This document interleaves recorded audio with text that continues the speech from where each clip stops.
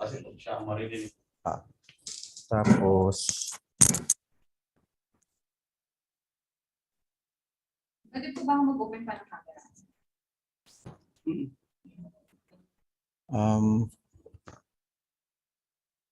ano? Tingnan ko muna kung nasa-live. Ako ba mag-open? Start webinar ka na? Hindi, naka-stream na ba siya? Paano mapasilip mo kayo naka-stream? Noel? Yes. Naka-stream na ba kami? Na public? Live on YouTube na. Public, teka. Live na tayo sa YouTube ba? Y4IT has made. As always, Y4IT makes sure that the Start webinar ka na. is really commitment for Y4IT.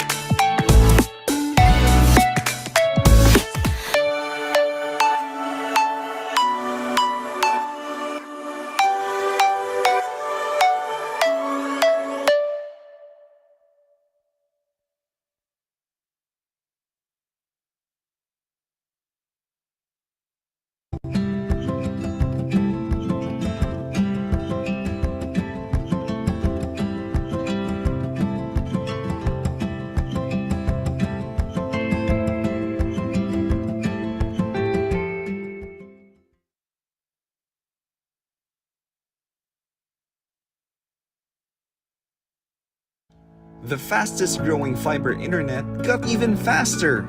Again! Dahil ang doble na, di noble pa! Converge Fiber X Plan 1.5 from 100 Mbps is now 200 Mbps. Starting November 11 up to December 12. Doble ulit ang bilis, doble ulit ang sulit. If you're an existing subscriber, automatic upgrade ito. And if you want to make it permanent, just agree to our new terms and conditions. As simple as that, no new application, and it's absolutely free. New Converge Fiber X Plan 1.5. Ang dobleng sulit, new offers from Converge. Doble na, di noble pa!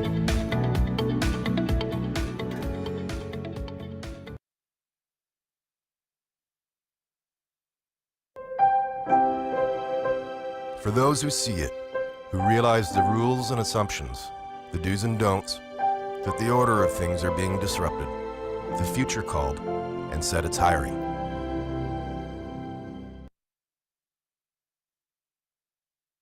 It used to be such a beautiful place.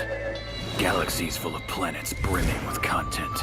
I'd spend hours flying around, learning everything I could, typing in destinations and exploring whole new online worlds. But nothing lasts forever. Ads began popping up like viruses, slowing down my ship, stealing my bandwidth, and using up valuable data. It was a nightmare. Sir, I've taken the liberty of upgrading the ship's defense systems with Windscribe. You won't have to worry about ads anymore. Thank you, British computer voice. But ads weren't the only things to worry about. I was being followed. Trackers. They'd been on my tail, collecting my browsing history and preferences. They knew the machine and operating system I was using. Hell, they even knew the size of my damn Glargon. Sir, have you been drinking the engine coolant? No. Relax. Trackers are no match for Windscribe either. Watch this. God, I love explosions. Let's get out of here. But my favorite sites became geo-restricted, blocking me from visiting my favorite places because of the origin of my ship. Not to worry, sir. Windscribe can spoof the origin of our ship with the tap of a button. Look! Now you're American. Sweet, sweet freedom!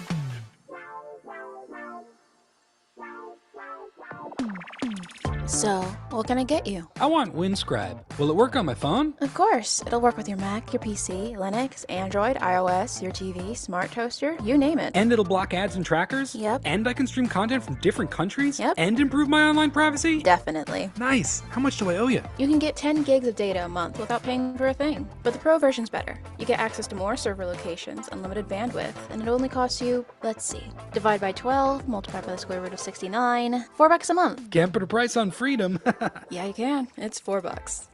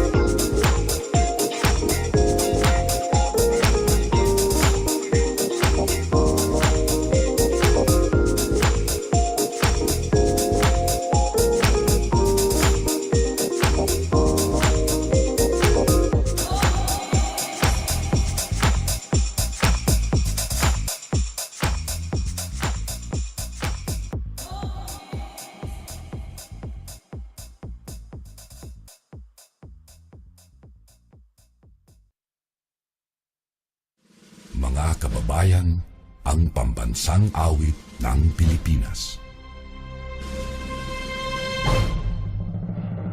Kayang magiliw, tewas ng sinakanan, alam ng puso, sa titik mo'y buhay. Lupang hinirang, tuyag ka ng magiting, sa mandulupin, di ka pasisingil, sa nagatak tutok sa simoy at sa langit kong pagaw, may tinatang tulakawin sa pagkayang minamahal. Ang isang ng matawad mo'y tagumpay na nagtitindig, ang bituin at araw niya kailan pa may di magtitindig. Luman ang araw ng walhabing pagsinta, buhay langit sa piling mo. Ang hindi kaya na pagkay mga api, ang mamatay ng dahil sa'yo.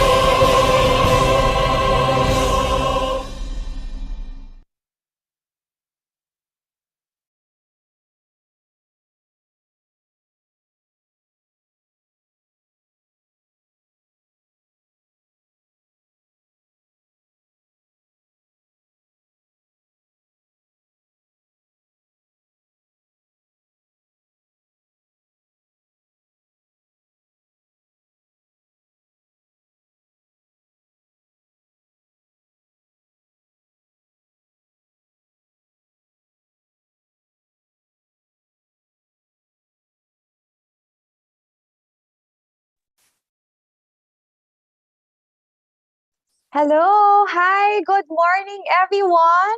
Welcome to the 20th Youth Congress on Information Technology.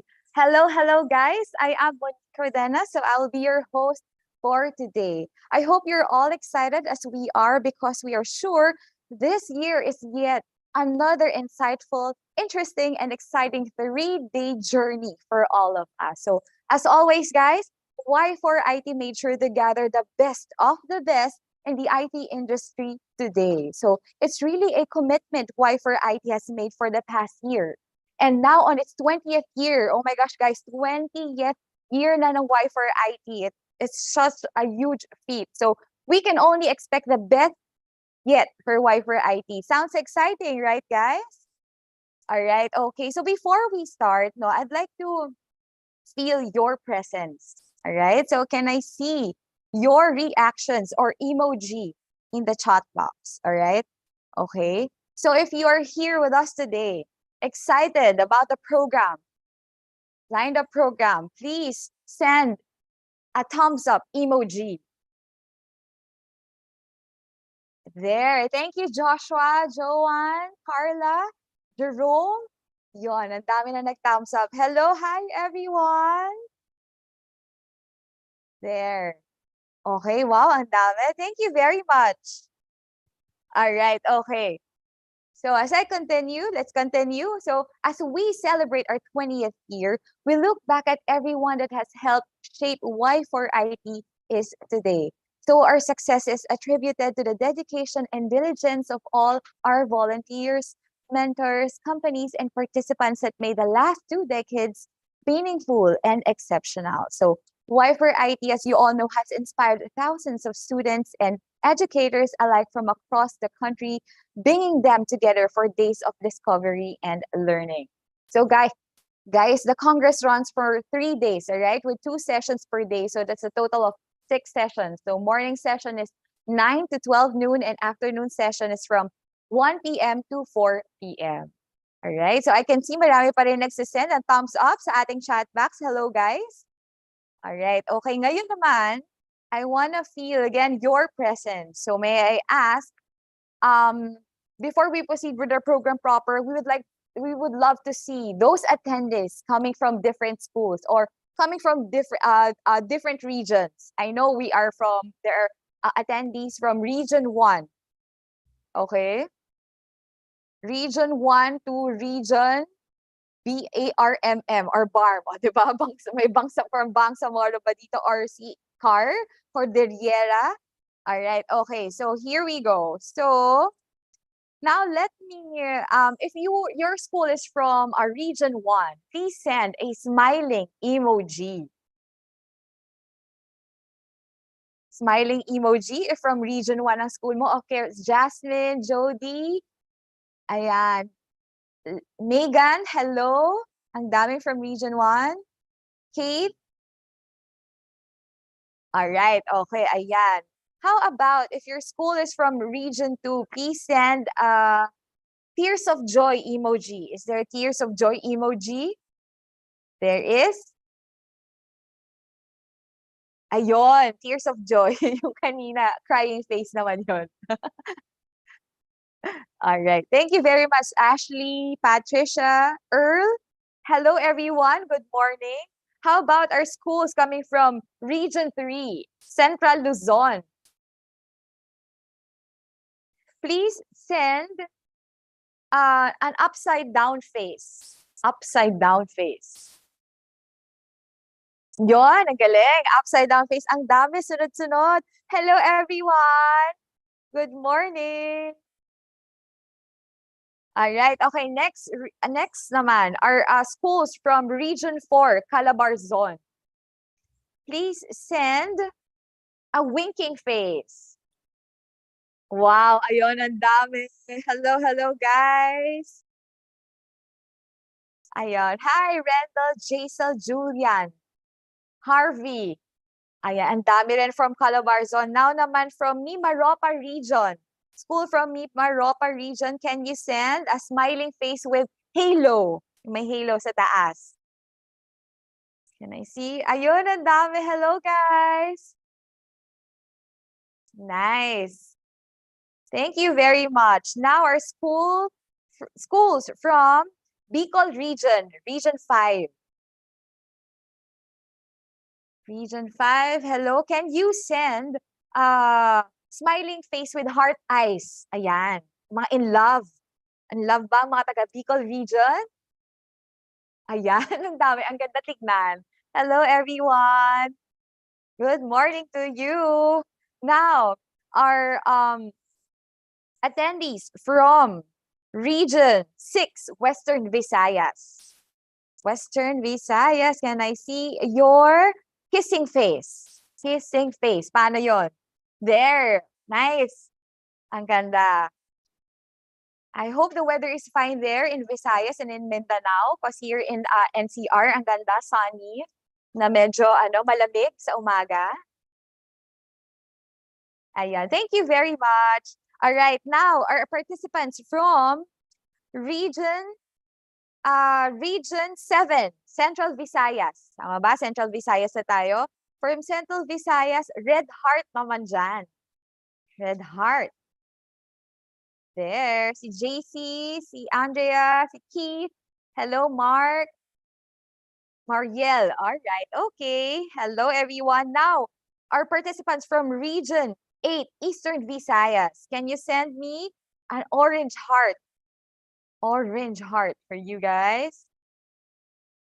Meron na ba? Ayan, si Sophia, si Justin, Homer, Roman. Hello, everyone. Good morning. All right, now naman, our participants from Region 9, Zamboanga. Or Region 9. All right, from Region 9, send me a yellow heart. Yellow heart, Region 9. There, si Jimwell, si King, si Joshua, si John, si Jimwell. Hello, good morning, everyone. All right, okay, next are participants from Region 10. Can you send me a green heart? Green heart for si Justin. Ang daming Justin na pangalan. John, Wilmer, Joshua. Okay. Hello, everyone. Romar, hello. Pilar. Wow. Ang ganda ng green heart tignan. All right. Okay. Next naman is from Region 11, Davao region. Davao region, can you send me a blue heart? Blue heart. There. Hi, Trisha, Darwin, Jorg, Ralph. Okay, we have 3. 3 lang. Ayan. Okay, blue heart. Si Raymond. Okay, 3 ang nakita ko na heart. Okay. Ayan, pang 4, 5. Alright. Okay, hello everyone. Good morning. Now naman, our participants from region 12. Okay, Soxargen region. Can you send me a purple heart? Okay, an army heart. Hello. Hi, Justin, Ryan, Jimwell, Mark, Queen. Hello, Ivan. Hello, good morning, everyone. Okay, now we'll proceed to region 13, Caraga. Can you send me a brown heart? Is there brown heart? Meron. Brown heart. Ayun, ang dami din. Hello, everyone. Nice. Ayun, si Walter, si Homer, si Mark, Rainier. Hello, good morning, Trisha. All right, okay, next naman is our participants from NCR. Ito, marami to. From NCR, please send me a pink heart, NCR. Ayan, ang dami. Oh, ang gaganda. May mga twinkle pa yung iba. There. All right. Okay, hi everyone. Now our participants from CAR, from Cordillera Administrative Region. Can you send me again, a smiling emoji? Smiling emoji naman dyan, guys. From CAR. Ayan, ang dami din. Hello, everyone. All right, last but not the least, our participants from BARM or BIRMM, Bangsamoro Autonomous Region in Muslim Mindanao. Hello, can you send me a red heart? All right, ayan. As Jimwell, hello. Arian Florentino. Hello, Kenneth. All right. Okay, hi. Good morning, everyone. Ayan, feel na namin yung presence nyo. Nakasama namin kayo today dito sa Y4IT Day 1. Thank you very much. All right, just sit back and relax, everyone. So, thank you. Hello, hello, everyone. Now, guys, we would like to take a moment to thank all our partners who made this event possible. So, we'd like to thank our major sponsors, Acer, Indra, Asus, and Accenture. And of course, to our other sponsors, to Converge, Linux Professional Institute, and WindScribe. Thank you very much. All right. So guys, make sure to follow us on Twitter and Instagram at Y4IT and like us on Facebook at www.facebook.com/ilove.y4it. Don't forget to tag us on your post and use the hashtag Y4IT. All right, you may also, if you'll post on Instagram and on Facebook, you may also tag my personal account. My name again is Monique Cardenas. All right, on Instagram, I'm Nick Cardenas. So guys, if you have questions later for our speakers, please write in the Q&A section or in the chat box. So we will do our best to respond either through a written response or through the live panel discussion happening after all the talks for each session. All right, okay. So now, let's proceed to our program proper. So again, as Y4IT 2022 marks an important milestone, as we celebrate 20 years of inspiring future technology leaders. Y4IT has spawned innovative ideas, made the youth aware of emerging technologies, and inspired thousands to take advantage of opportunities offered by these innovations through discussions and mentorship. Y4IT has definitely positioned itself as the go-to event for learning, discovery, and networking for the youth. With that said, let me introduce to you Professor Rosaline Gabod to inspire and welcome you all today. Professor Rosaline Gabod is an assistant professor at the Department of Computer Science, University of the Philippines, Diliman. Her research interests include biodiversity informatics, natural language processing, and text mining. She was very much involved during the first 3 years of Y4IT. Let's all welcome Professor Rosaline Gabod.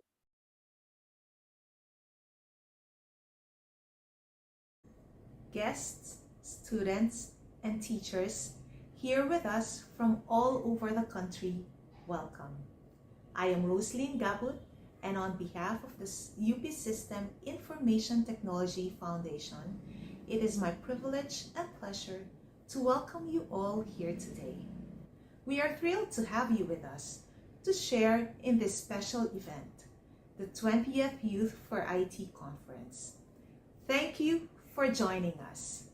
The support and participation of the different schools from all over the country, year after year, has always served as a reminder to us of the impact and importance of gatherings like this to the IT youth of this nation and its future in our country.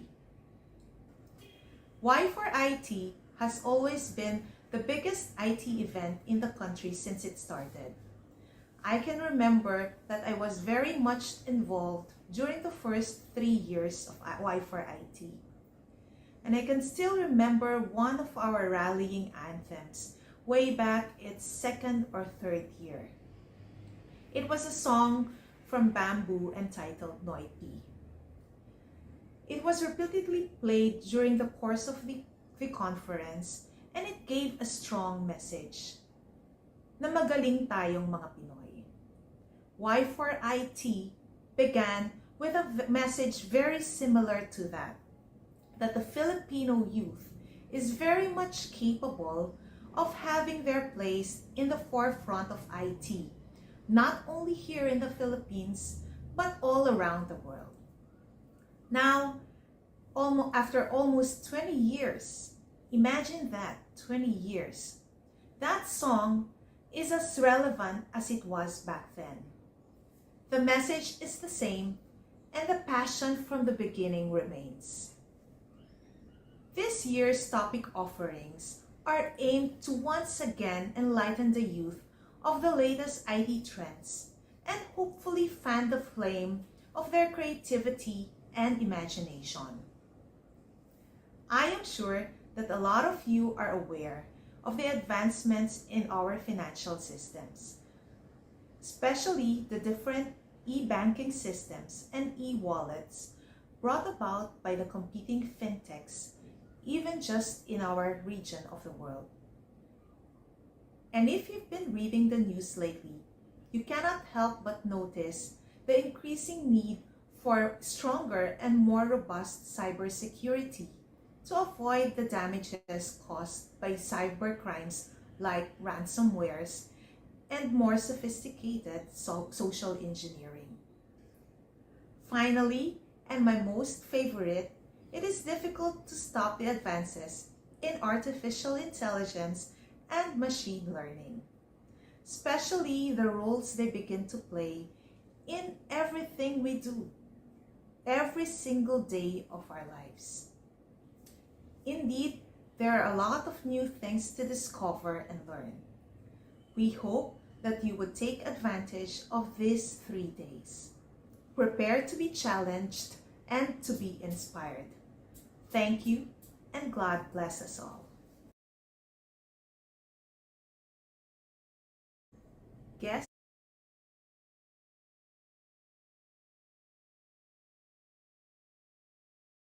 Thank you, Professor Rosalind Gabud.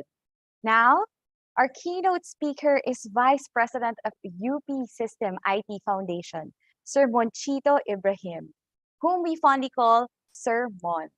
He was formerly with the Department of Information and Communications Technology as Undersecretary.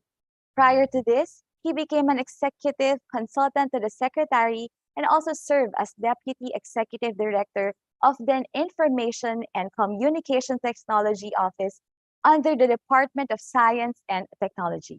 That's from July 2011 to June 2016, and Commissioner of the former Commission on Information and Communications Technology from 2007 until June 30, 2011. He started his career in the IT industry in 1975 as a systems trainee at NCR Philippines. In the course of his extensive involvement in the industry, he was worked for multinational companies like Fujitsu, WeServe, Siemens Nextdoor, Comparix Germany, and Unisys Australia in various executive positions. He joined the Philippine Computer Society in 1990 and served as president in 2004 to 2005 and was the president of the PCS Foundation in 2005 to 2006. He also served as a member of the executive committee of the Southeast Asia Regional Computer Confederation in 2004 to 2005. He was a member of the board of advisors of the De La Salle University College of Computer Studies and the University of the Philippines Information Technology Center. During the 2012 International ICT Awards organized by the Canadian Chamber of Commerce of the Philippines, he was given the ICT Individual Contributor Award for his contributions to the growth of the Philippine IT BPO industry. He was also named as one of the 10 ICT industry movers and shakers for the period of 2002 to 2012, and recipient of the board's choice as Government Champion, both given by the Contact Center Association of the Philippines. He is also a recipient of the Sapphire Flair for Brilliance in the first IBPAP Flair Awards in October 2016 for his contributions to the Roadmap 2012 to 2016, where he organized the 32nd ICT councils that helped in establishing the next wave cities, as well as for being instrumental in sustaining developments of the Philippine cyber services. Ladies and gentlemen, let us all welcome Sir Mon Ibrahim. Thank you, thank you, thank you, and good morning, everyone. And we'd like to actually thank you for joining us on this on the 20th year version of Y4IT. And I hope you can actually stay with us till Friday because we certainly have a very exciting lineup of speakers in store for everyone. Okay, so once again, in behalf of the Board of Trustees of the UP System Information Technology Foundation, I'd like to welcome you all to this 20th Y4IT Congress. Okay, now what I'm going to do this morning is to actually tell you about what's going on in the real world. Okay, yeah. I know a lot of you will actually be graduating this school year and will add up to the millions of potential addition to our Philippine labor force. And I'm really hoping that all of you will get a very decent job for you to actually start your career as an IT professional. Now, today, the reality is that out of every 100 applicants who apply for jobs, only 9, a little over 9, are actually assessed to be ready for work. And I'm going to tell you the reasons why and what are these employers looking for in applicants, okay? The second reality is that by 2028, the IT and the digitally enabled services sector, ito kasama na dito yung mga BPOs, yung mga software developers, kasama na dito yung yung mga technical support people. This sector will actually be needing an additional 1.1 million competent employees. So we have a lot of jobs to fill up actually. So wag kayong matakot, okay? Today, employers will be looking at skills more than credentials. What do I mean with that? Okay, when you go through an interview, they're actually going to be asking you questions, and they're actually going to be testing you for specific skills that they're looking for. Okay, credentials, hindi na sila masyado, and I'm not saying that you should actually not finish your go for your college degree, but hindi lang graduates ang hinahanap nila ngayon. Okay, as long as you have the skills, kaya ang daming mga senior high graduates ngayon ang pumapasok sa IT sector, nakakakuha ng trabaho, primarily because they have the skills that the employers are actually looking for.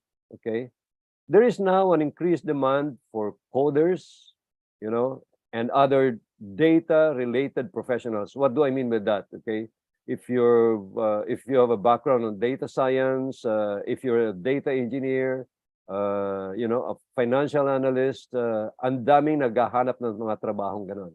Okay, now here's the not so good news for information technology graduates, IT graduates. Alam nyo, there's an oversupply of IT graduates, an undersupply of computer science and information systems graduates. Okay, alam ko na kung anong reason. I know what your reasons are for taking information technology rather than computer science or IS. Okay, but the truth is, in the real world, ang mga kumpanya ngayon, they're looking for CS and IS graduates more than IT. Okay, so these are the realities today in the market.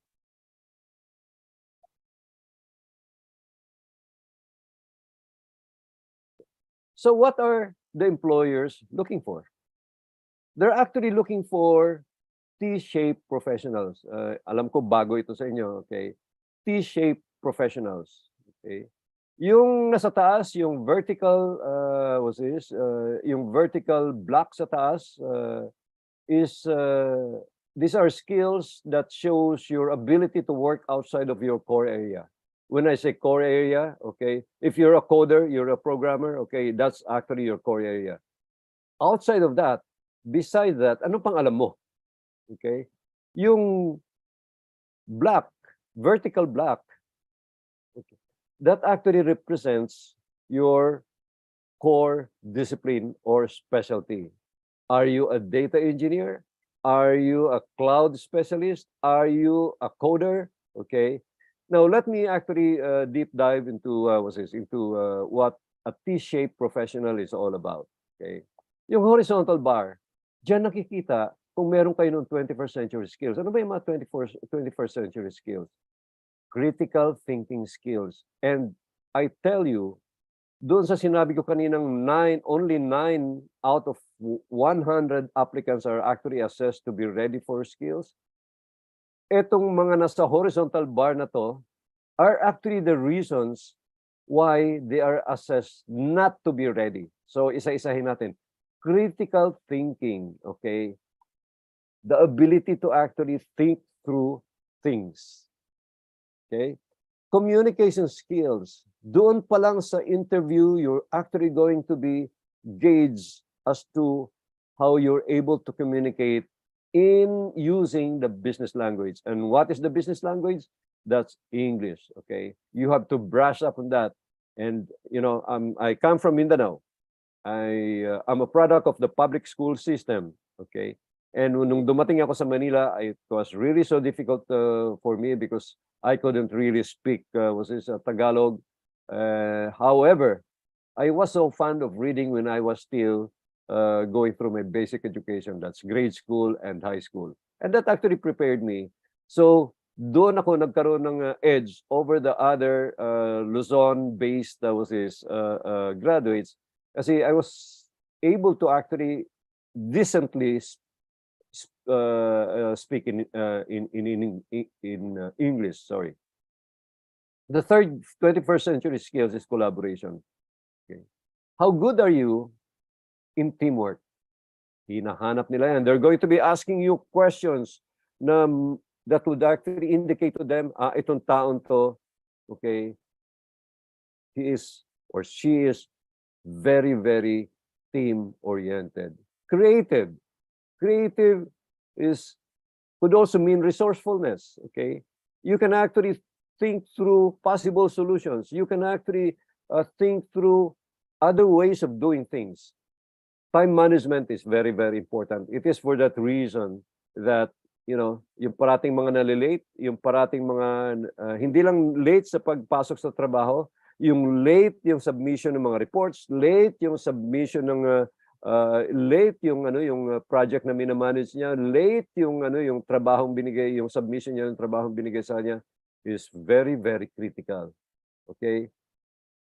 This, hindi ito nakikita when you're actually going through the interview. Pero pag nandoon ka na, doon makikita kung may problema ka sa time management. And it all boils down to discipline. Initiative, okay? A lot of us, kasi we were trained by most of our professors to actually give you the instruction and you just follow the instruction. In the real world, it's not actually like that, okay? A lot of times, no instructions will be given to you. Bahala ka. Basta binigay ko sa'yo kung anong kailangan mong gawin, okay? Bahala ka to actually, be able to deliver the product or the solution to me. Initiative can also mean, okay, may nakita kang may diferensya dyan sa paligid mo. On your own, you will actually do something and correct that situation. Solutions-oriented. A lot of times, we go to our superiors and say, boss, we have a problem. We have a situation here. Okay? And ang mindset mo is, boss, kailangan ko ng solusyon. Today, it is the other way around. Okay? You go to your boss and tell him or her about the problem. The next thing he would expect you to tell him or her are actually the possible solutions to that problem. Do not wait for your boss to think through a possible solution. You should actually come to him or her with the problem and possible solutions. Self-learning. Everything that I learned when I was in college, wala na ngayon yan. Hindi na sila relevant. Okay? And that's going to happen to you as well. So the way to really, make yourself relevant, move up your career in the corporate ladder is to continuously learn. That is actually the thing that you need, young people like you need to be doing. And finally, flexibility. Kahit hindi yun yung core na trabaho mo, okay? Pag binigyan ka ng trabaho kahit hindi mo pa alam, go research how to go about it, tanggapin mo yung trabaho. At yan, hinahanap din nila yan. So these are the 21st century skills that usually interviewers will be looking from you and they will actually be asking you questions to tell them whether you have these attributes or not. Okay? Vertical bar, ito yung mga hard skills na tinatawag natin. Ito yung mga pinag-aralan nyo. Okay? Ito rin yung mga papag-aralan nyo pa along the way during your career. Okay? You can either be very, very good in coding in whatever language. Okay? Ngayon, ang uso ngayon is Python. 5 years from now, it may not be the most common language for coding. Okay? Other new things. And it is for that reason that you have to continue learning. Ang core competence mo is design, so be it. Okay? Or user interface or user experience, so is application development, so be it. Or analytics. Okay? So ito yung hard skills that actually comprises your vertical bar. So naintindihan na natin yon. T-shape, yung horizontal sa taas are actually the 21st century skills, and the vertical bar pababa are actually your hard skills. Ito yung mga domain expertise mo. Dito ka expert, supposedly. Okay? So with that, I thank you, and I would like to leave a quote for all of you who will be graduating. Go confidently in the direction of your dreams. Live the life you have imagined. And please, focus your energy towards the life that you'd like to actually have. Maraming salamat and hope to see you for the next 3 days. Thank you so much.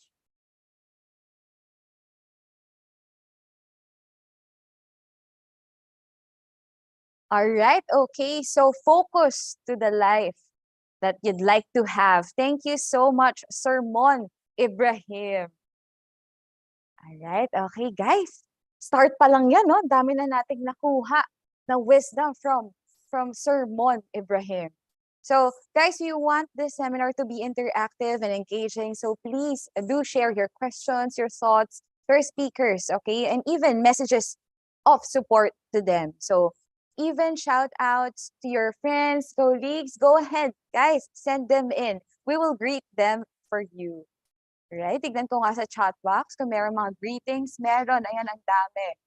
Shout out. Ayan, thank you daw po, Sir Mon Ibrahim. Marami nagte-thank you sa inyong talk. Thank you so much. Shout out kay Rendell Reason. Ayan, happy birthday. Kung sino man ang may birthday ngayon, happy birthday. Alright. Ayan, ang dami na po nagsha-shoutout sa ating chat box. Hello daw sa kanilang professor, sa kanilang classmate. Okay, alright. Okay, later babasahin ko ulit yan. But now let's proceed to our next speaker. Our next speaker is Edgar J. Lopez Jr. of Acer, and also a Microsoft champ with his talk on Windows 11 Pro Design for Hybrid Work. Without further ado, please welcome Edgar Lopez Jr. Hello, good morning. Can you guys hear me? Malinaw ba ako, Monique, yung aking audio? Yes, clear. Can Okay, hear you. so let's start. But before I begin, so I'd like to say, and yung pinakita ni Sir Mon Ibrahim is very updated and true to life yung kanyang mga sinabi, because just to share, me, non-IT graduate, but napunta na ako dito sa IT for quite a long time na. So yung interest and yung kailangan ever curious ka and flexible to learn, to adapt, it's very important. Lalo na nga sa panahon ngayon, because the information is almost everywhere, and it's already right at our fingertips. Pwede mong i-search yung mga pwede mong gawin, pwedeng solution. So gusto ko din sabihin na tama yung sinabi ni Sir Ibrahim na pag merong problema, dapat meron ka na ding may isip ng mga possible solutions when you talk to your boss. Ayan. So today, I will be talking about a very interesting and very new product in the market. So I'm pretty sure you guys are familiar with Windows already, because this is one of the most popular operating systems na ginagamit natin sa computers.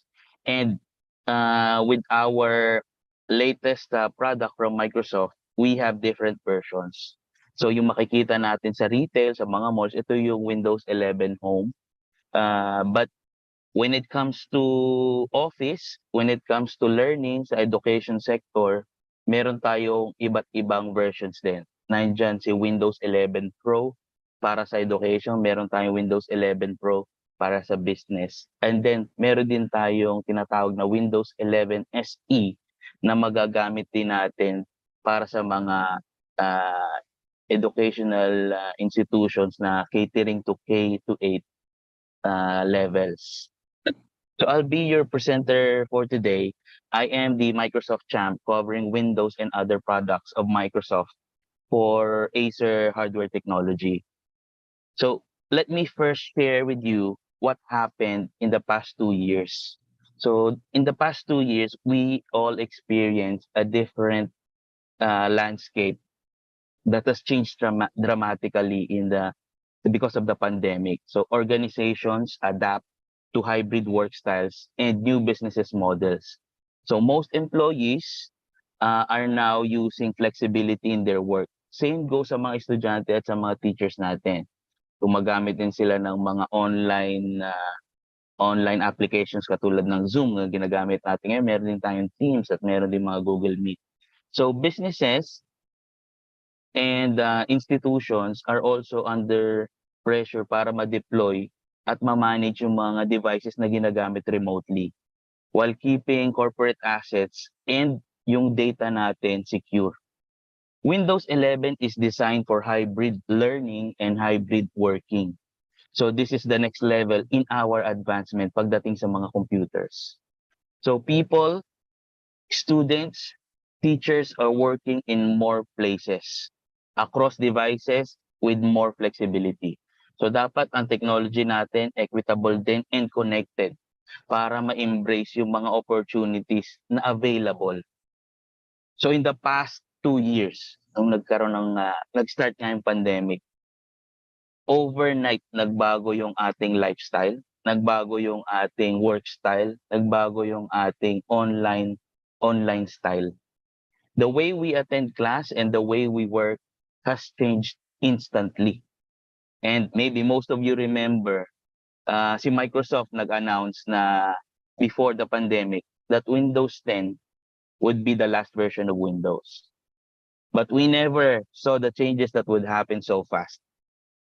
So that's why Microsoft has created a new operating system to address those needs na na-experience natin or nai-experience natin ngayon. So Windows 10 is not ready for the new normal. Based on what happened, most people, especially in the working class, are considering a hybrid setup and learning while working in a viable years to come.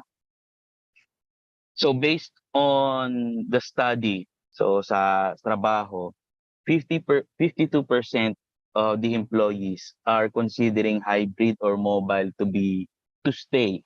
Kasi pwede naman talagang magtrabaho, lalo na yung infrastructure natin. Kaya na ngayon, pero kung mga sabihin na natin mga 20 years ago, siguro mahirap mag-online learning. Puro module siguro dahil hindi pa nga ready yung mga devices natin, pati yung internet connection natin hindi pa. So, Windows 11 has addressed itong mga concerns katulad din ng increase doon sa mga online activities natin. Pagdating sa trabaho, sobrang nag-increase yung mga meetings, online meetings. And most of us na nagtatrabaho sa bahay, sa umpisa masaya, pero later on parang hindi ata naging okay kasi what happens is that nagiging madami yung online meetings and then yung trabaho mo nauusog, ang ending nagawa mo siya possible sa gabi or minsan kinakain yung weekends na din. So yung advantage nga lang nun, syempre nasa bahay ka. So hindi mo na kailangan bumiyahe sa traffic. At minsan nakakatipid ka rin pagdating sa food dahil minsan mas mahal yung pagkain doon. 'Di ba?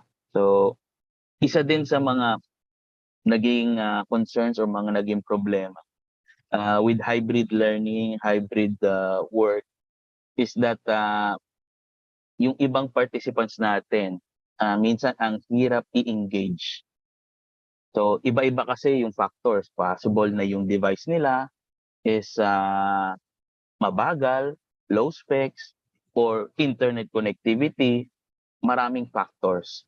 So minsan hindi nakakasabay, ano na ba yung nangyayari online, minsan hindi na rin na-check nung ating speaker or nung teacher kung ano ba yung ginagawa nung audience or ng estudyante because they cannot really see what's happening on the screen on those people attending. So Windows 11, as part of addressing the issue for those concerns, it has increased intelligent and exclusive experiences to help users bring more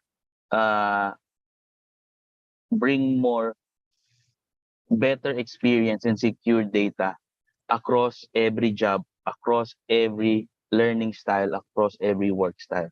So balances information access and employee flexibility with addressing an ever-changing threat to environment. So in the past year din, ang dami din natin na experience na virus. Hindi lang sa health natin, pati sa mga devices natin, ang dami ding scam, ang daming malwares na naglabasan, ang daming threats na lumalabas online. So with Windows 11, this helps you cut cost and complexity dahil meron na tayong mga cloud tools available and we have streamlined devices. So depending on the requirement that you'll be using for your PC. Windows 11 is intuitive to use, easy to manage, secure for everyone. So security, isa yan sa mga naging investment ni Microsoft pagdating sa bagong operating system natin. So hindi lang siya single layer, hindi lang two layer, hindi lang software layer ang ating security. Nakipag-tie up din si Microsoft sa mga hardware partners natin katulad din ni Intel, nila Acer para sa hardware level of security.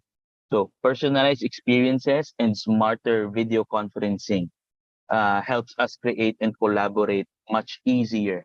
So si IT nagigain din sa Windows 11 natin because of the familiar tools and cloud management. So isa din sa mahalaga sa operating system natin is that it's faster and easier to deploy.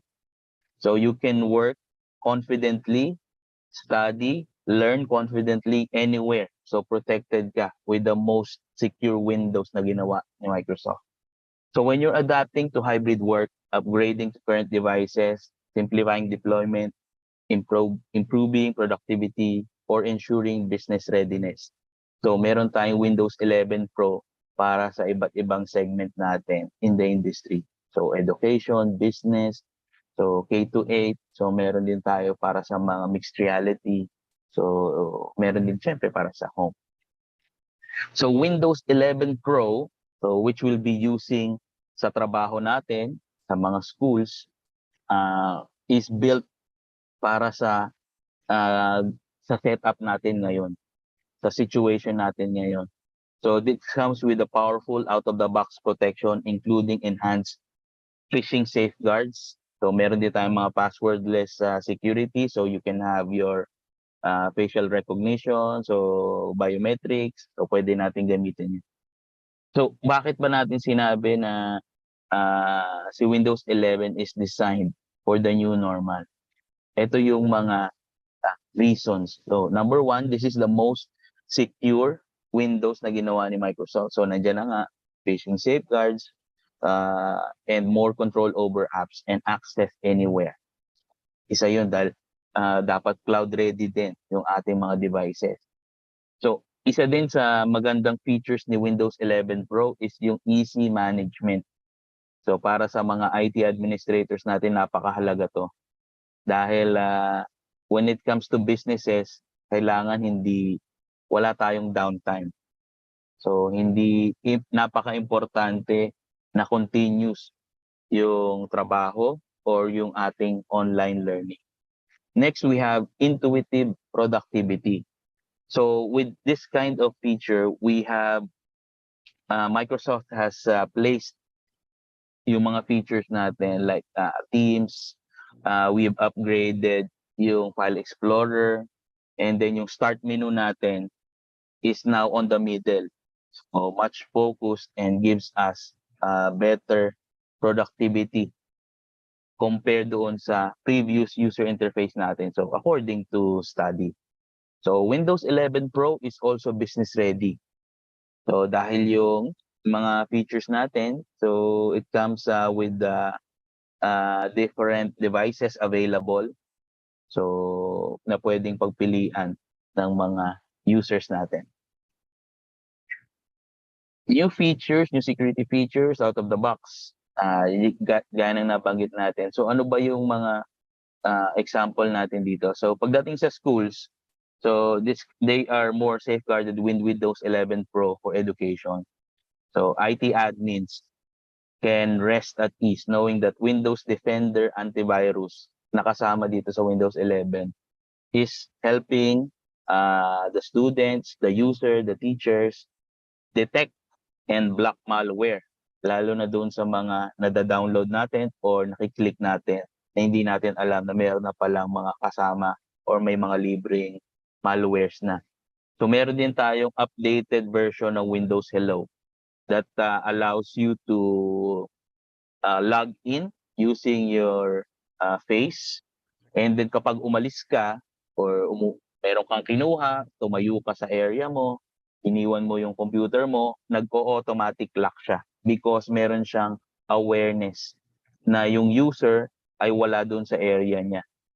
So that other people won't be looking at your notes, looking at your files. So mag-auto lock siya. So meron tayong mga ganong conveniences. Isa din sa mahalagang feature ni Windows 11 is yung compatibility. In the past versions of the Windows na experience in Microsoft is that when you try or when you use the new version of Windows, yung mga applications na ginagamit natin sa previous version is nagkakaroon ng compatibility issue or hindi agad gumagana. When we built Windows 11, isa to sa mga tiningnan na dapat smooth ang transition. Kung anong ginagamit sa eskwelahan ng mga applications, nung naka-Windows 10 sila, dapat gagana din yan sa Windows 11. Kung sa opisina, ito yung mga applications na ginagamit, when they migrate to the new operating system, gagana din dapat yun. Because napakahalaga na wala dapat downtime. Kaya we have Microsoft App Assure na fast-click service na pinrovide ni Microsoft. So, yung mga applications, let's say, na specific or limited doon sa mga companies na ginagamit nila or hindi popular apps, meron tayong services na pinoprovide for them na pwede nilang kontakin or hotline. So, dati walang ganong klaseng feature. So, kung ang problema ay na kay Microsoft, we will address the issue. Pero kung ang, let's say, ang compatibility concern ay nandoon sa software side na ginawa ni vendor, ni developer, hindi naman tayo papabayaan ni Microsoft. We will coordinate with them, we will work with them on how their software will work smoothly pagdating sa Windows 11. Ayan. So yan yung commitment ni Microsoft pagdating sa Windows 11. So when it comes to the user interface, kaya na nga nabanggit ko kanina, yung ating start menu nasa gitna na. So this new Windows 11 feature and the simplified interface improves focus and makes it easier for information workers, including people na merong limitations or yung maikli yung kanilang attention span, to build a healthy digital habits to be more productive. So example ito, may maikling demo dyan. So meron tayong mga personalized na file explorer. So yung pinakita natin is yung start menu recommendations na pwede na rin kayong mag-create ng folders na parang nasa inyong mga smartphones, na on your smartphones you can create folders doon sa inyong home screen, 'di ba? Na pwede nyo ilagay as productivity. Ito, mga apps na to related sa picture, ito related sa video, sa streaming and others. So, yung personalized file explorer naman natin, ito yung kapag kayo ay nagbabrowse sa internet, 'di ba? May tab browsing. So, isa sa mga improvements natin sa file explorer, meron na din tayong tab browsing, parang ganun. So, yun yung isa sa mga nabago sa atin. So, you'll have less clutter on your taskbar because you only have like one window for your file explorer. So, meron din tayo iba pang mga na-improvements dyan when it comes to quick access. So, Windows 11 Pro, meron tayong Education Edition, gives full access to a wide range of products. So, kung kailangan ninyo ng touchscreen, kung kailangan nyo ng traditional laptop, kung kailangan nyo ng small screen size, so kung kailangan ng detachable, Windows 11 is ready. Meron tayong mga ganong features. So, isa sa mga in-improve. Hi. Edgar, hello. Sorry to cut, to interrupt. No, I'm just checking if you are sharing PowerPoint presentation or... Oh, yeah. Yeah. Nawala ba? Yeah. Baka lang nalimutan mag-share screen. So, we can see Ay, it. sorry It's okay. Just... There. Share screen. Okay. Sabi ko na palang slide, hindi nyo nakikita. Sorry, guys. Meron na ba? Okay. We can see your wallpaper. Yeah. Okay. Let me Can check. you check? There. You can see We can now? see. We can see your presentation now. Kasi may mga demo pa din kanina, hindi pala nakita. So let me just go back here. One Thank you, slide. Edgar. So here just like to show the smart, the start menu that we have like folders already that you can create, and then the start menu is now in the middle. So based on the study that Microsoft has conducted, it gives better productivity features kapag nasa gitna siya. So mas attentive, mas madaling i-navigate, gamitin natin with the new user interface of Windows 11. So another thing is that the File Explorer na binanggit ko, it has like tab browsing that is available, and then we have options for the quick access toolbar, quick access and additional details na makikita natin sa ating File Explorer. So yun yung mga bago sa user interface ni Windows 11. So pagdating naman sa video conferencing, si Windows 11 kasama na si Teams right away doon sa ating sa taskbar. So when you install Windows 11 or when you have Windows 11, meron na ding automatic na Teams kasama doon sa ating operating system. So it gives us better video conferencing na ginagamit natin from day to day. And then we also have additional features katulad ng intelligent background blur, meron din tayong mga noise suppression. And then for our high-end devices, meron tayong tinatawag na natural eye contact. So it allows the user to probably look away, and because of the NPU processor na available doon sa high-end devices, it like allows them to look on the webcam kahit na meron silang tinitingnan na notes or doing something doon sa probably nagde-demo sila. Ayan yung mga available features natin na kasama din sa Teams. So with Windows 11, we have again multiple devices, and isa sa mga commitment natin yung performance consistency. And then we have a lot of devices na pwede nyong pagpilian depende sa paggagamitan ninyo. So kasama din sa Windows 11 yung bago nating version, which we call the Windows 11 SE. So because we have talked to educational sector and sa IT admins natin, ano yung mga naging pains na na-encounter nila during online class. So ito nga yung mga binanggit nila.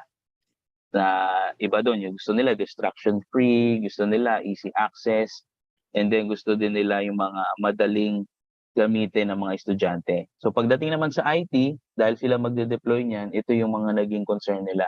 So number 1, dapat affordable.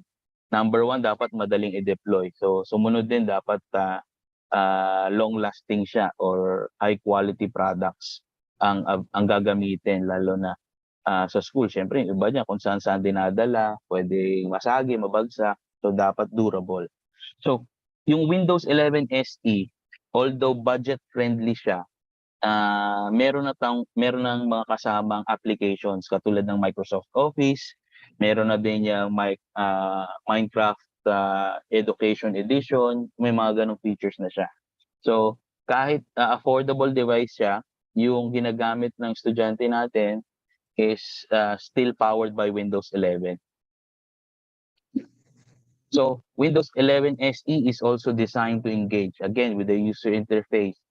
It's much easier for students, teachers, and all the users to use yung ating Windows 11. So Windows 11 also has apps that is curated for education, na meron tayong katulad nga ng Teams, meron ding Flip, meron ding yun nga, Minecraft, if they will be using that for education.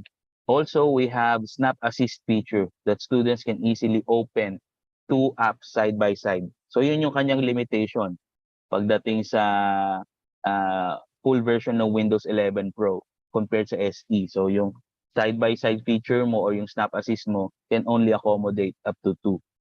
So dahil affordable siya, budget friendly, limited yung ating hardware. But the power of Windows 11 na cloud-based is also there. So meron na tayong integration din sa OneDrive that allows the students to automatically save their files, yung assignments nila. So pati din sa mga teachers natin, they can easily track yung mga sinasubmit ng mga estudyante nila. So kahit wala namang internet, although it's cloud-based, yung Windows 11 SE is also offline ready. So kapag walang internet, pwede nilang gamitin yung Office 365 natin offline, and then once connected, it will be uploaded right away. Okay? So I think that's it for me. So I'll be sharing with you guys, for those who I think that for the organizers, they can share with you these links that are available if you want to learn more about Windows 11. So you can explore it on your own time. Kasi yun nga, you have to be ready. When you work, when you graduate, possible Windows 11 na yung makikita ninyo sa trabaho. So ngayon, pwede nyo na silang pag-aralan, i-explore ninyo on your own time para pagdating nyo doon sa trabaho, familiar na kayo sa Windows 11. So for those naman sa mga IT natin, ito yung app assure natin na if you have questions about compatibility, dito yung pupuntahan nila. So Windows 11 Pro for Business, ito din yung link natin that is available. So with that, I will leave you a short video about a Windows 11 new features.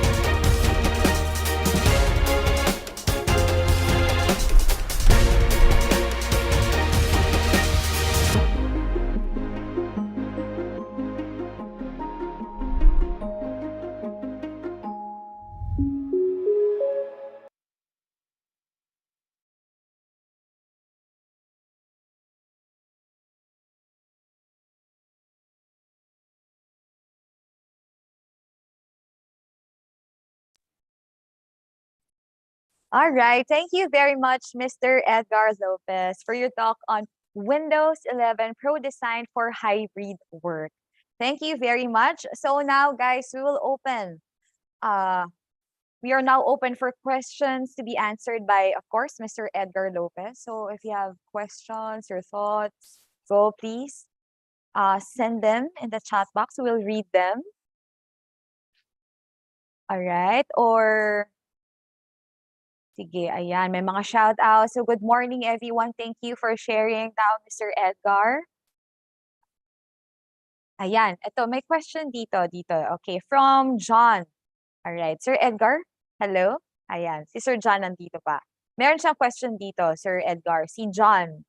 Sabi ni John Ranzel, do you still recommend using third-party security software in addition to Windows security?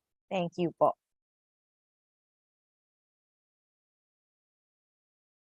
Yung tanong ni John, it's okay if you will be using third party.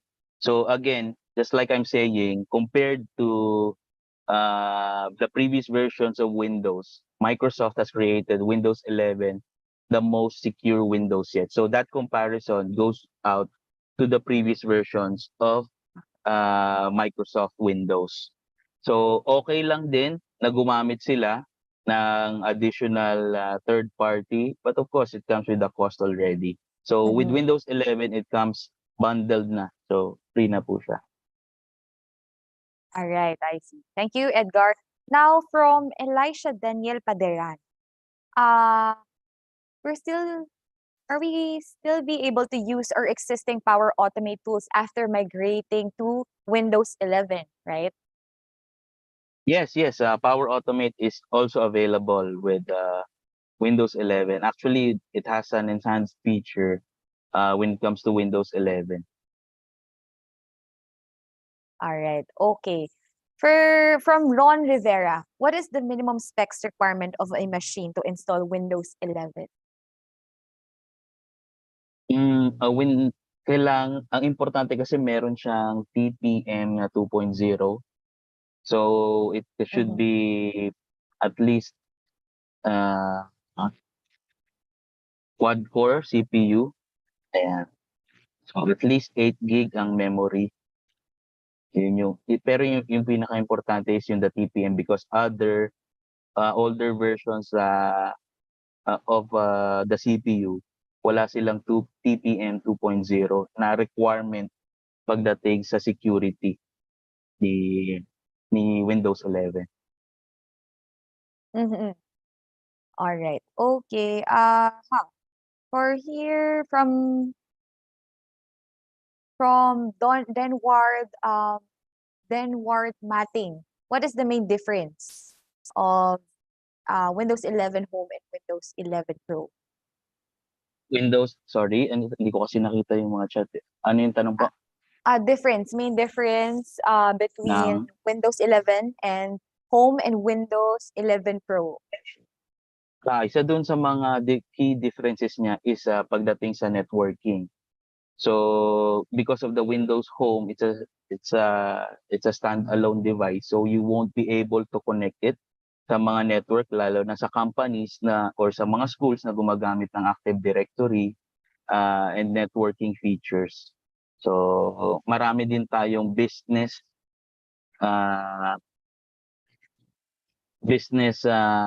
features na hindi nyo makikita doon sa Windows 11 Home. All right. Okay. Thank you so much, Edgar. Now for our last question. Interesting. Is it okay where is it? Michael John Suniega. Is it okay lang po ba kung sakaling na from Windows 11 na computer ay mag-downgrade to Windows 10? Kasi di po sanay. Well, ang downgrade rights is only available to Windows 11 Pro. So if you're buying retail versions like yung mga Windows 11 Home, wala po siyang downgrade rights to Windows 10. But it's up to you if you want to downgrade. Pero sa Windows 11 Pro, ang meron po siyang downgrade rights. All right, okay. For last question na lang. Can I run Windows 95 apps in Win 11? We have tried yung mga Windows 95 apps kung gagana siya. Pero kung yung vendor or yung developer po nung application na yon is still updating yung kanilang application that can support the newer versions of Windows, wala pong magiging problema. Kasi ang isa po sa mga nagiging concern natin dyan is yung mga lumang version din po ng applications, pati mismo yung mga software developer, sila din po nagdi-discontinue na nung kanilang support or kanilang mga updates para doon sa version na yun. So, kung in-update po nila regularly, kung may mga panibagong versions din po, it will work. All right, okay. So I guess that's all for our Q&A for this presentation.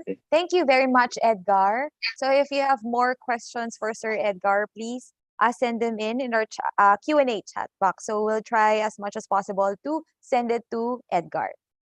All right, Thank you, Monique. okay. Thank you, everyone. Have a great day. Thank you, Edgar. Thank you for joining us for day 1 of Y4IT. All right, guys. So now we are on our second talk. All right. Okay. So our next speaker is Arvin Yason of Accenture with his talk, Demystifying the Metaverse. All right. Okay. So let us all welcome Arvin Yason. Hi, good morning, everyone. Monique, may I request that I be allowed to share my screen? There. All right. Okay. There. Can you see my screen now? Yes, we can see your screen. Okay. So let me introduce myself quickly. I'm Arvin Yason. I'm a managing director in Accenture. Accenture is a technology services company. We've been operating out of the Philippines for more than 30 years. I've worked for Accenture for 25 years. My role in Accenture Technology is to explore new technologies such as artificial intelligence, blockchain, in the IoT, and other things. No? And our latest exploration area is the metaverse. So for the next 20 minutes, my intent is to share with you what we're doing in the metaverse, and more importantly, explain the metaverse to you as well as I can, in the sense that the metaverse is still evolving, and my main objective is to really help you understand what is the metaverse beyond what you may know, as a student, as an educator, because there are many aspects of the metaverse that people are not as familiar with, and it's a bit under-explained and a bit misunderstood. Okay. So let me start with definition. Our definition is Accenture. So again, Accenture is a global technology services company. We work with many different industries, with hundreds of clients globally. And I think it's important to have a common understanding of what the metaverse really should be. So the metaverse, on one level, is an evolution of the internet. So we all use the internet, whether it's a browser-based application or apps that are connected through the internet. Internet's been around for more than 40 years now in some form or fashion. So it is in the next evolution of the internet, and I'll explain this a bit later. And one of the key differences in this evolution is that we are moving the experience beyond simply browsing to inhabiting. So when we say browsing, well, what we do now, we watch TikTok videos, we watch YouTube, we look at tweets, we use Wikipedia, diba? We want you to be able to inhabit. And when we say inhabit, there are several dimensions. It has to be in a persistent shared experience. So shared experience, what does it mean? It has to be in an environment where you can watch a concert at the same time virtually, even though you may not be physically together. You might be looking at a business dashboard with other executives from other locations at the same time, and you can manipulate the dashboard at the same time. And that's where persistence also comes in, by the way. When you say persistence, even if you log off from the platform or the environment, it should still be there for other users to use. If you change something in the environment, say you have a virtual store for a sneaker brand like Nike, maybe you put in additional new digital sneakers, they should still be there for other people to see. And lastly, it should span the experience between both the real world and the fully virtual and in between. And I'll move quickly to the next slide. I think a lot of people think that the metaverse is this fully separate realm from the physical universe that we inhabit. And that's not actually true. We think that there is a good overlap between both the metaverse and the physical world.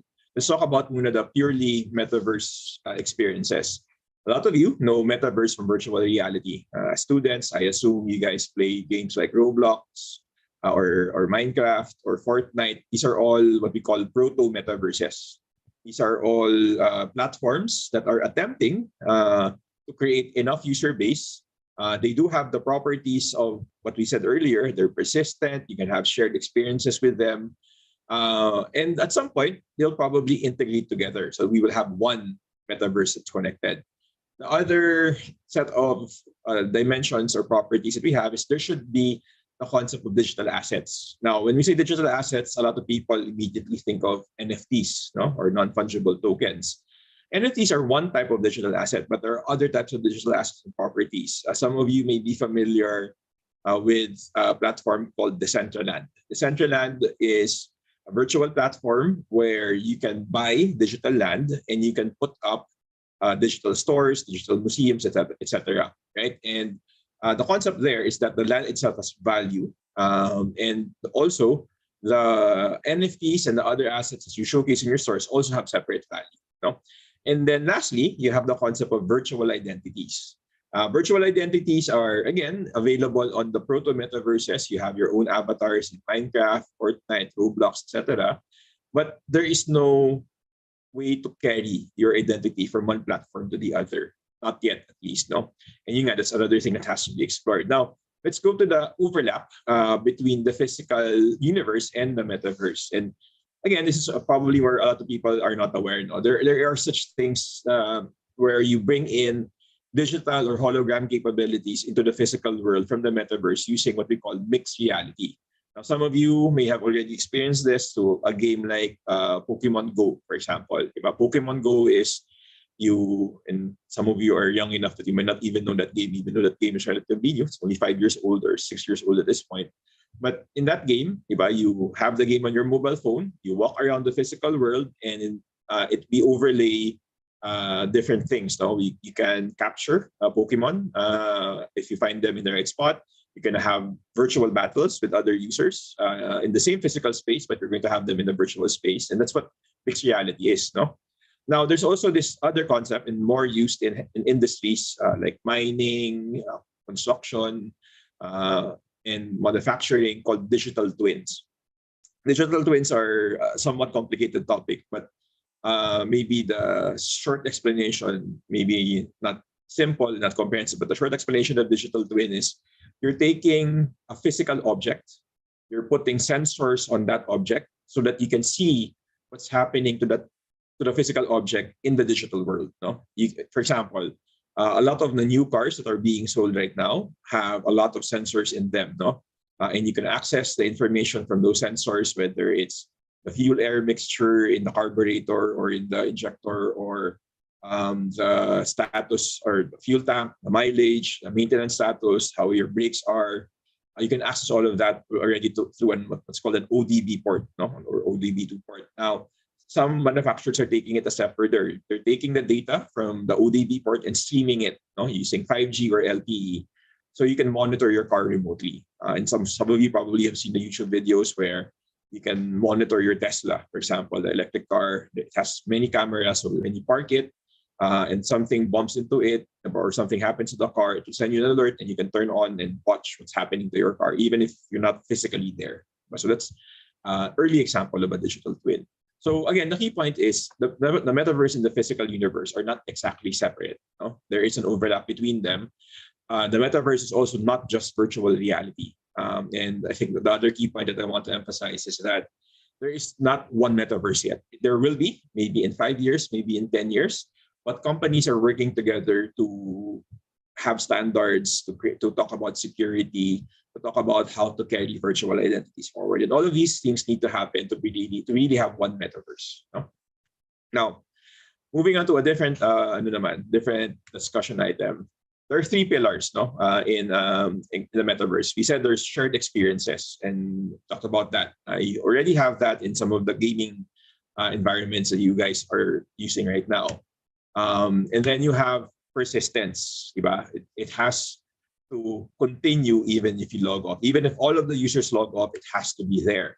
And again, we use technologies such as Web3 and cloud computing to enable that persistence. And then there's identity. And identity is important, particularly secured identities. Why is security important? Because if you're going to create value, which is ultimately what comes from the overlap of these 3 dimensions, the value comes from your digital presence or digital identity being able to hold that value, that digital wealth. If the wealth can be stolen or transferred to other parties, or it can be deleted because the platform decides it doesn't want to hold your NFT anymore, then there will be less trust, in the metaverse. So these 3 things have to come together, and this is where technologies come in. Now, let's take a step back muna, di ba? What's the promise of the metaverse from a value standpoint. I won't drain this slide, but I think the key thing is already there's a lot of money being made in the metaverse. It is true that right now there has been a lot of controversy, a lot of pessimism about, in particular, cryptocurrency. Some of you probably have been following the news about FTX. No, my personal opinion, that correction was always was bound to happen. No, there was a lot of hype around cryptocurrency, but the metaverse is not just about cryptocurrency. And again, we're in the early stages. No, with our research partners, no, we have forecast that, for example, by 2024, the value of the overall metaverse will balloon to $800 billion. No, another study done by Citigroup, naman, by 2030, so 8 years from now or 7 years from now, because the year is ending, the metaverse will be a $13 trillion economy. So that's a large amount of value, no, that can be made and kept in the metaverse.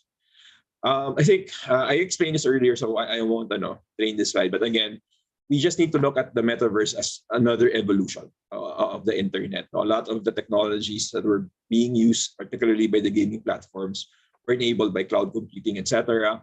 But again, it's simply an evolution. No? From in the nascent internet was more of an internet of data. Then in the 2000s with social media, it became an internet of people. And then 10 years ago, it became an internet of things. And it became a place where, again, enterprises started connecting capabilities. No? This is where IoT comes in. And then now, going forward, to be both an internet of place and an internet of ownership. No? And again, there's the form, the digital identity, as well as, again, the value, whether it's NFTs or other things as well. Now, I think the key thing to also understand is that the metaverse is a platform that is enabled by many different technologies, but also by non-technological considerations. No, yes, you guys know about, again, metaverse through VR and through the games, but businesses are also excited, no, about what will happen in the metaverse. And I think, in my opinion, it's really the corporations and the businesses and the enterprises that will continue building the metaverse while there is uncertainty in the consumer space. No, there will be, again, early value for brands. Already, you have brands like Zara, Nike, etc., Balenciaga. They're investing in digital branding. They're creating digital goods, including NFTs. No, these are early experiments, and some of them are paying off for them also. No, and then I think the last overview I want to share with you before I go to some more detailed discussion of technologies is the metaverse is made up of many different technologies. No? Again, there is what we call extended reality in Accenture, which is both virtual reality and mixed reality. There is tokenization to be able to create value both from inherently digital assets or from physical assets that are tied to digital assets. There's digital currency and cryptocurrency. I talked about digital twins. There will be digital asset markets, and there are nascent ones, including some that have recently come into question. But again, there are many strong markets out there. IoT will enable digital twin and then edge computing. Some of you know about 5G already. Diba? There is AI. Where does AI play a part? AI plays a part in many areas in the metaverse. Some of you probably know about stable diffusion and the AI the generative AI intelligence that create art from text prompts. Our teams have been experimenting in Accenture on using these generative artificial intelligences to create content, no, for the metaverse. The metaverse is, if you go to the Decentraland, for example, it's a very empty platform. There's a lot of empty land, and the challenge will be the next 5 to 10 years, you need to create not just virtual buildings, but virtual designs, virtual art. So AI can play a factor there. The other area where AI can play a factor is simply where AI can be used to detect security risks. It can be used to detect third parties trying to crack or hack into particular areas of the infrastructure, etc. No, and then again, there's digital identity, and again, for the most part, gaming and graphic engines, which I think is a good segue to my next topic. I'll show you a demo first now before I talk about my next topic. But again, the reality is that, let me just play this video. We have been experimenting in Accenture on this metaverse thing for the last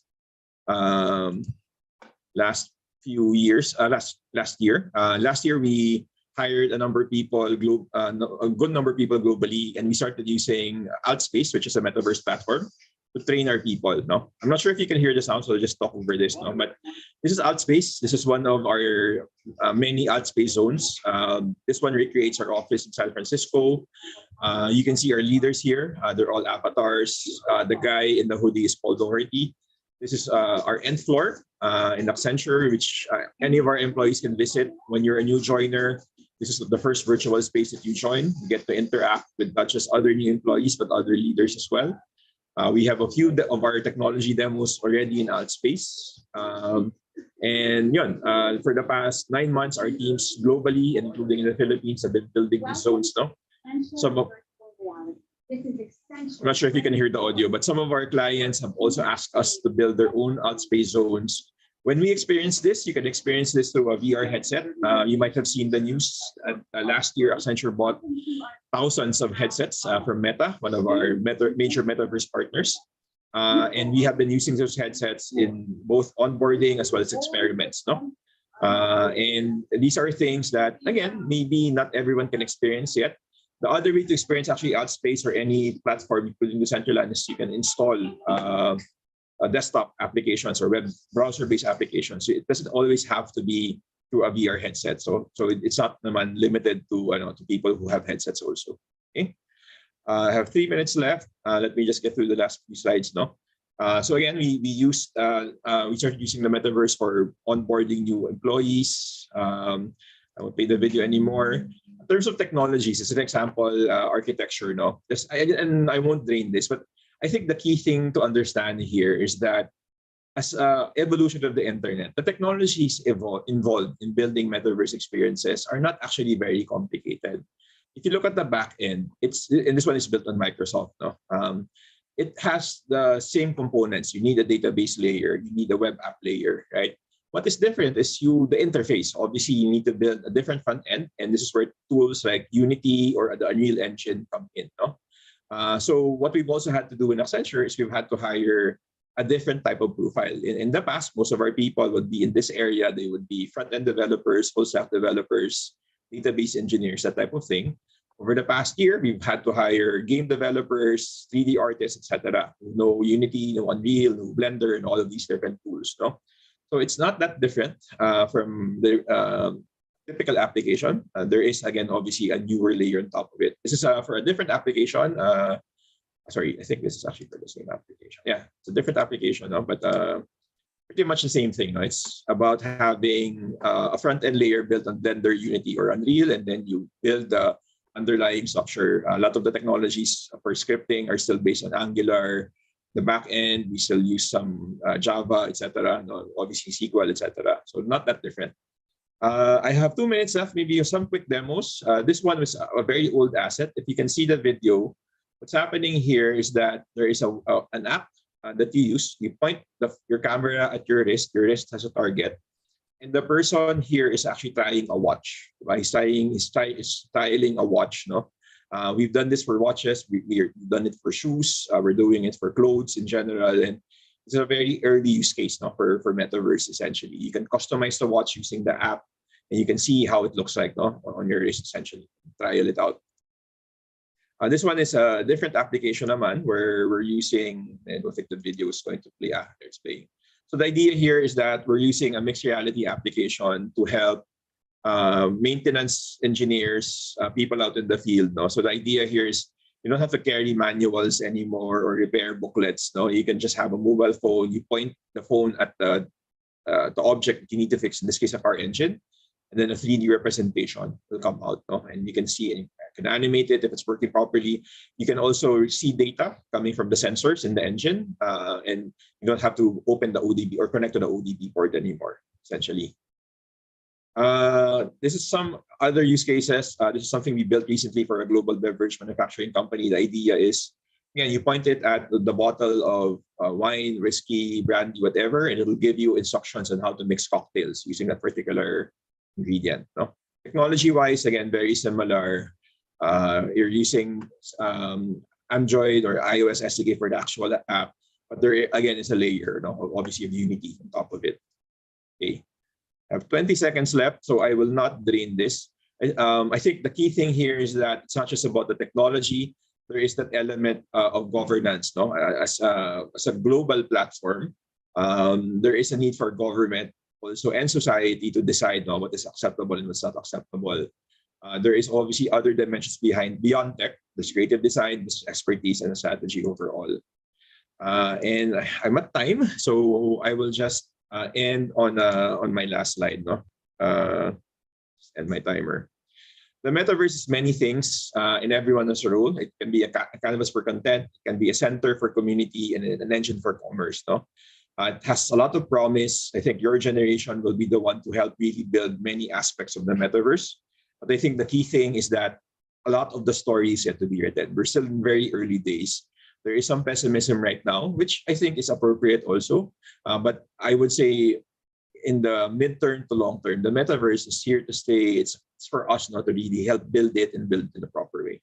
Thank you very much for the opportunity to present to you this morning. I'm happy to hand off back to the host. Thank you. All right. Okay. Thank you very much, Arvin Yason. Thank you. So now we are open for questions to be answered by our speaker. So please, everyone, if you have any questions or thoughts, concerns, you may send it in our Q&A section. All right.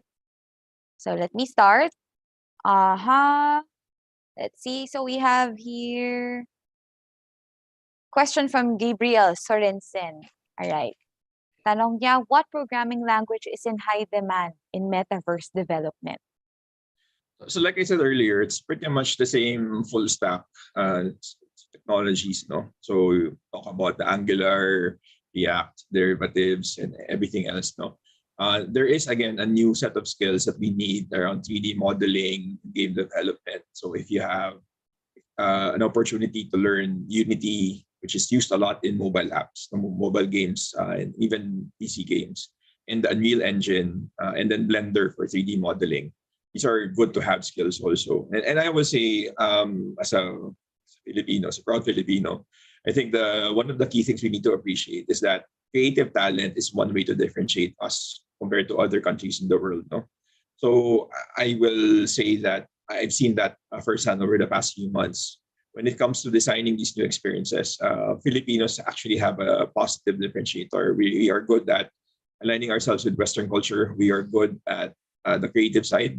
So I would say if you might be in IT right now, but if you have nascent creativity, nurture that as well, because it should be useful in the metaverse as well. Mm-hmm. All right. Okay. Thank you. So here for Jimenez Domingo Jr., ano naman po ang downside ng metaverse? Well, long term, there should be no downside. The downside right now is there's a lot of obviously early experiments, no, and there's a lot also of hype, particularly around again cryptocurrency. I like anything involving money. My call out there is understand where you're putting your money in and diversify. Don't put all your eggs in one basket. But other than that, I would say, the other thing pala is there's concern that the metaverse will amplify the problems with screen time. So for example, I have 4 kids, and over the pandemic, one of my key concerns is their only form of interaction with other kids was through, obviously, computer. Diba? I think it's a valid concern, but I will say this, whether like I work 9 hours a day in front of a monitor anyway, if I can experience interacting with my colleagues better by wearing a headset for maybe a third of that time, then it's actually better. I'm more productive that way in certain cases. Diba? So screen time, I don't think is going to be amplified really. Yes, yeah. Related to that, maraming nagtatanong about mental health concern pagdating daw sa paggamit ng metaverse.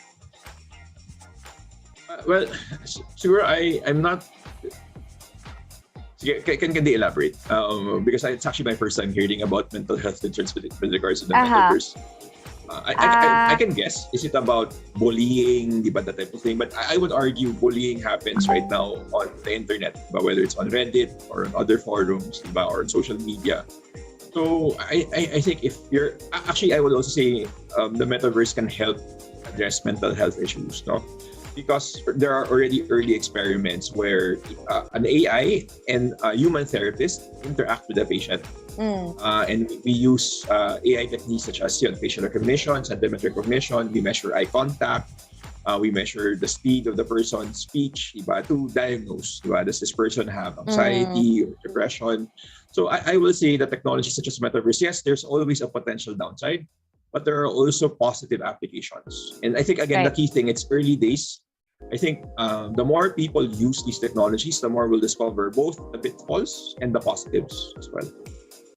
Right, yeah. Depends, no, if it's used in a good way naman. We see na, yes, positive okay, for this one, this is interesting, for Altis Jessie Dino Dulay.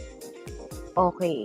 If cybercrime has existed po sa mga current social media such as scam, phishing, etc., do you think that there would be any kind of crime that could be done in the metaverse? Or is metaverse created to be immune to such possibilities? Well, again, like any technology, it can be abused. No? I mean, we already see hacks into crypto wallets happening right now. But I would say those hacks are happening because of bad architecture and bad design. Also, normally it's because of human failure. They share their password, the administrator misconfigure something, that type of thing. No, I think that's why I talked about identity and trust. No, I do think that the metaverse will massively enable interactions between people who don't normally interact with each other.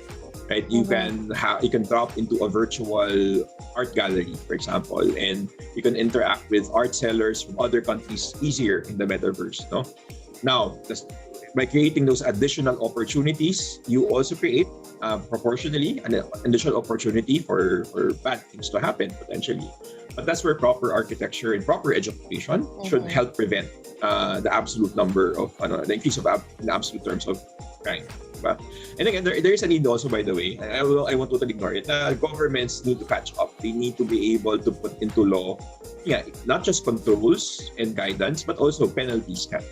Because right now there's a lack of legislation around it. All right. Okay. Thank you for that.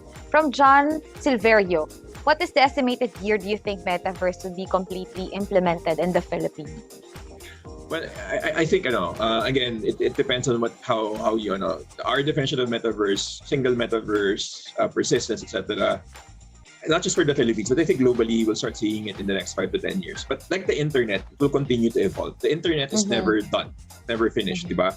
There will be new capabilities introduced, but kumbaga the base, I would say the base platform where it's the proto-metaverses are connected, your identity can be carried across, assets can be maintained on multiple platforms. I think those things will come into place maybe in the next 5 to 10 years.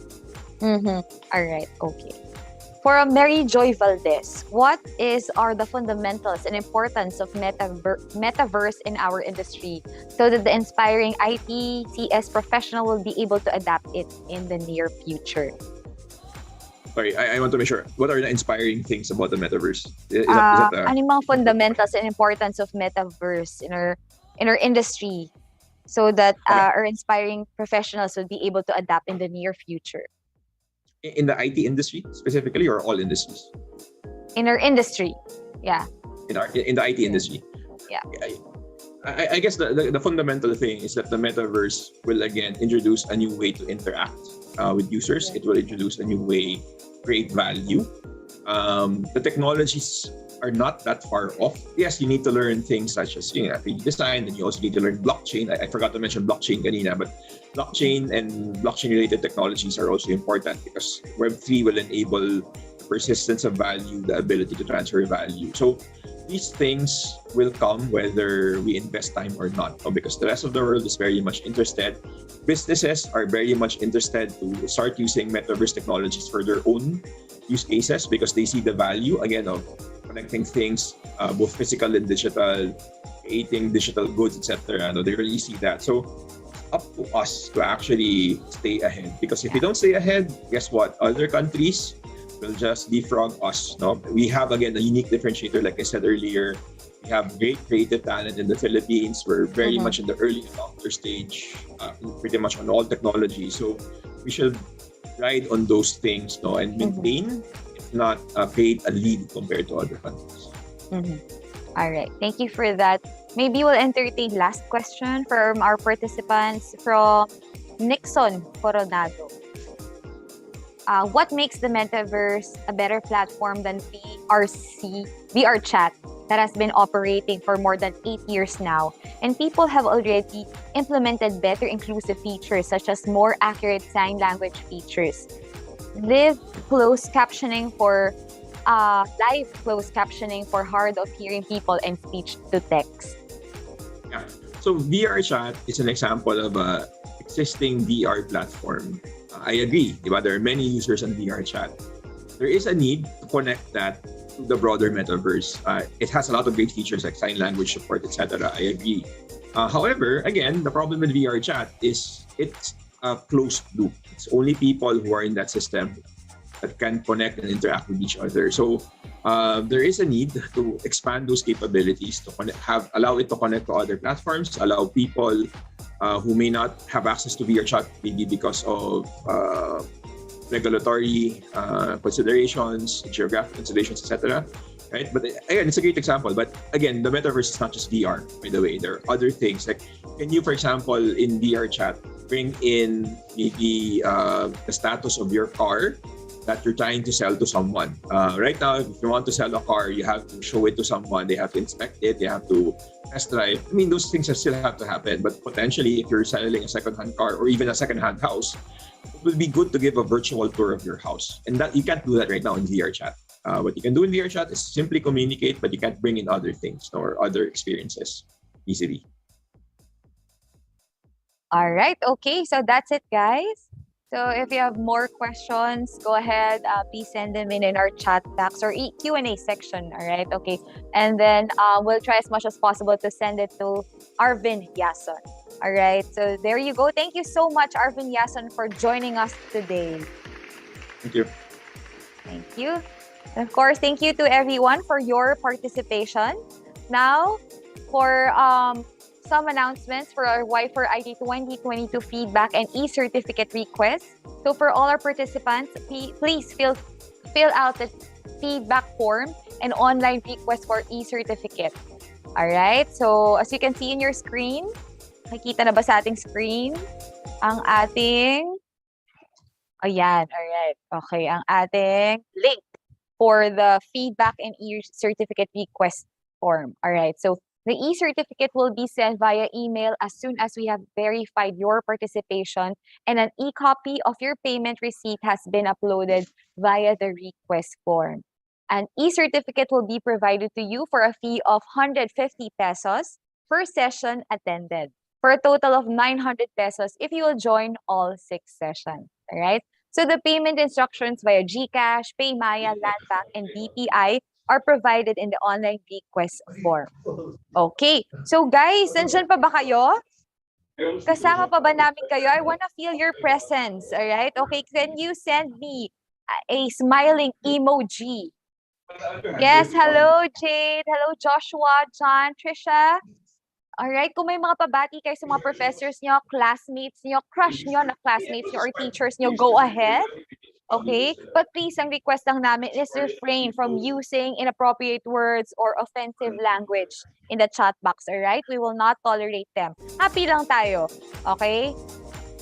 Ayan, ayan. Shout out daw sa mga classmates nila kay Aura. Shout out. Alright, okay. So yes, please, if you have a photo na showing that you are joining us today, please feel free to tag Y4IT there on Facebook, on Twitter, and on Instagram. I'm also on Instagram. My name is Nick Cardenas on Instagram. Alright, okay guys. So I think,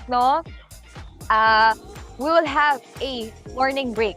Alright, so this time, pwede kayo mag-bio break, phone break, okay? May mga gusto kayong sagutin ng mga text, mga crushes nyo, mga jowa nyo, teachers nyo, may kailangan kayong sagutin. Alright, go ahead. So we'll give you a 15-minute morning break. Alright, so I'll see you guys after 15 minutes. It's not Bill anymore. It's Sanji, right?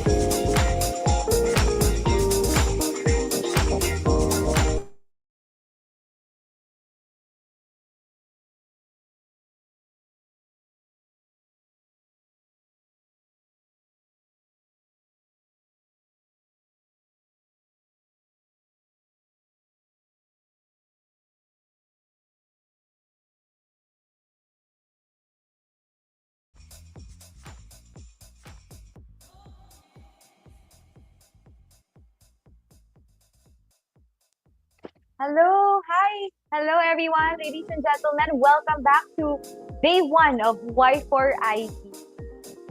Hello, guys. Before we start sa ating next speaker, pahingi naman ako ng heart emoji dyan. Hello, Jayan, Christian, Maria, Ralph, Criselda, Christian, Dane, Chris. Hello, everyone. Okay. Sige, sulat nyo naman sa chat box kung saan kayo galing na, na school.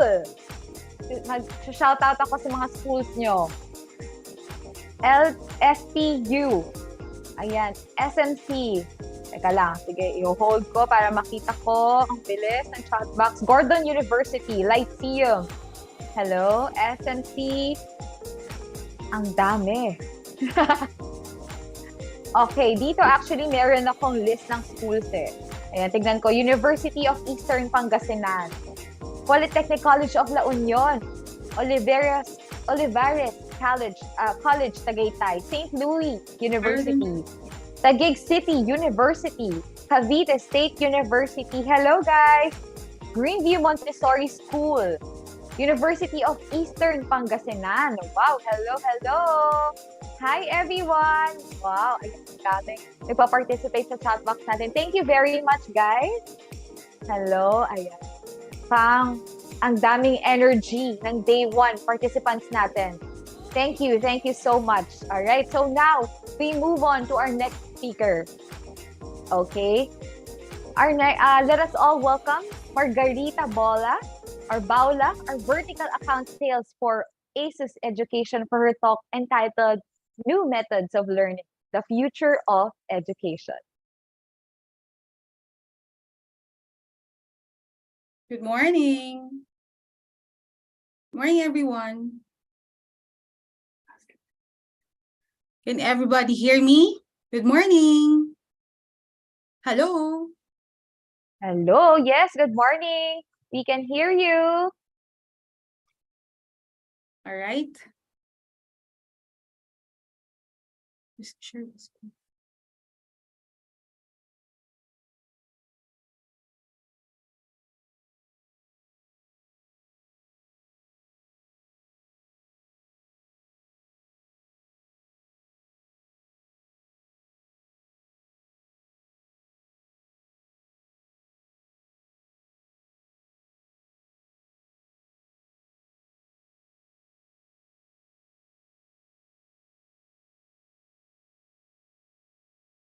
Hi. Hi, ma'am. Just checking if you're starting with your presentation. I think you are on mute.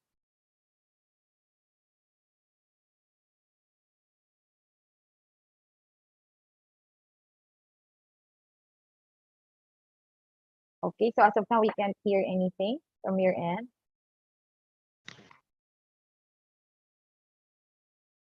But we can see your slide.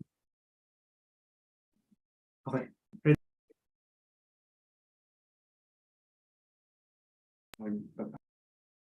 All right.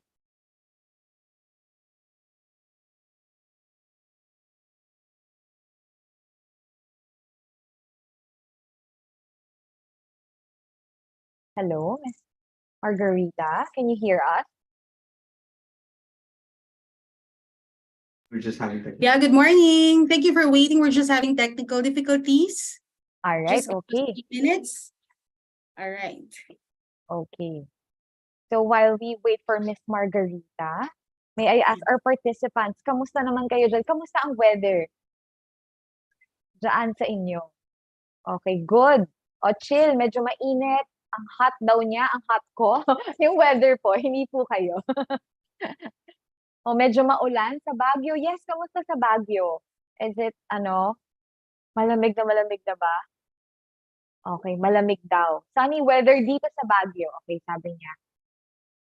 Okay. Maulan sa Bicol. Okay. Ayan. All right. Okay, thank you so much, everyone. So I think Miss Margarita is now ready for her presentation. Yep, good morning again.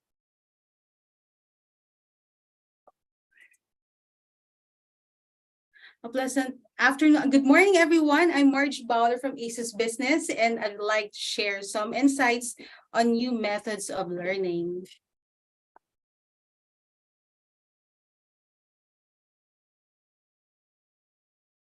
We're living in a world where technology has made it possible for individuals to learn anything they want at any time. This increase in learning accessibility has been crucial for the modern workforce to keep up with future demands of work. Education is also more personalized in both curriculum and methodology today. This enables students to progress at their preferred pace in areas of interest, examples esports, and increase their chances of academic success. In this slide, you'll see that hybrid and blended learning fall in the middle of the learning spectrum between fully in-person instructions and fully online instruction. Blended and hybrid learning both will be very effective because of the synergy that is created between different ways of studying. Increasingly, education believes that it's best to use whatever form of learning suits the need of the students, whether it's blended learning, hybrid learning, or mix of the two.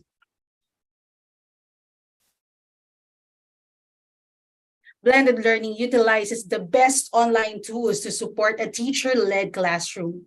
But young learners are also encouraged to explore and follow their own paths. And computer-based modules, a teacher can bring those lessons to life and give them meaning. The importance of hybrid learning is to find the right mix for you out of all the possibilities in learning, no matter if they are offline or online. Hybrid learning focuses less on technology and more on the most effective way to deliver a course to learners, which is different for every individual. With that said, regardless of what type of learning we approach, the need of the right tool, such as laptop, desktop, is crucial so we can bridge the gap between students learning online and those physically in school.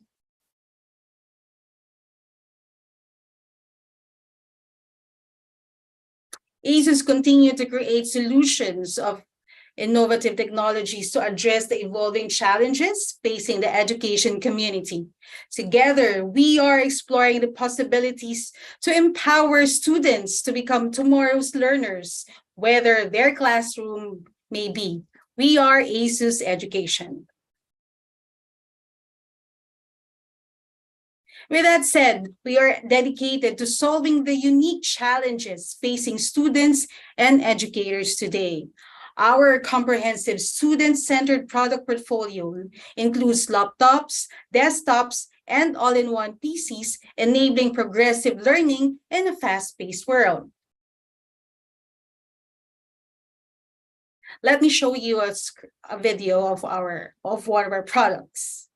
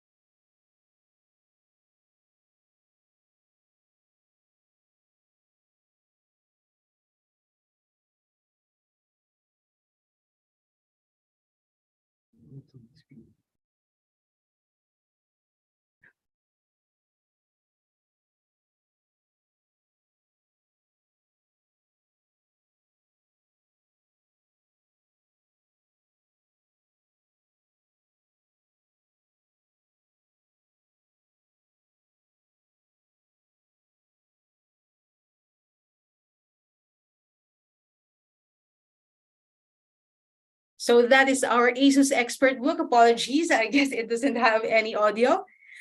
First, in our product stock, ASUS Expert Book for individuals that are highly dependent on mobility. The series of laptop is the highest and toughest and most secure notebook suited for both students and faculty alike. With the minimalist elegance and ergonomic industrial designs, our ASUS Expert Books are made for you to look great and perform great.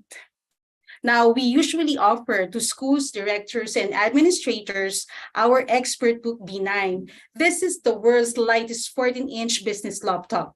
Or we could also offer our Expert Book B7. This is the high productivity with exceptional performance. For the higher education or for our teachers or faculty, we could also recommend Expert Book B5. It's ultimate portability with 360-inch convertible hinge.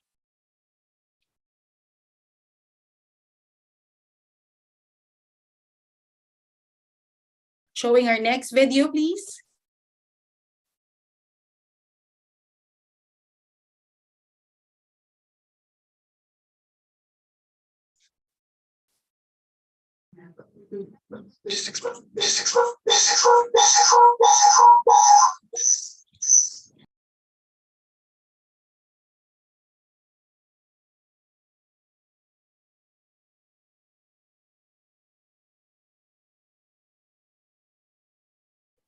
So I guess it doesn't have any video or any audio as well. So this tool-free chassis design expert center.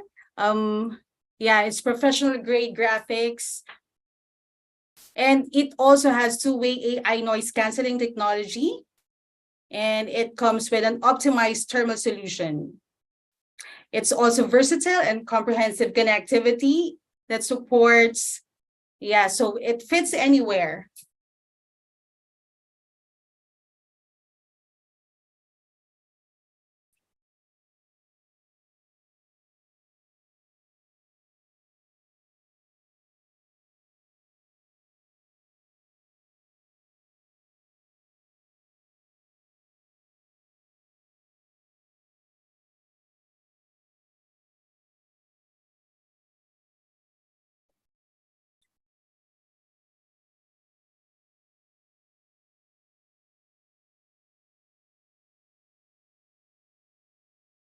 All right, so that is our ASUS Expert Center. So we usually offer this to the computer laboratory, especially for the schools that has a requirement for computer laboratory upgrade.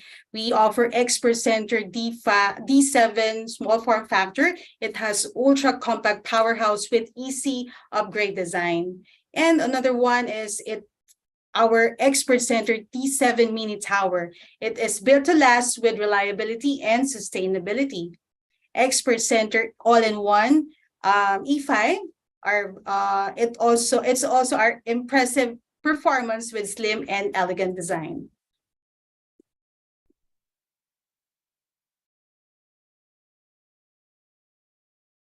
Next video, please.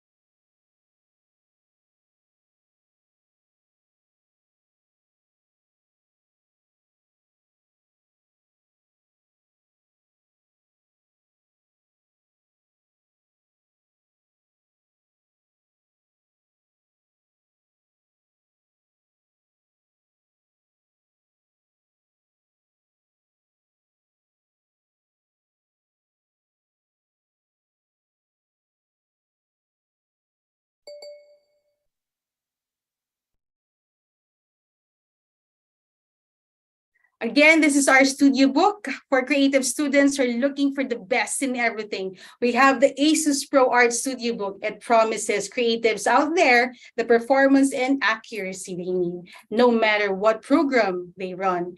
In addition, every Pro Art device passed its durability test and has been graded military grade certification to make sure it withstand anything literally thrown to it. The ASUS Pro Art product is very creative partner for work in terms of appearance and performance, as well as its durability. We usually offer for our graphic arts and animation, the game development, and including the architecture and construction students, this Pro Art Studio Book 16 or our Pro 16, it has maximum creative power with professional grade visuals.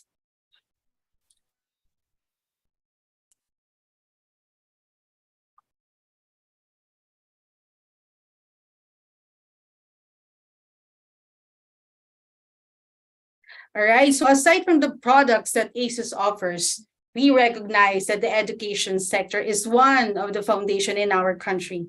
With that in mind, we are very excited to share our ongoing ASUS Education Partnership Program, which aims to assist schools in the modernization of your IT facilities and to support teachers and students so they can excel more, both teaching and in learning. Here are some highlights that our partners can enjoy under the ASP program.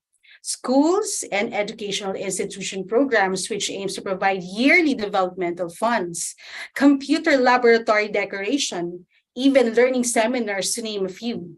We also incentivize excelling educators as well as various seminars to update them on the latest technology update and hardware fundamentals. Lastly, Excellence Award and also to be given to the valedictorians as well as internship opportunity for graduating students. So at the moment, ASUS and school partners are working together for the partnership. We're looking forward for more in the following months. So as of now, we have over 30 schools that is currently registered in our ASUS School Partner Program.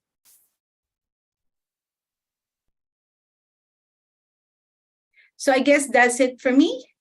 If you have any questions regarding our ASUS Solutions for Education, feel free to scan our QR code that is flashed on the screen now. Additionally, if you have further inquiries, please feel free to message us on Facebook. Once again, this is Marge Baula. I'm the ASUS Education Vertical Sales. Thank you very much and enjoy the rest of the day. Thank you so much, Marge Bala. Hello. All right. Okay, guys. For questions or concerns about Ms. Marge's talk, we will entertain it later in our panel discussion. So we will now proceed to our panel discussion on trends in IT. All right. Okay. So finally, we'll be having back with us Mr. Monchito Ibrahim, who will be serving as the moderator for today's panel discussion on trends in IT. Joining him as this afternoon's panelists, we have Marge Bola and Patrick Angulo of ASUS.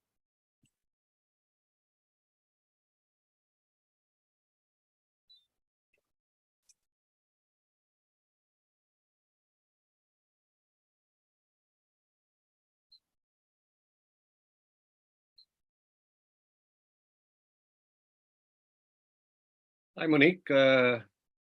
Good morning, everyone, once again. Monique, we only have 2 panelists this morning. Yes, sir. We have 2 panelists for this. And AM both from session. ASUS. Yes. It's Marge and Patrick. Okay, great. Thank you so much. Patrick, hindi ko yata nakikita si Patrick. Hi, good morning. Patrick, pakiayos yung ano mo, nag-e-echo ka. O sa side natin sa ano yan, sa organizers. Hi, good morning.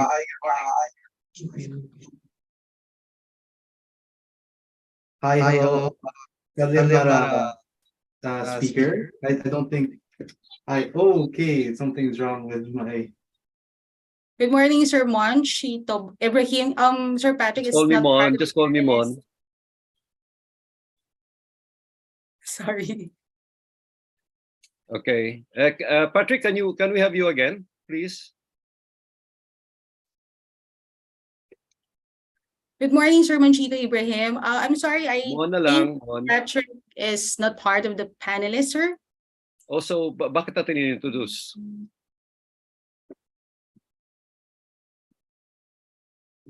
Okay, so Marge, ikaw lang ang panelist natin ngayon. Is that it?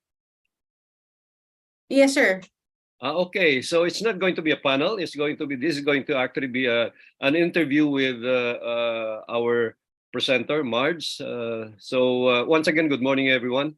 Marge, my first question is, okay, let's actually veer a little bit from the hardware side. Okay, do you have any idea, and maybe you can actually share with our audience, what do you think will actually be the disruptive technologies 5 years from now?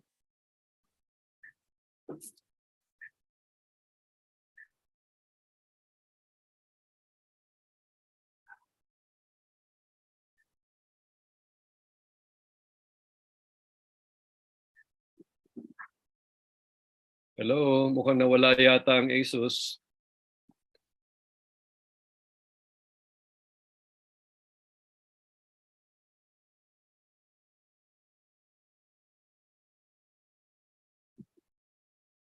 Hi, Marge.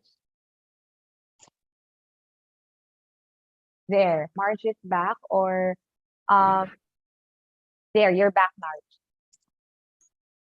Hi, good morning. Good morning, sir. Yes, good morning, good morning. Okay. Did you hear my question kanina? I wasn't able to get your question, sir. Can you please repeat it again, Okay. sir? As I was saying, maybe you can share with our audience what's going to be, what do you think, or what do you project will actually be the disruptive technologies that will come out in the next 5 years? We're seeing now metaverse. It's actually a lot of companies are getting into it. Okay, in fact, right now, ang madalas tinatanong hindi na what is your digital strategy. Ang tanong ngayon is what is your metaverse strategy. So as far as ASUS is concerned, what's going to be some of the disruptive technologies that we're projecting to happen in the next 5 years? Okay, so perhaps in the perspective of our products and services, we have this solutions that we offer in preparation for that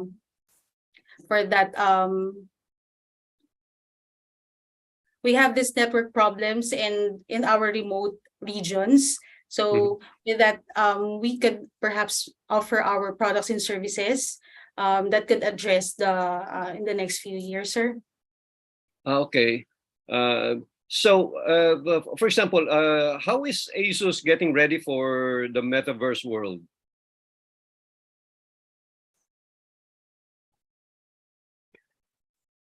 Okay. I'm sorry, sir.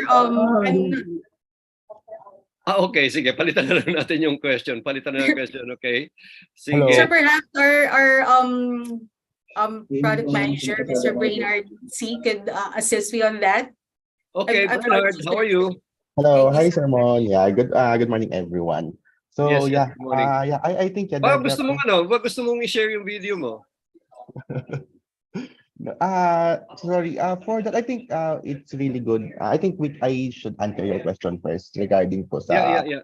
Yeah, but so right now po kasi with all the metaverse and all of the like digital like presence that we are currently like transitioning. So right now kasi parang we do have we are also preparing on our end something that will actually be part of this whole metaverse campaign. But right now I cannot disclose any like information because we're still on the what do you call that? We're still finalizing all the things that we need on our end. Pero right now kasi locally in the Philippines, we still do want like technological inclusivity for all of us. So right now here in the Philippines, what we really want to do is like tap in those like remote areas as well.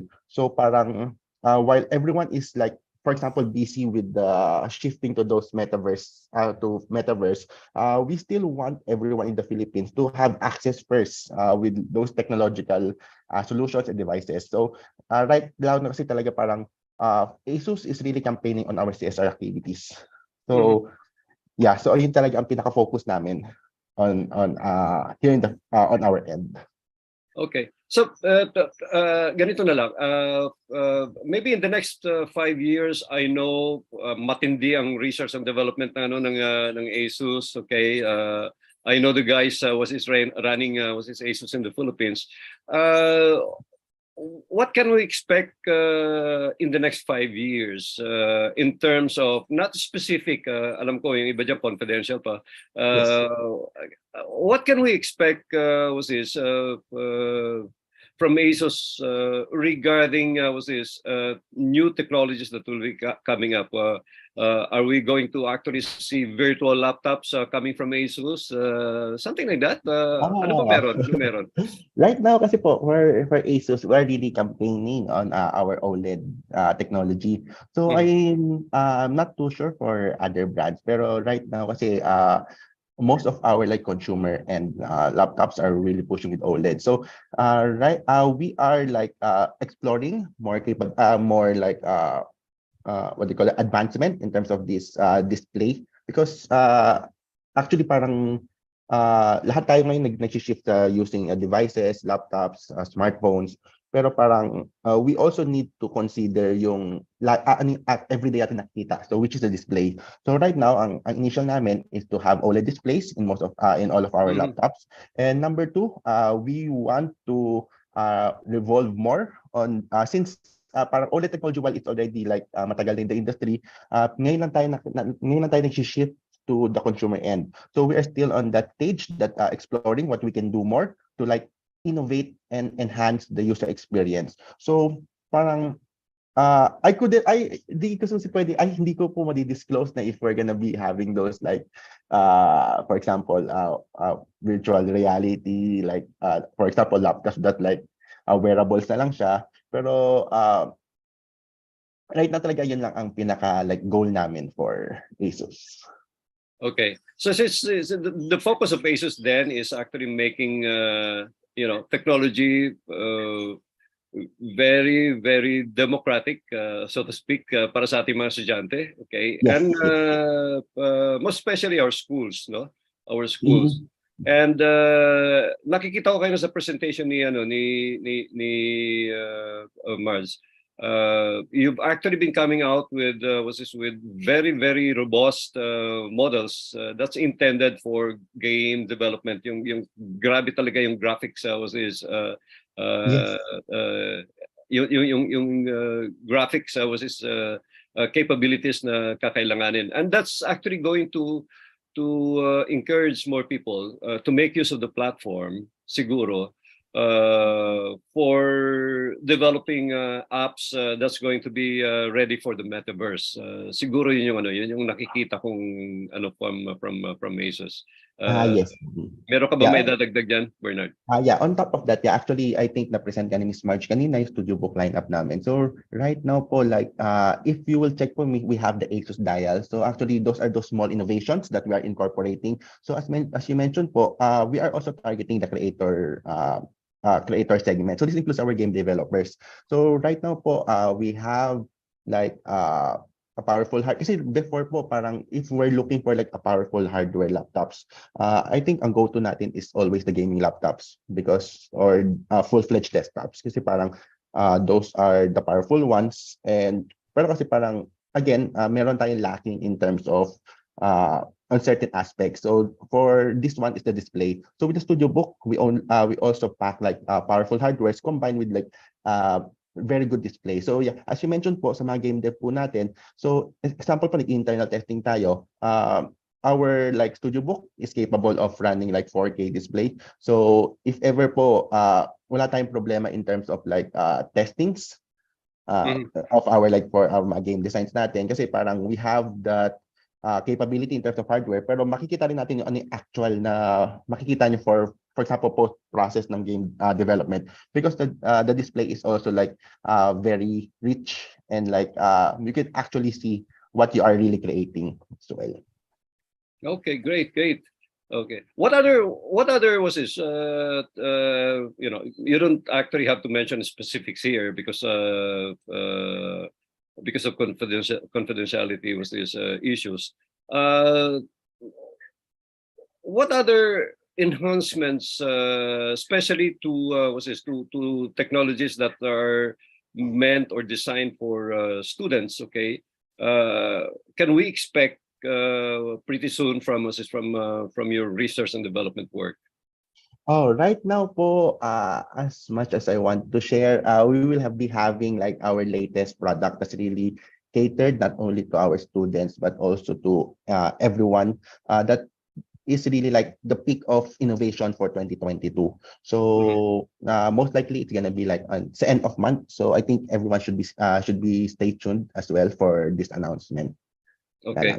So sasabihin ng ASUS sa amin yan after nung alam mo yun, karamihan dito mga estudyante, there's actually an annual show in the US, Consumer Electronics Show, okay? Yes. Usually doon nilalabas ng mga technology companies yung mga bagong innovation nila, kaya ayaw nilang sabihin Yes, po, yan. yeah. We're expecting a lot from ASUS along this line.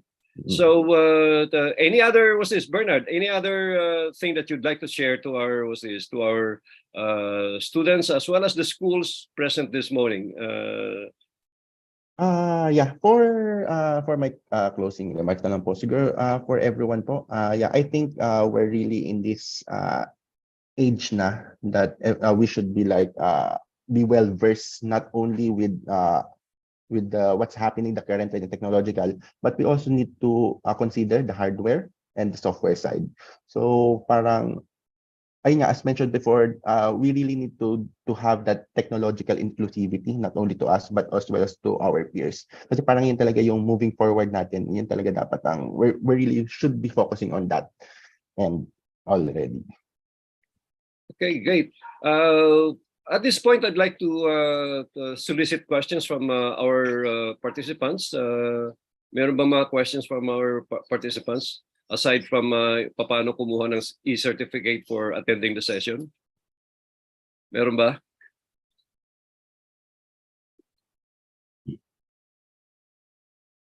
Yeah, guys, if you have any questions po, feel free naman po. You can entertain. You're actually going to be staying anyway, guys. Oh, yes. Makikita nyo later on sa Q&A box natin kung may mga questions that's very specific to ASUS, no.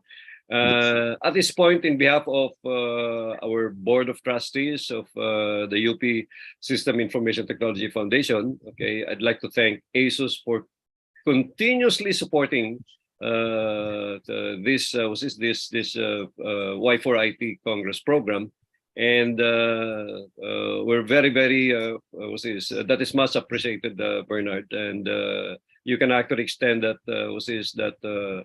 that message to your ASUS Philippines leadership team, okay, specifically George, okay. And we're hoping to actually see you again in future congresses, and maybe looking forward to very disruptive technologies. That's at the end of the day will make technology very relevant to the needs and aspirations of our students as well as our schools. So thank you, and thank you to Marge for the presentation. It was very, very informative as far as letting us know the features of your new offerings at this point, no? So with that, kung wala ng questions, meron bang questions diyan? Tignan niyo na lang, Bernard, monitor niyo na lang kung may mga questions sa Yes. Q&A box. That's very, very specific sa inyo. So with that, thank you so much, ASUS guys, for being with us and for supporting this Congress. Maraming salamat po. Thank you din, Thank you Sir very Mon and much. everybody. Okay. All right. Thanks again, Sir Mon, for being our moderator for this AM session. All right. Thanks also to Marge and Brainard. As always, thank you, ASUS, for being so generous. They're actually part of our major sponsors. Thank you. All right. Okay. So, guys, now for some announcement again for our Y4IT 2022 feedback and e-certificate request. Maraming nagtatanong nito sa chat box, alright? So for all the participants, please fill out the feedback form and online request for e-certificate. Okay, as you can see here now in your screen, ito yung link. The e-certificate will be sent via email as soon as we have verified your participation, and an e-copy of your payment receipt has been uploaded via the request form. An e-certificate will be provided to you for a fee of 150 pesos per session attended. So for a total of 900 pesos if you will join all 6 sessions, right? Again, we would like to thank our major sponsors, Acer and Indra. Of course, other sponsors, we have ASUS, Accenture, Converge, Linux Professional Institute, and Winscribe. Guys, hello. Kamusta kayo dyan? Send naman kayo ng ng emoji na may heart yung mata. Oo. Yan, alright. Okay, hello everyone. Ayan, kasama pa rin natin sila. Thank you very much, alright. Later, marami pa tayong insightful and exciting talks from our speakers, alright. Now, would love to see your posts and hear about your thoughts. So make sure to tag us on Facebook or Twitter or Instagram. Just use the hashtag Y4IT. All right. So the first half of the day has been concluded, and we're sure you've learned a lot from our speakers. Now, we will be having our lunch break. All right, guys. So lunch break muna tayo. Please be back after an hour. We will raffle, or we will, introduce again some exciting talks from our speaker. All right. Interesting topics for discussion this afternoon. So there you go. So guys, enjoy your lunch and see you after an hour. Bye-bye.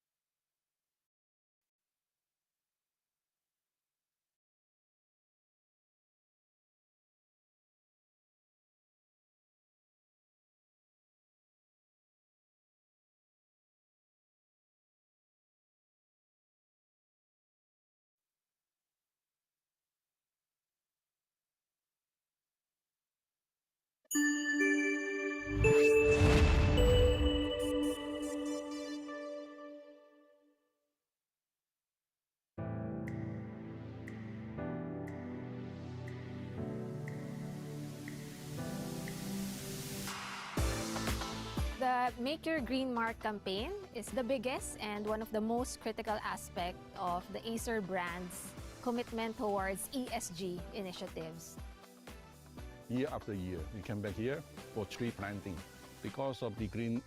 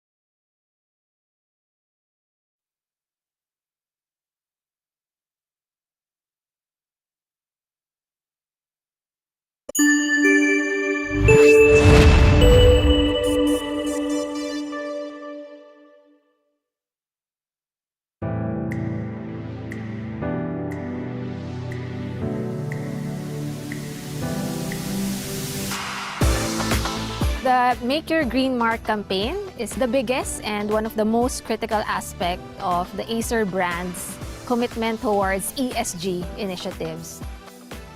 Year after year, we come back here for tree planting.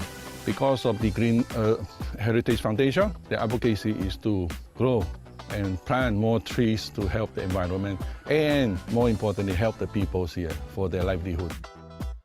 Acer has been an all-around partner. They've been a long-term committed partner for over a decade. Our primary mission is to green the earth, to work on our denuded areas and to rebuild our forests. And over the last almost 12 years, they have not only assisted in providing tools of technology, they've provided a scholarship to one farmer's child.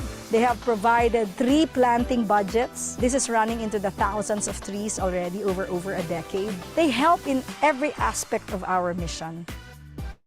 During the Acer Day concert, we're very proud that we have achieved 20 metric tons donated as garbage compensation to the PLAF. We have raised a total of 5,401 trees pledged to the Green Earth Heritage Foundation.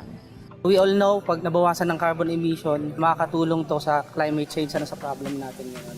I can be an influencer, an advocate for the young. Nakakapagbigay siya ng encouragement sa ibang tao. I flew in from Singapore to participate in the tree planting event. I look forward to be at one with nature and also to do my small part to green the earth. We are so proud and happy to see those trees we plant growing to bigger and bigger. At least we doing things one step at a time, moving forward. We help this community, but the community helping us as well.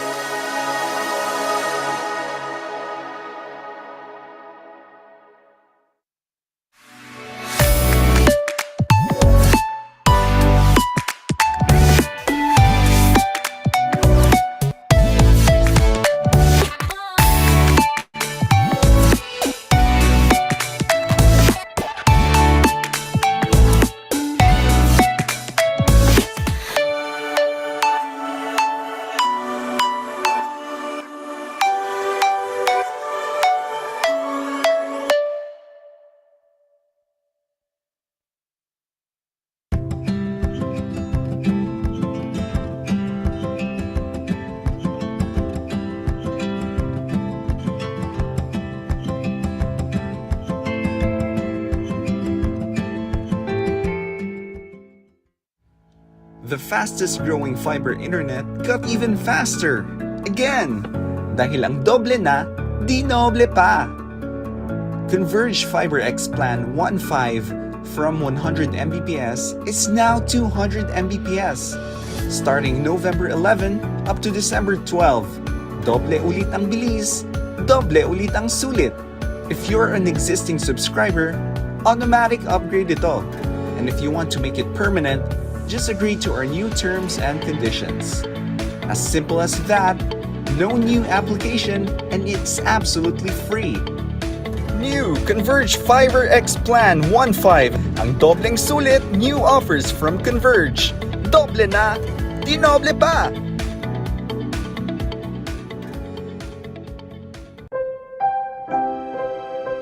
For those who see it, who realize the rules and assumptions, the do's and don'ts, that the order of things are being disrupted, the future called, and said it's hiring. The internet used to be such a beautiful place. Galaxies full of planets brimming with content. I'd spend hours flying around, learning everything I could, typing in destinations and exploring whole new online worlds. But nothing lasts forever. Ads began popping up like viruses, slowing down my ship, stealing my bandwidth, and using up valuable data. It was a nightmare. Sir, I've taken the liberty of upgrading the ship's defense systems with Windscribe. You won't have to worry about ads anymore. Thank you, British computer voice. But ads weren't the only things to worry about. I was being followed. Trackers. They'd been on my tail, collecting my browsing history and preferences. They knew the machine and operating system I was using. Hell, they even knew the size of my damn Largon. Sir, have you been drinking the engine coolant? No. Relax. Trackers are no match for Windscribe either. Watch this. God, I love explosions. Let's get out of here. But my favorite sites became geo-restricted, blocking me from visiting my favorite places because of the origin of my ship. Not to worry, sir. Windscribe can spoof the origin of our ship with the tap of a button. Look. Now you're American. Sweet, sweet freedom!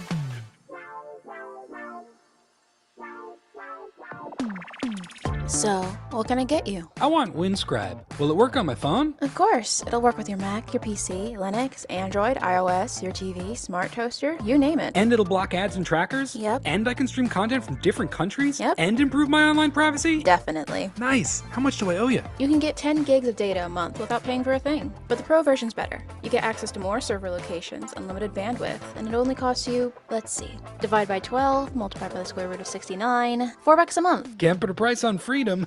Yeah, you can. It's $4.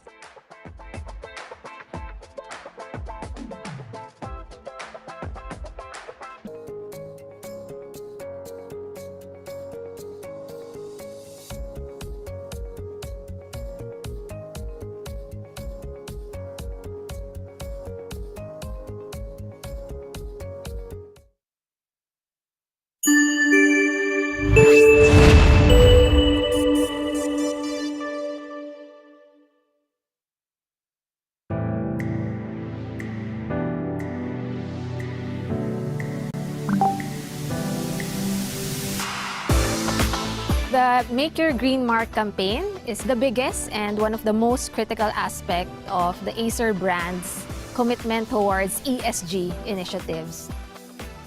Year after year, we come back here for tree planting. Because of the Green Heritage Foundation, the advocacy is to grow and plant more trees to help the environment and, more importantly, help the people here for their livelihood. Acer has been an all-around partner.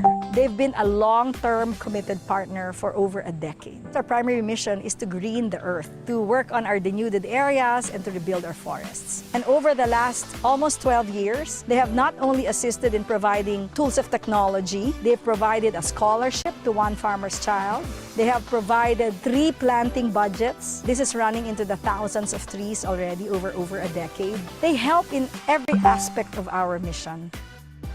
During the Acer Day concert, we're very proud that we have achieved 20 metric tons donated as garbage compensation to the plaque. We have raised a total of 5,401 trees pledged to the Green Earth Heritage Foundation. We all know, pag nabawasan ng carbon emission, makakatulong to sa climate change na sa problem natin ngayon. I can be an influencer, an advocate for the young. Nakakapagbigay siya ng encouragement sa ibang tao. I flew in from Singapore to participate in the tree planting event. I look forward to be at one with nature and also to do my small part to green the earth. We are so proud and happy to see those trees we plant growing to bigger and bigger. At least we doing things one step at a time, moving forward. We help this community, but the community helping us as well.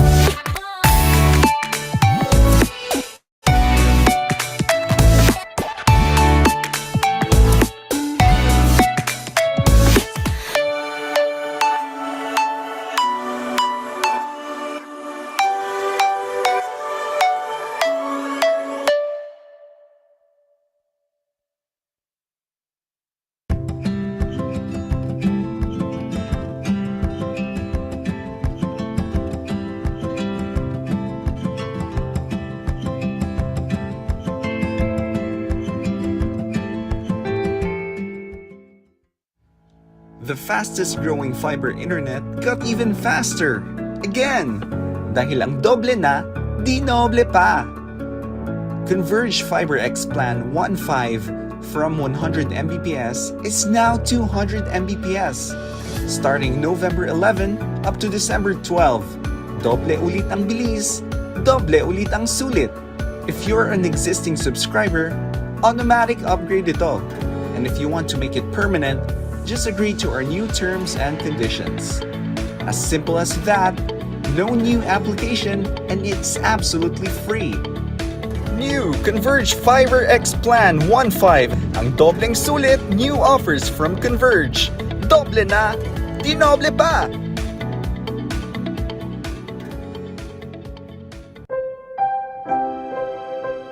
For those who see it, who realize the rules and assumptions, the do's and don'ts, that the order of things are being disrupted, the future called, and said it's hiring. The internet used to be such a beautiful place. Galaxies full of planets brimming with content. I'd spend hours flying around, learning everything I could, typing in destinations and exploring whole new online worlds. But nothing lasts forever. Ads began popping up like viruses, slowing down my ship, stealing my bandwidth, and using up valuable data. It was a nightmare. Sir, I've taken the liberty of upgrading the ship's defense systems with Windscribe. You won't have to worry about ads anymore. Thank you, British computer voice. But ads weren't the only things to worry about. I was being followed. Trackers. They'd been on my tail, collecting my browsing history and preferences. They knew the machine and operating system I was using. Hell, they even knew the size of my damn Glargon. Sir, have you been drinking the engine coolant? No. Relax. Trackers are no match for Windscribe either. Watch this. God, I love explosions. Let's get out of here.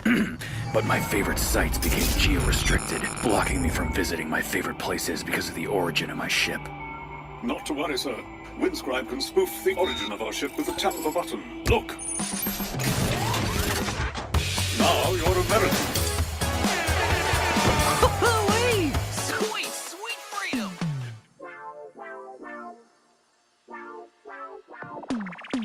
So, what can I get you? I want Windscribe. Will it work on my phone? Of course, it'll work with your Mac, your PC, Linux, Android, iOS, your TV, smart toaster, you name it. And it'll block ads and trackers? Yep. And I can stream content from different countries? Yep. And improve my online privacy? Definitely. Nice. How much do I owe you? You can get 10 gigs of data a month without paying for a thing. But the Pro version's better. You get access to more server locations, unlimited bandwidth, and it only costs you, let's see, divide by 12, multiply by the square root of 69, $4 a month. Can't put a price on freedom. Yeah, you can. It's $4.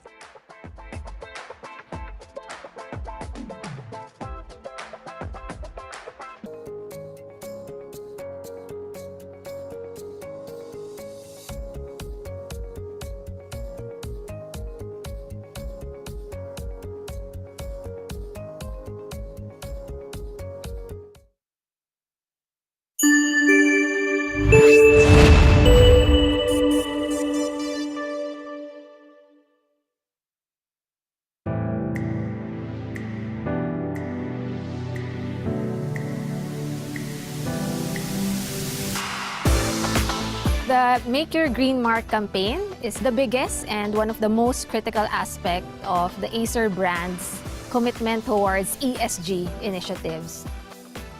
Year after year, we come back here for tree planting. Because of the Green Heritage Foundation, the advocacy is to grow and plant more trees to help the environment and, more importantly, help the people here for their livelihood.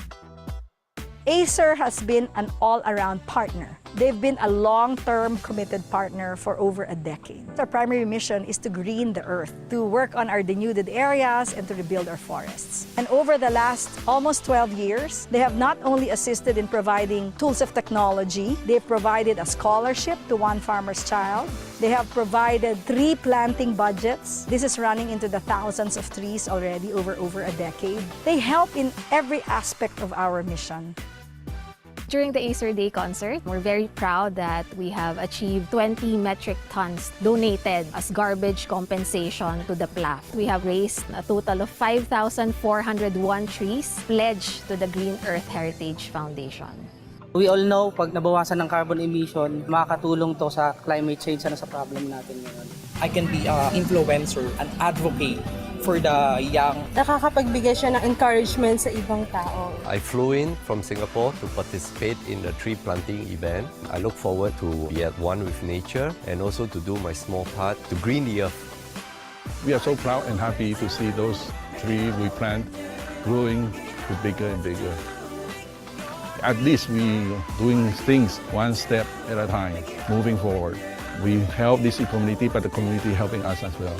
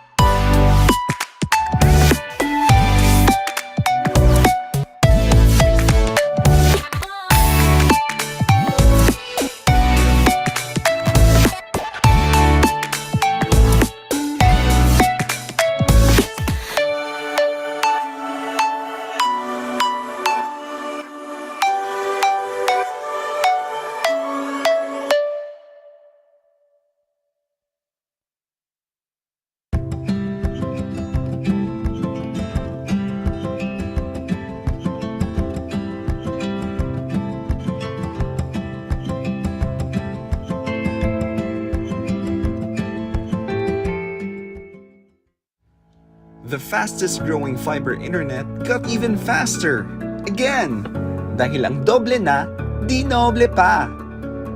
Converge Fiber X Plan 1.5 from 100 Mbps is now 200 Mbps. Starting November 11 up to December 12. Doble ulit ang bilis, doble ulit ang sulit. If you're an existing subscriber, automatic upgrade ito. And if you want to make it permanent, just agree to our new terms and conditions. As simple as that, no new application, and it's absolutely free. New Converge Fiber X Plan 1.5. Ang dobleng sulit, new offers from Converge. Doble na, di noble pa!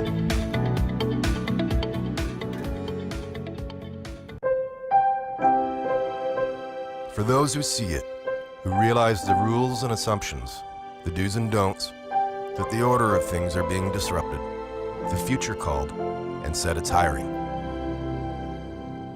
The internet used to be such a beautiful place. Galaxies full of planets brimming with content. I'd spend hours flying around, learning everything I could, typing in destinations and exploring whole new online worlds. But nothing lasts forever. Ads began popping up like viruses, slowing down my ship, stealing my bandwidth, and using up valuable data. It was a nightmare. Sir, I've taken the liberty of upgrading the ship's defense systems with Windscribe. You won't have to worry about ads anymore. Thank you, British computer voice. But ads weren't the only things to worry about. I was being followed. Trackers. They'd been on my tail, collecting my browsing history and preferences. They knew the machine and operating system I was using. Hell, they even knew the size of my damn Glargon. Sir, have you been drinking the engine coolant? No. Relax. Trackers are no match for Windscribe either. Watch this. God, I love explosions. Let's get out of here. But my favorite sites became geo-restricted, blocking me from visiting my favorite places because of the origin of my ship. Not to worry, sir. Windscribe can spoof the origin of our ship with the tap of a button. Look! Now you're American. Sweet, sweet freedom!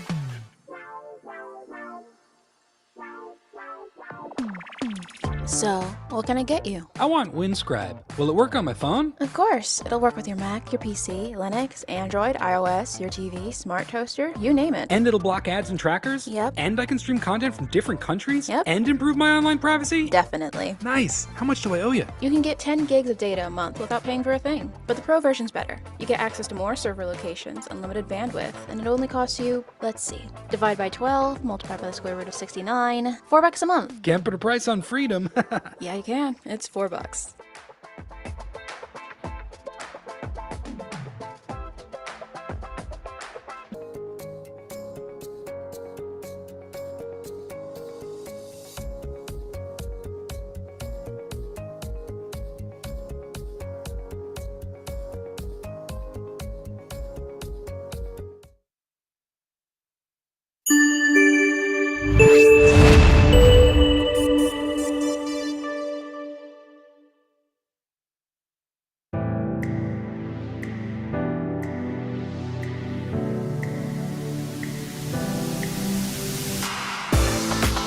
The Make Your Green Mark campaign is the biggest and one of the most critical aspect of the Acer brand's commitment towards ESG initiatives. Year after year, we come back here for tree planting. Because of the Green Heritage Foundation, the advocacy is to grow and plant more trees to help the environment and, more importantly, help the people here for their livelihood. Acer has been an all-around partner. They've been a long-term committed partner for over a decade. Our primary mission is to green the earth, to work on our denuded areas and to rebuild our forests. And over the last almost 12 years, they have not only assisted in providing tools of technology, they've provided a scholarship to one farmer's child. They have provided tree planting budgets. This is running into the thousands of trees already over a decade. They help in every aspect of our mission. During the Acer Day concert, we're very proud that we have achieved 20 metric tons donated as garbage compensation to the PLAF. We have raised a total of 5,401 trees pledged to the Green Earth Heritage Foundation. We all know, pag nabawasan ng carbon emission, makakatulong to sa climate change na sa problem natin ngayon. I can be an influencer, an advocate for the young. Nakakapagbigay siya ng encouragement sa ibang tao. I flew in from Singapore to participate in the tree planting event. I look forward to be at one with nature and also to do my small part to green the earth. We are so proud and happy to see those trees we plant growing to bigger and bigger. At least we doing things one step at a time, moving forward. We help this community, but the community helping us as well.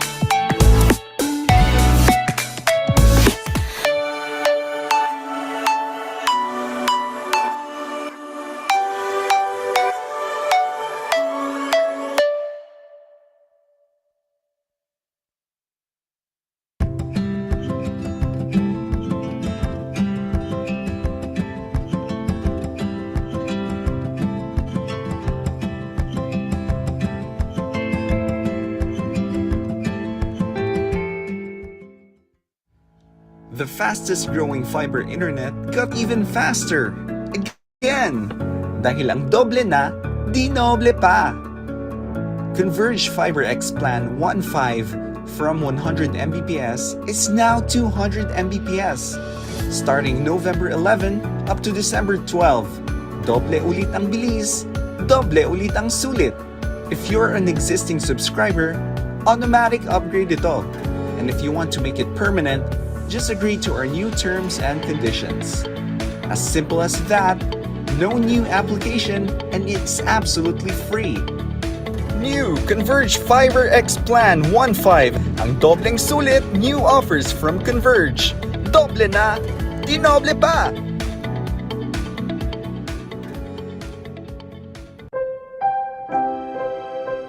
For those who see it, who realize the rules and assumptions, the do's and don'ts, that the order of things are being disrupted, the future called, and said it's hiring. The internet used to be such a beautiful place. Galaxies full of planets brimming with content. I'd spend hours flying around, learning everything I could, typing in destinations and exploring whole new online worlds. But nothing lasts forever. Ads began popping up like viruses, slowing down my ship, stealing my bandwidth, and using up valuable data. It was a nightmare. Sir, I've taken the liberty of upgrading the ship's defense systems with windscribe. You won't have to worry about ads anymore. Thank you, British computer voice. But ads weren't the only things to worry about. I was being followed. Trackers. They've been on my tail, collecting my browsing history and preferences. They knew the machine and operating system I was using. Hell, they even knew the size of my damn Glargon. Sir, have you been drinking the engine coolant? No. Relax. Trackers are no match for windscribe either. Watch this. God, I love explosions. Let's get out of here. But my favorite sites became geo-restricted, blocking me from visiting my favorite places because of the origin of my ship. Not to worry, sir. Windscribe can spoof the origin of our ship with the tap of a button. Look. Now you're American.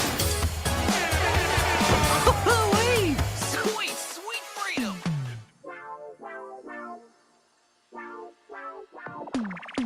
So, what can I get you? I want Windscribe. Will it work on my phone? Of course, it'll work with your Mac, your PC, Linux, Android, iOS, your TV, smart toaster, you name it. And it'll block ads and trackers? Yep. And I can stream content from different countries? Yep. And improve my online privacy? Definitely. Nice. How much do I owe you? You can get 10 gigs of data a month without paying for a thing. But the Pro version's better. You get access to more server locations, unlimited bandwidth, and it only costs you, let's see, divide by 12, multiply by the square root of 69, $4 a month. Can't put a price on freedom.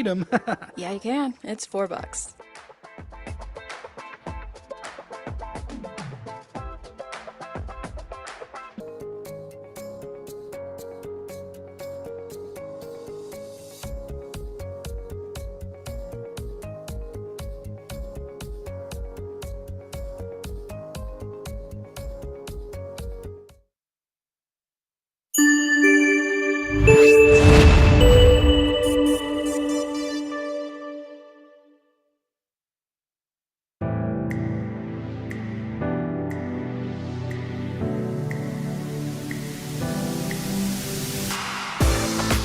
The Make Your Green Mark campaign is the biggest and one of the most critical aspects of the Acer brand's commitment towards ESG initiatives.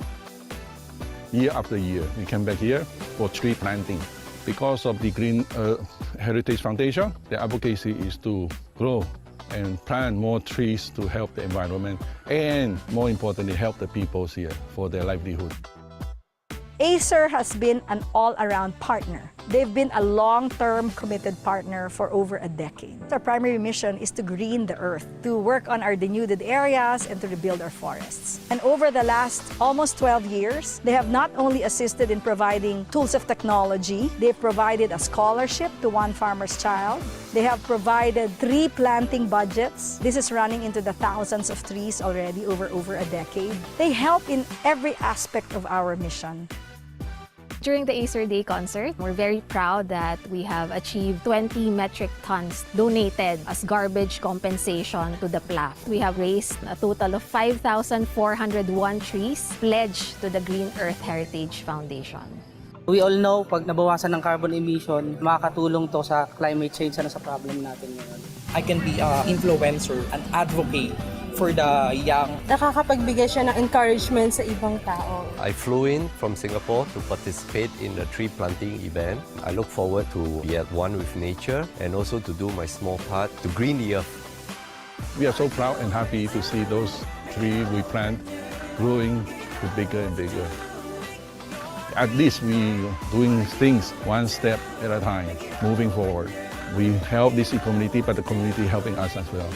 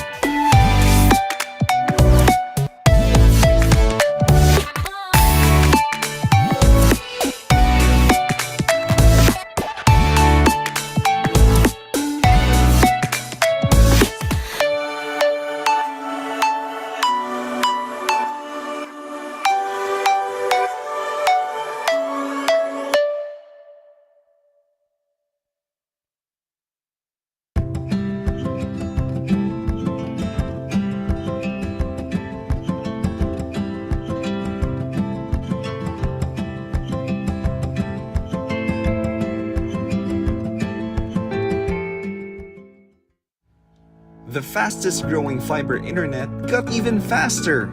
Again, dahil ang doble na, di noble pa. Converge Fiber X Plan 1.5 from 100 Mbps is now 200 Mbps. Starting November 11 up to December 12, doble ulit ang bilis, doble ulit ang sulit. If you're an existing subscriber, automatic upgrade ito. And if you want to make it permanent, just agree to our new terms and conditions.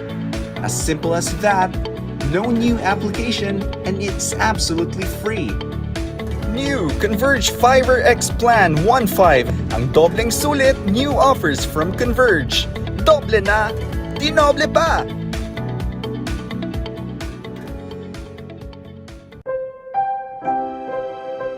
For those who see it, who realize the rules and assumptions, the do's and don'ts, that the order of things are being disrupted, the future called, and said it's hiring. The internet used to be such a beautiful place. Galaxies full of planets brimming with content. I'd spend hours flying around, learning everything I could, typing in destinations and exploring whole new online worlds. But nothing lasts forever. Ads began popping up like viruses, slowing down my ship, stealing my bandwidth, and using up valuable data. It was a nightmare. Sir, I've taken the liberty of upgrading the ship's defense systems with Windscribe. You won't have to worry about ads anymore. Thank you, British computer voice. But ads weren't the only things to worry about. I was being followed. Trackers. They'd been on my tail, collecting my browsing history and preferences. They knew the machine and operating system I was using. Hell, they even knew the size of my damn Glargon. Sir, have you been drinking the engine coolant? No. Relax. Trackers are no match for Windscribe either. Watch this. God, I love explosions. Let's get out of here. But my favorite sites became geo-restricted, blocking me from visiting my favorite places because of the origin of my ship. Not to worry, sir. Windscribe can spoof the origin of our ship with the tap of a button. Look! Now you're American. Sweet, sweet freedom!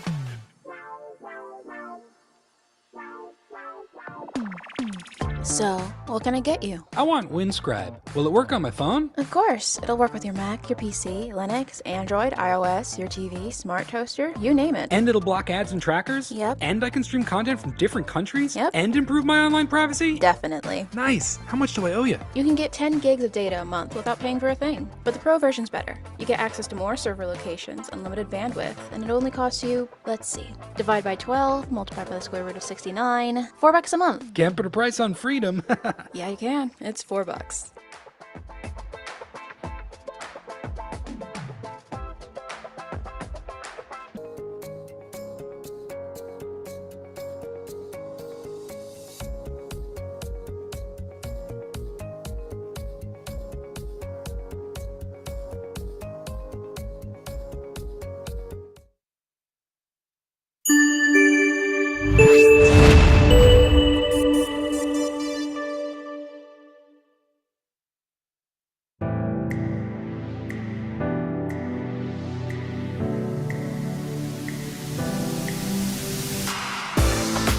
The Make Your Green Mark campaign is the biggest and one of the most critical aspect of the Acer brand's commitment towards ESG initiatives.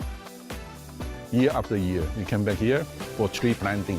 Because of the Green Heritage Foundation, the advocacy is to grow and plant more trees to help the environment and, more importantly, help the people here for their livelihood. Acer has been an all-around partner. They've been a long-term committed partner for over a decade. Our primary mission is to green the earth, to work on our denuded areas and to rebuild our forests. And over the last almost 12 years, they have not only assisted in providing tools of technology, they've provided a scholarship to one farmer's child. They have provided tree planting budgets. This is running into the thousands of trees already over a decade. They help in every aspect of our mission. During the Acer Day concert, we're very proud that we have achieved 20 metric tons donated as garbage compensation to the PLAF. We have raised a total of 5,401 trees pledged to the Green Earth Heritage Foundation. We all know, pag nabawasan ng carbon emission, makakatulong to sa climate change na sa problem natin ngayon. I can be an influencer, an advocate for the young. Nakakapagbigay siya ng encouragement sa ibang tao. I flew in from Singapore to participate in the tree planting event. I look forward to be at one with nature and also to do my small part to green the earth. We are so proud and happy to see those trees we plant growing to bigger and bigger. At least we doing things one step at a time, moving forward. We help this community, but the community helping us as well.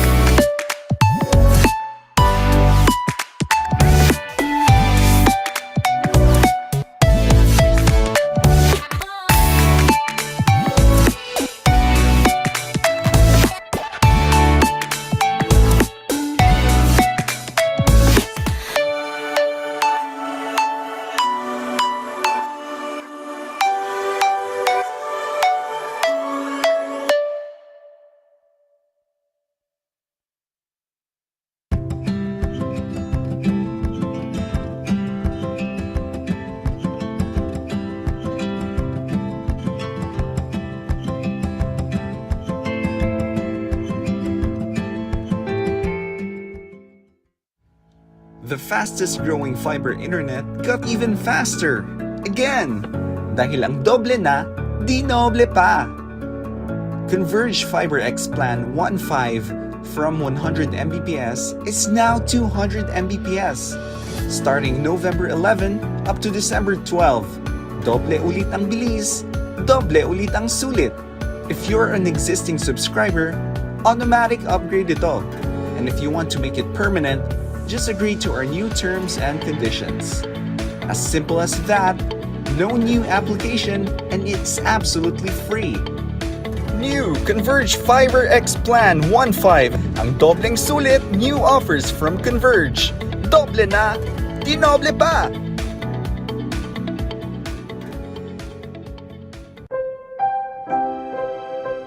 For those who see it, who realize the rules and assumptions, the do's and don'ts, that the order of things are being disrupted, the future called, and said it's hiring.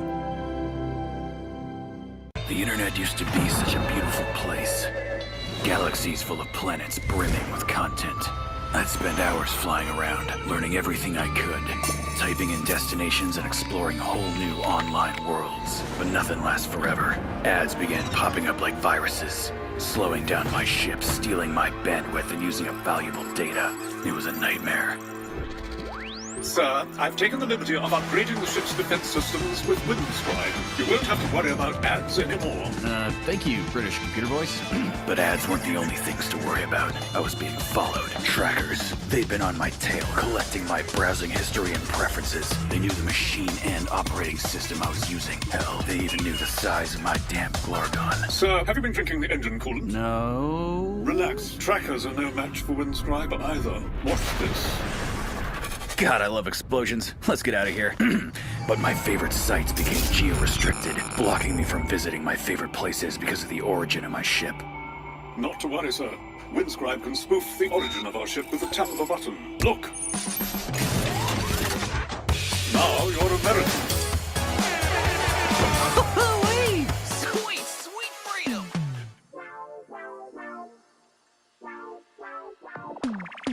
So, what can I get you? I want Windscribe. Will it work on my phone? Of course. It'll work with your Mac, your PC, Linux, Android, iOS, your TV, smart toaster, you name it. And it'll block ads and trackers? Yep. And I can stream content from different countries? Yep. And improve my online privacy? Definitely. Nice. How much do I owe you? You can get 10 gigs of data a month without paying for a thing. But the Pro version's better. You get access to more server locations, unlimited bandwidth, and it only costs you, let's see, divide by 12, multiply by the square root of 69, $4 a month. Can't put a price on freedom. Yeah, you can. It's $4.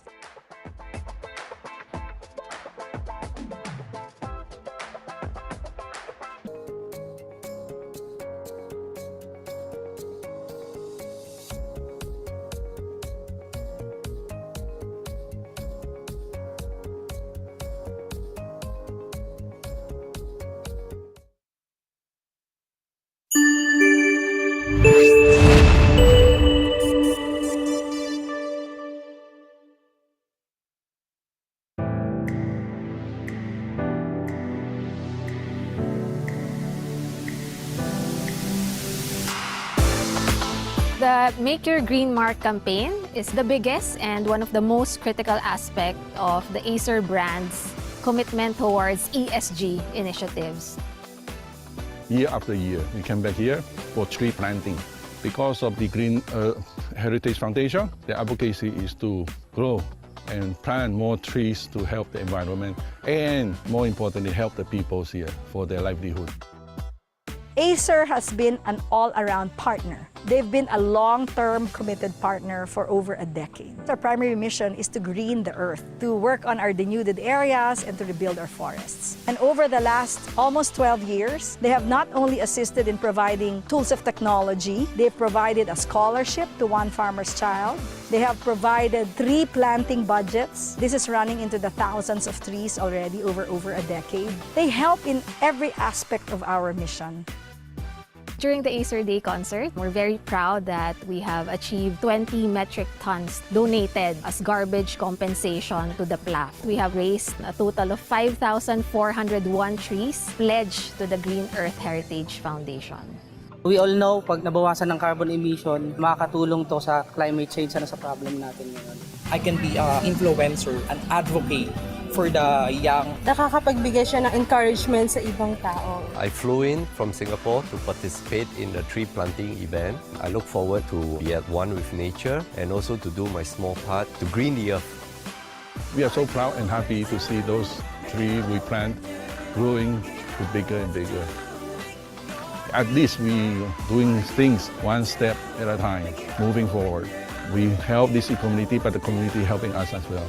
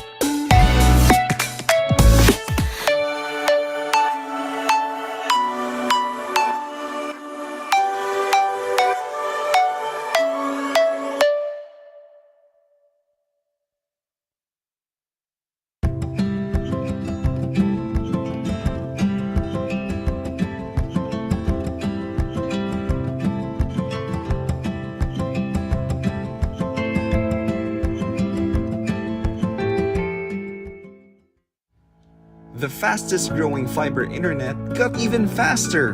Again! Dahil ang doble na, di noble pa!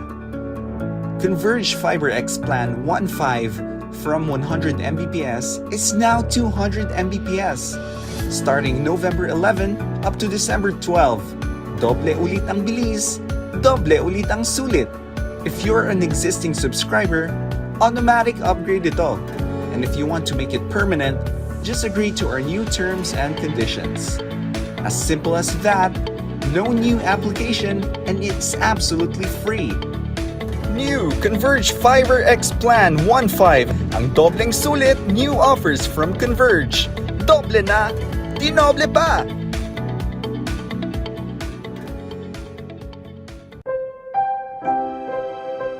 For those who see it, who realize the rules and assumptions, the do's and don'ts, that the order of things are being disrupted, the future called, and said it's hiring. The internet used to be such a beautiful place. Galaxies full of planets brimming with content. I'd spend hours flying around, learning everything I could, typing in destinations and exploring whole new online worlds. But nothing lasts forever. Ads began popping up like viruses, slowing down my ship, stealing my bandwidth, and using up valuable data. It was a nightmare. Sir, I've taken the liberty of upgrading the ship's defense systems with windscribe. You won't have to worry about ads anymore. Thank you, British computer voice. But ads weren't the only things to worry about. I was being followed. Trackers. They've been on my tail, collecting my browsing history and preferences. They knew the machine and operating system I was using. Hell, they even knew the size of my damn Glorgon. Sir, have you been drinking the engine coolant? No. Relax. Trackers are no match for windscribe either. Watch this. God, I love explosions. Let's get out of here. But my favorite sites became geo-restricted, blocking me from visiting my favorite places because of the origin of my ship. Not to worry, sir. Windscribe can spoof the origin of our ship with the tap of a button. Look. Now you're American.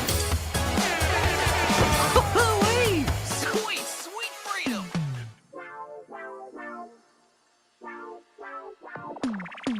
So, what can I get you? I want Windscribe. Will it work on my phone? Of course, it'll work with your Mac, your PC, Linux, Android, iOS, your TV, smart toaster, you name it. And it'll block ads and trackers? Yep. And I can stream content from different countries? Yep. And improve my online privacy? Definitely. Nice. How much do I owe you? You can get 10 gigs of data a month without paying for a thing. But the Pro version's better. You get access to more server locations, unlimited bandwidth, and it only costs you, let's see, divide by 12, multiply by the square root of 69, $4 a month. Can't put a price on freedom. Yeah, you can. It's $4.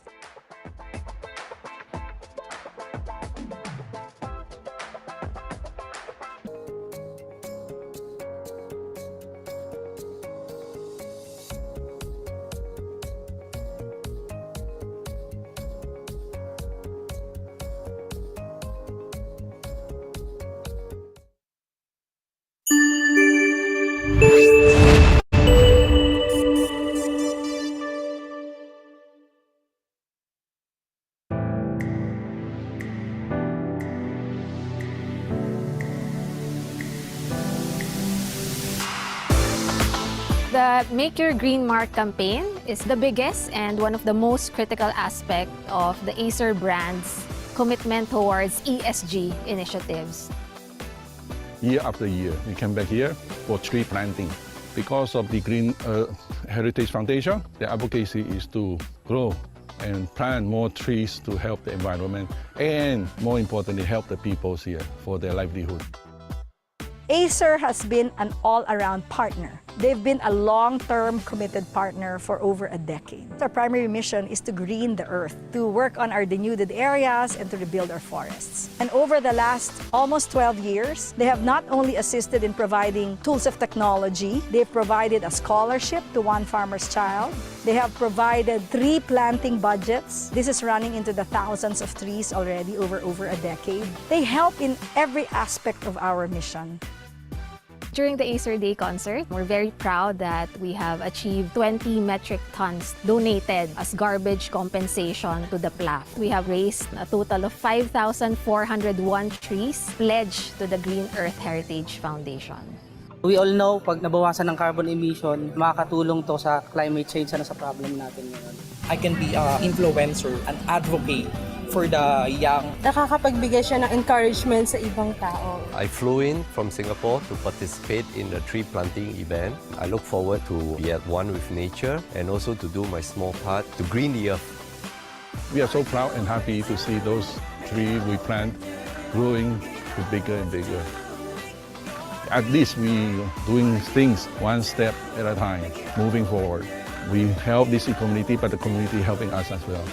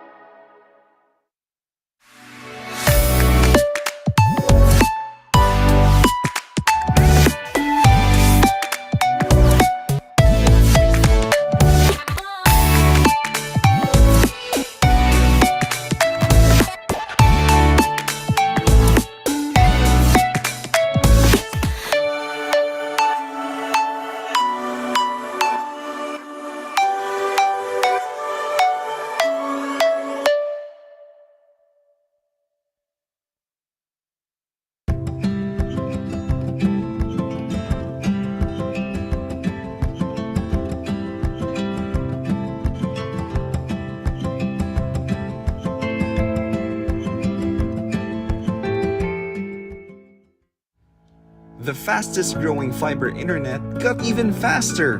Again, dahil ang doble na, di noble pa.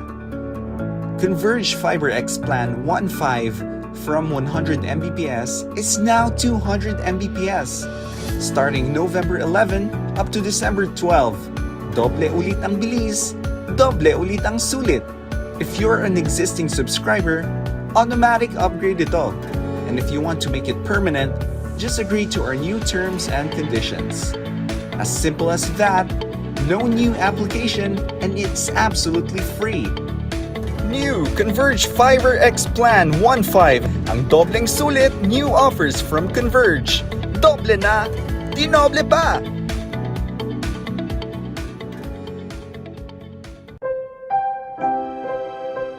For those who see it, who realize the rules and assumptions, the do's and don'ts, that the order of things are being disrupted, the future called, and said it's hiring.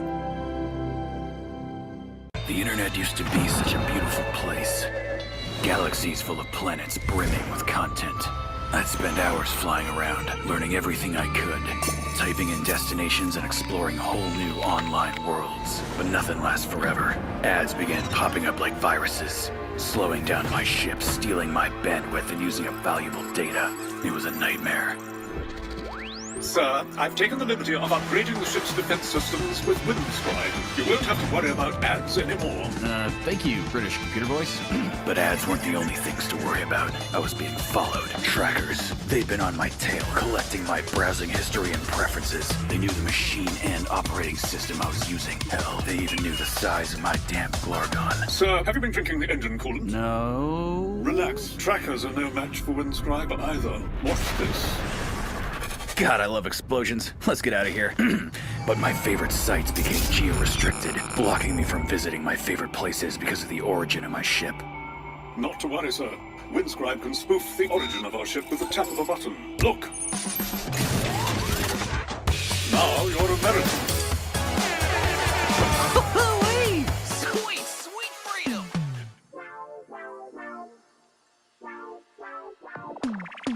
So, what can I get you? I want Windscribe. Will it work on my phone? Of course. It'll work with your Mac, your PC, Linux, Android, iOS, your TV, smart toaster, you name it. And it'll block ads and trackers? Yep. And I can stream content from different countries? Yep. And improve my online privacy? Definitely. Nice. How much do I owe you? You can get 10 gigs of data a month without paying for a thing. But the Pro version's better. You get access to more server locations, unlimited bandwidth, and it only costs you, let's see, divide by 12, multiply by the square root of 69, $4 a month. Can't put a price on freedom.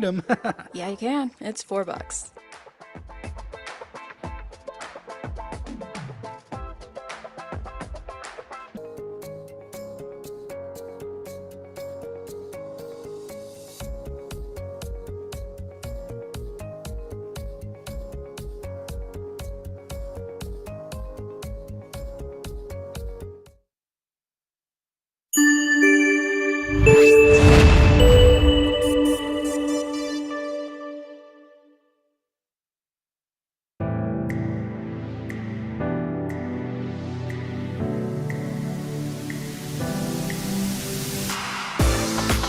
The Make Your Green Mark campaign is the biggest and one of the most critical aspects of the Acer brand's commitment towards ESG initiatives. Year after year, we come back here for tree planting. Because of the Green Heritage Foundation, the advocacy is to grow and plant more trees to help the environment and, more importantly, help the people here for their livelihood. Acer has been an all-around partner. They've been a long-term committed partner for over a decade. Our primary mission is to green the earth, to work on our denuded areas and to rebuild our forests. And over the last almost 12 years, they have not only assisted in providing tools of technology, they've provided a scholarship to one farmer's child.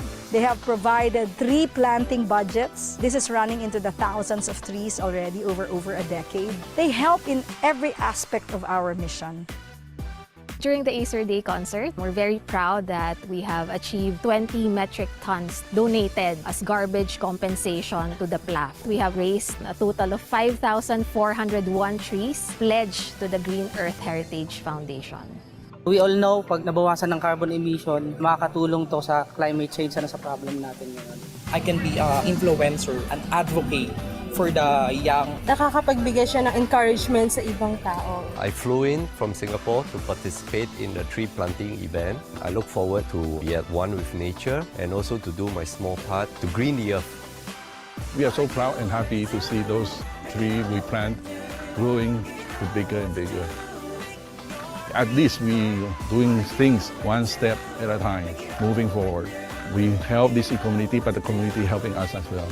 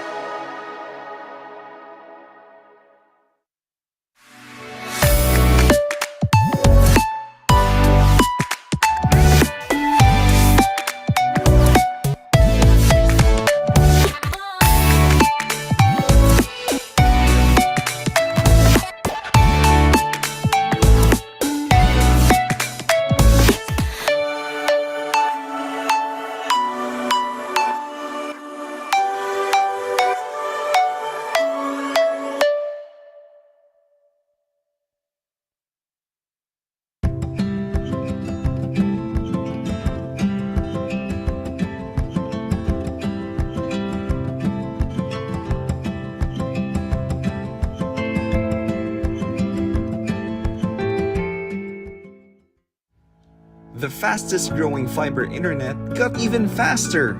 Again! Dahil ang doble na, di noble pa! Converge Fiber X Plan 1.5 from 100 Mbps is now 200 Mbps. Starting November 11 up to December 12. Doble ulit ang bilis, doble ulit ang sulit. If you're an existing subscriber, automatic upgrade ito. And if you want to make it permanent, just agree to our new terms and conditions. As simple as that, no new application, and it's absolutely free. New Converge Fiber X Plan 1.5, ang dobleng sulit new offers from Converge. Doble na, di noble pa!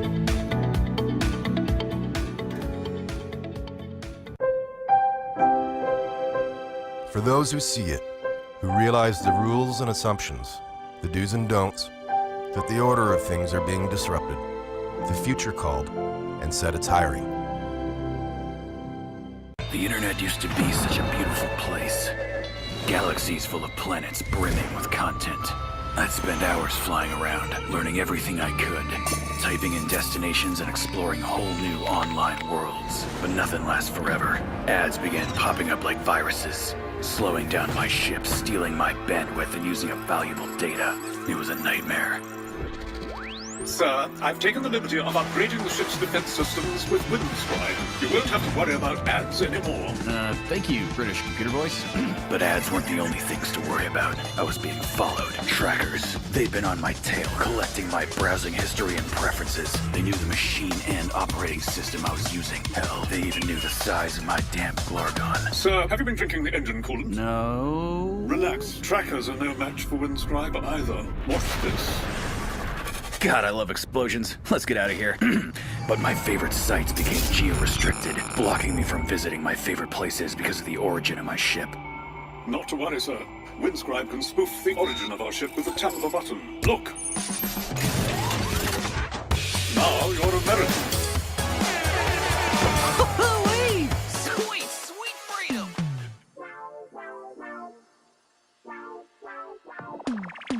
So, what can I get you? I want Windscribe. Will it work on my phone? Of course. It'll work with your Mac, your PC, Linux, Android, iOS, your TV, smart toaster, you name it. And it'll block ads and trackers? Yep. And I can stream content from different countries? Yep. And improve my online privacy? Definitely. Nice. How much do I owe you? You can get 10 gigs of data a month without paying for a thing. But the Pro version's better. You get access to more server locations, unlimited bandwidth, and it only costs you, let's see, divide by 12, multiply by the square root of 69, $4 a month. Can't put a price on freedom. Yeah, you can. It's $4.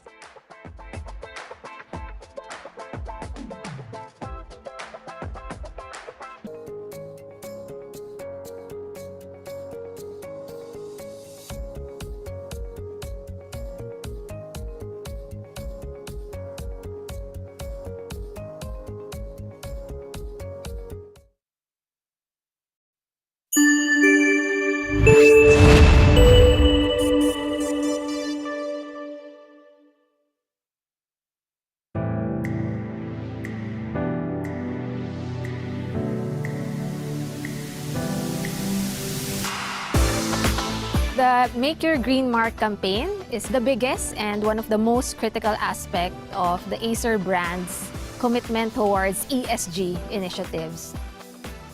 Year after year, we come back here for tree planting.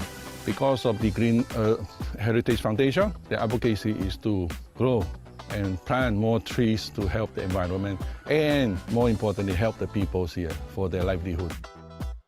Acer has been an all-around partner. They've been a long-term committed partner for over a decade. Our primary mission is to green the earth, to work on our denuded areas and to rebuild our forests. And over the last almost 12 years, they have not only assisted in providing tools of technology, they've provided a scholarship to one farmer's child.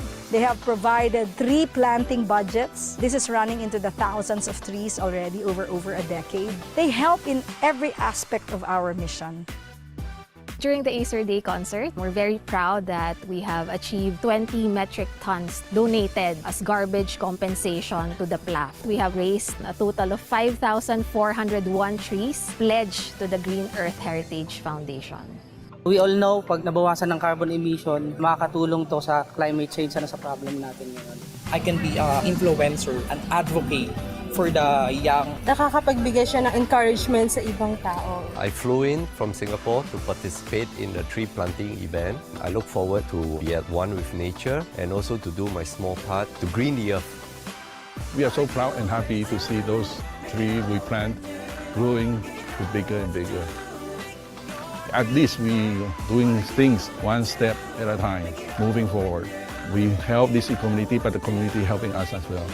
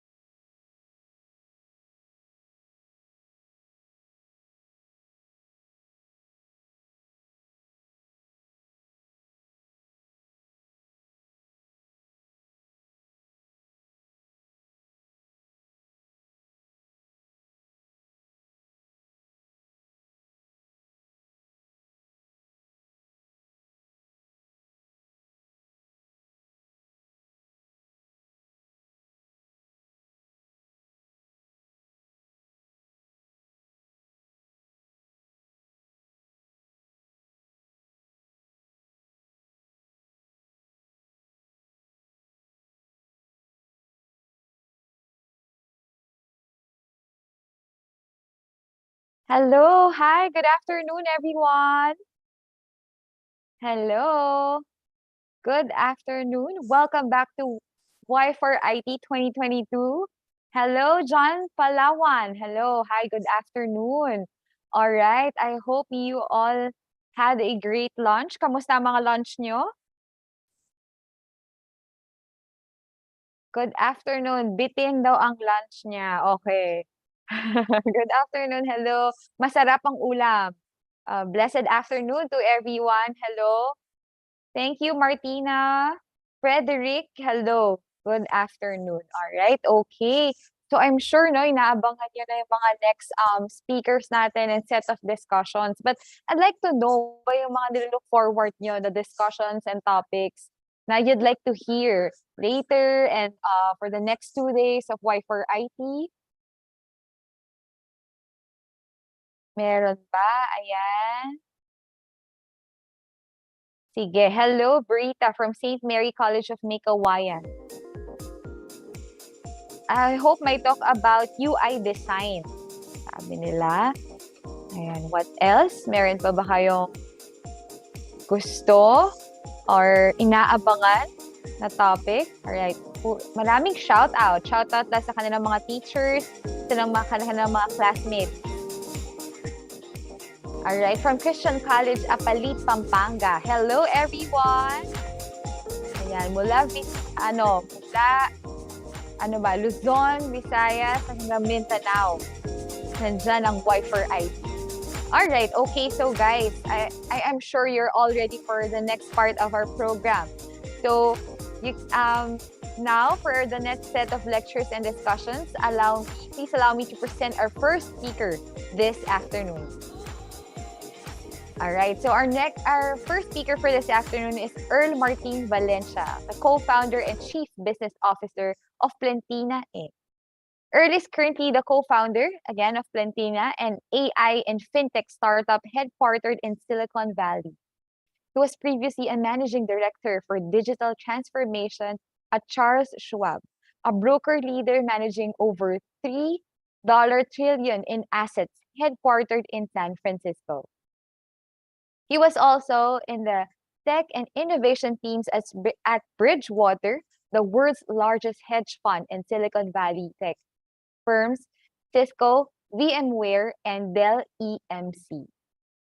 Earl spent 4 years in the Philippines and co-founded QBO, the National Innovation Center of the Philippines, Idea Space Foundation, the leading incubator and accelerator based in Manila, and was the VP of Corporate Development and Innovation at Smart PLDT as one of the youngest executives in the Philippines during his time. For his contributions to the Philippine innovation, he was awarded by the President of the Philippines as one of the 10 outstanding young men and women of the country. Earl is also adjunct faculty at the Asian Institute of Management on topics of innovation and digital transformation. Earl started in UP Diliman and finished his degree in electrical engineering summa cum laude. He also has a master's in systems engineering from Cornell University, an MBA from the Stanford Graduate School of Business. Let us all welcome Earl Valencia.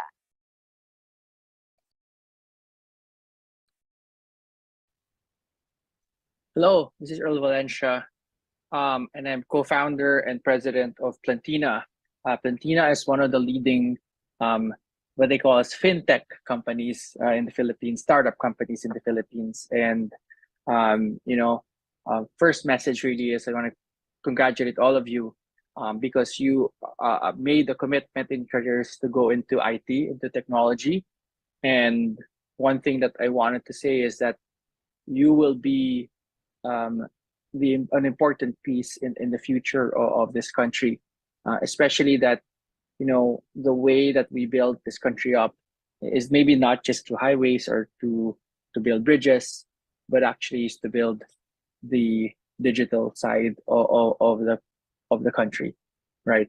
So, I've been, in your shoes before as a participant, but also as a speaker afterwards. And I wanted to share a little bit of my thoughts here.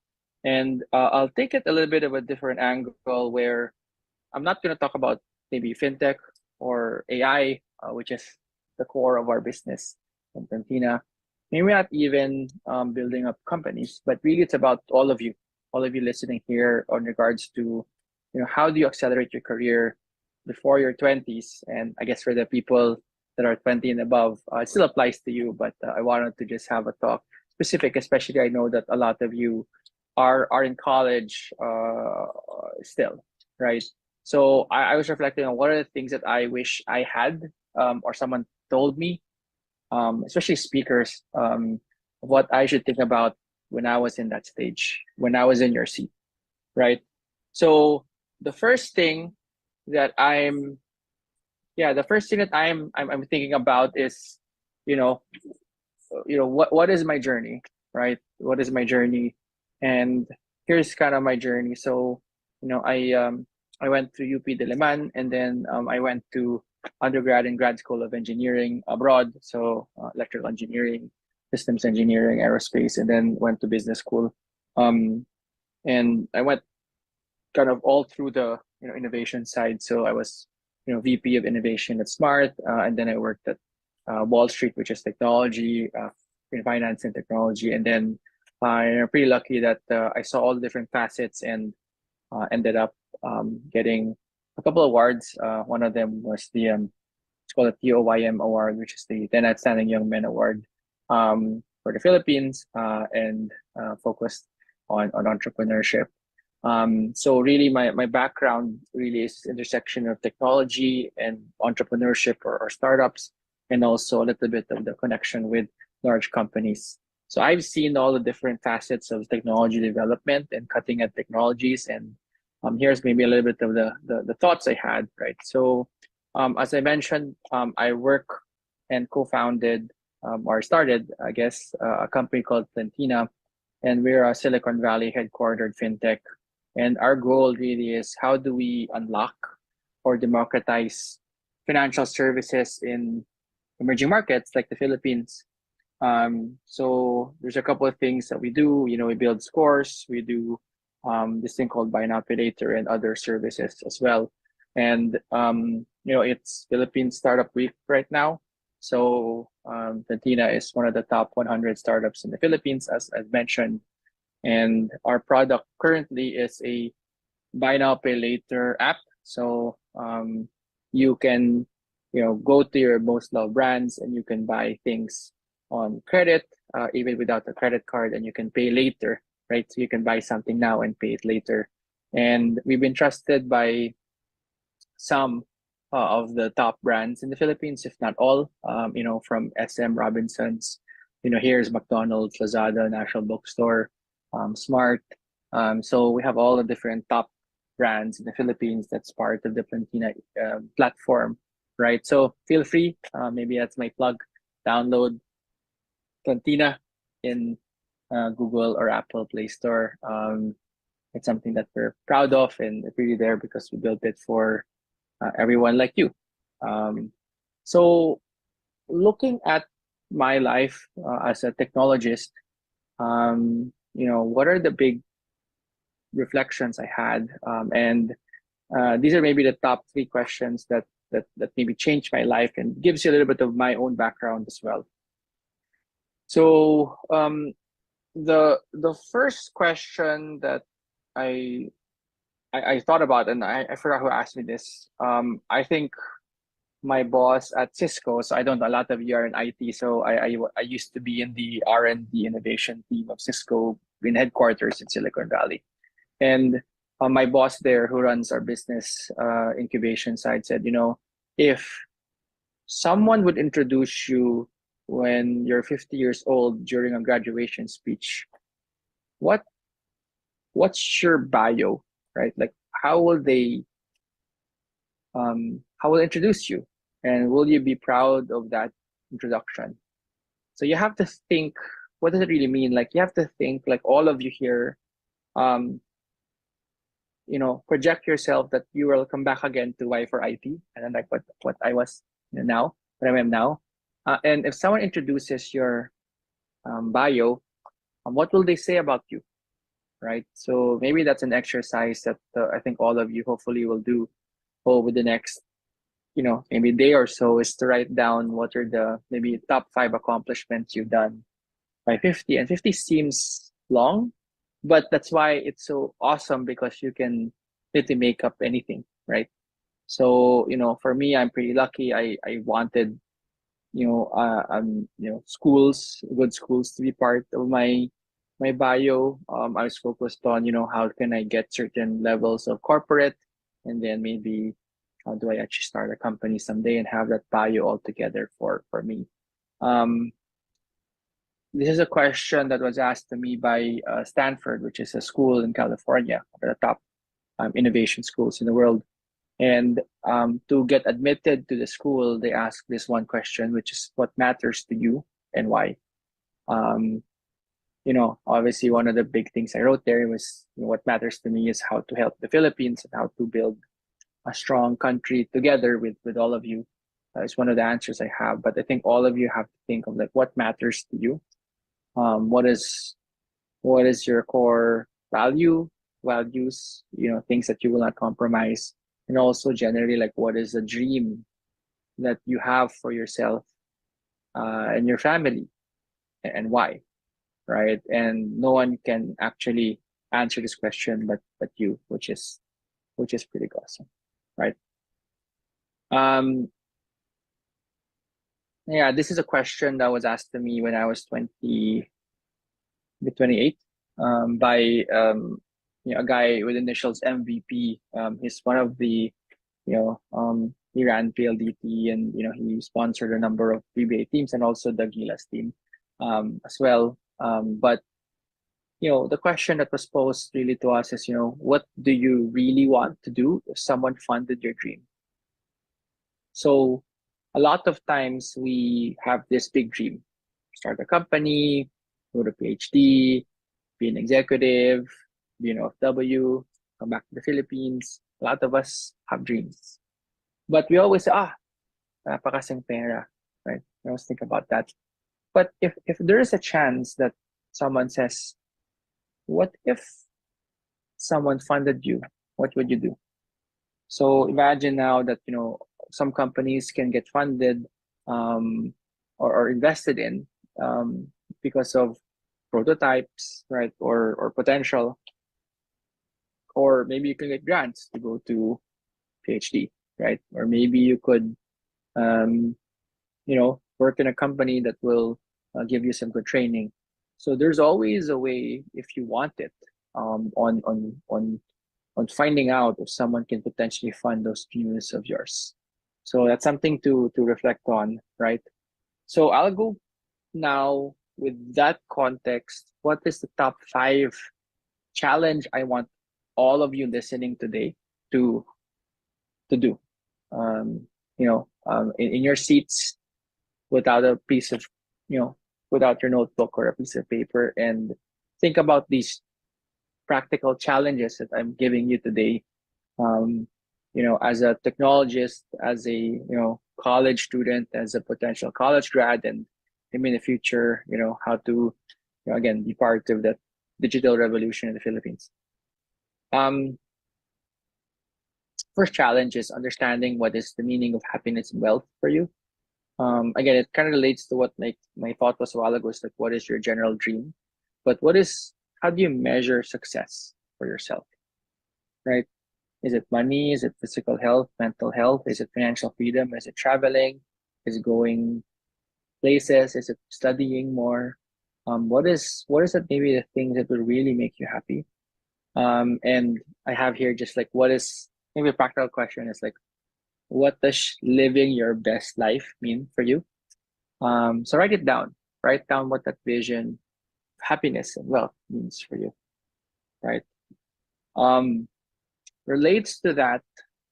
So if you kind of know what happiness and wealth means, the second one is write down then, now let's say you're in college, to project yourself 10 years. And there's no wrong answer here. What is your top 3 tangible goals that you would have, right? And for example, for me when I was like our age, I said maybe it'd be cool to have a nice car, right? Ano naman, di ba? More libre naman mangarap, di ba? Nice car that looks like this. Maybe I'll go abroad for school. Maybe I'll take vacation in. I had it, I think, as Mexico or something, and I haven't been to Mexico before that time. And I wrote it down when I was, I think, 18 years old, and I kept that list with me till I was 30, so I know if I check that off, right? So maybe that's a goal or thing that I would love for all of you to do is like write down your 10-year goals. And a lot of times the judge of your goals is yourself.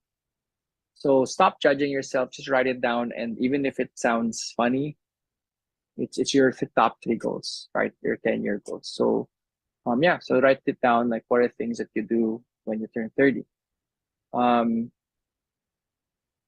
My next challenge for you is this thing of what is the career levers that you could have, right? And again, now it's maybe just more of a financial side, but something to think about of how do you invest in further education to give you more options, right? You have college now, but don't ever stop learning because it will just give you more options in the future, right? So that's a challenge. Like if you had maybe not subjects, but if you had, let's say, the next couple of years, what are the really cool training that you want to have? And it could be business training, it could be technical training, anything, right? Because that could open up more things. My fourth challenge for all of you is what I call is how do you bring in the trust, circle of trust, that you can be open and talk about these challenges of life, and maybe even of money, right? And the hard part of dreaming actually is that a lot of people they don't want you to dream, right? They want you to kind of stay stay in the lane, just do what you're told. But you have your goal and you want to be surrounded by people that are not what we call as negative, right? You want to be surrounded with people that know where you want to be and how do they support you to where you want to go, right? So that's probably the big challenge is what is your top 3 to 4 people, maybe 2 even, just 2 people, 2 or 3 people that you want to share that life goals, they're your dream and then your kind of tangible goals too, and talk about that on a regular basis, right? So that would be really cool. And kind of my own last thoughts here is don't forget that life is not optimized on your career or goal, but how is these things like your career, your goals, maybe the money that you're going for is a vehicle towards something that you want to do in life.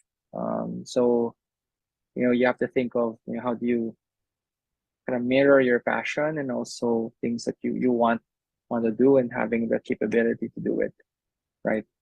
So again, keep in touch. We're looking all the time for OJTs, a little bit of full time, but we're always open to potential OJTs or interns. We have positions up on regular basis, and add me in LinkedIn, and please download the Platina app in the Google Play Store, and I think we also have the App Store already. So feel free to come on by, and we're definitely excited to talk to you, and hope that you learned a little bit today on our talk on setting goals, right, together. So thanks so much.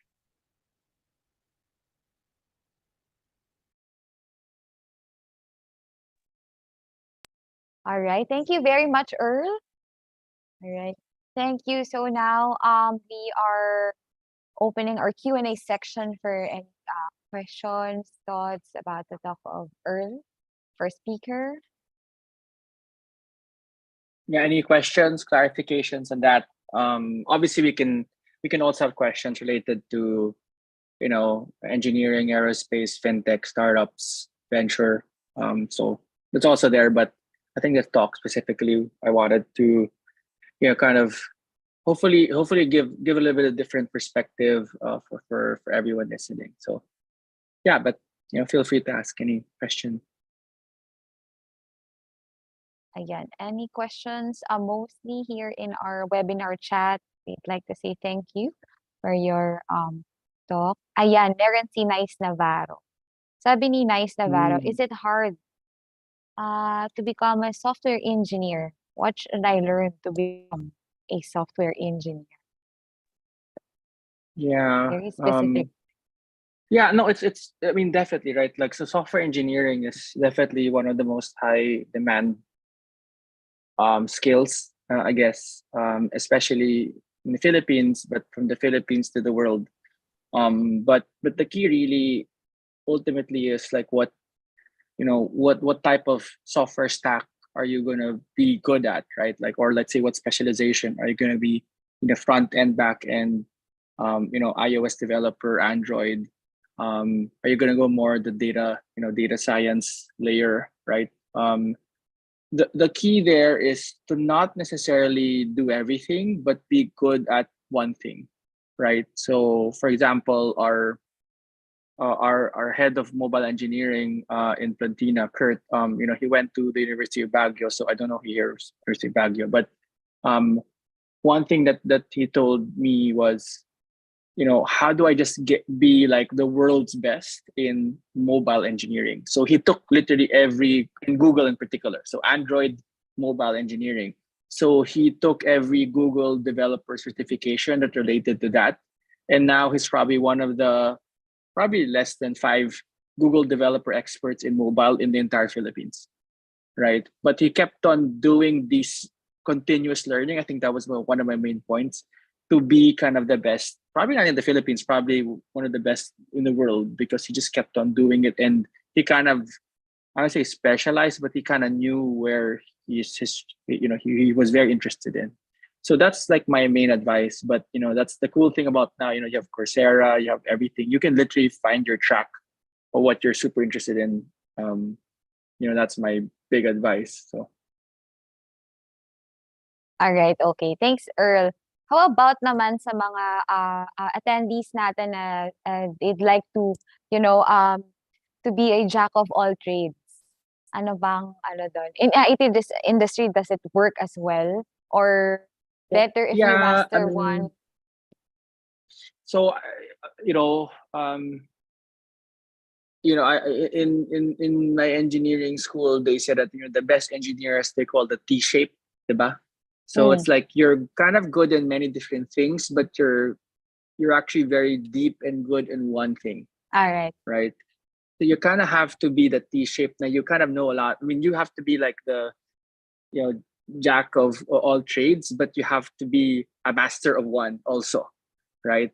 So that's like the new type of, you know, engineer now, right? Because everything is so interdependent. So you know, example, you might, even as an engineer, you might need to know a little bit about business or finance or operations or customer service, because you have to serve and think about the product for that, right?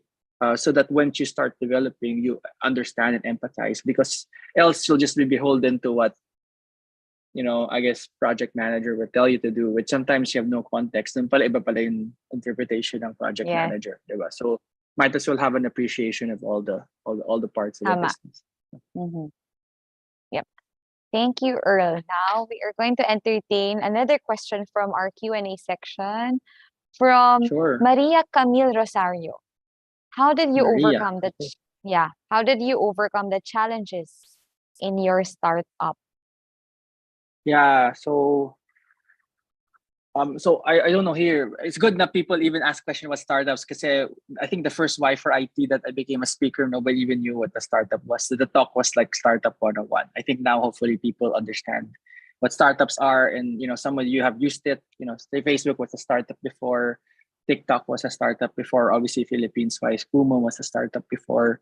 Gcash and Paymaya is kind of like a weird startup because they really got spun out of a company. But like, some of the others, Facebook, Google, all of them were startups before, right? Obviously, Plantina as well.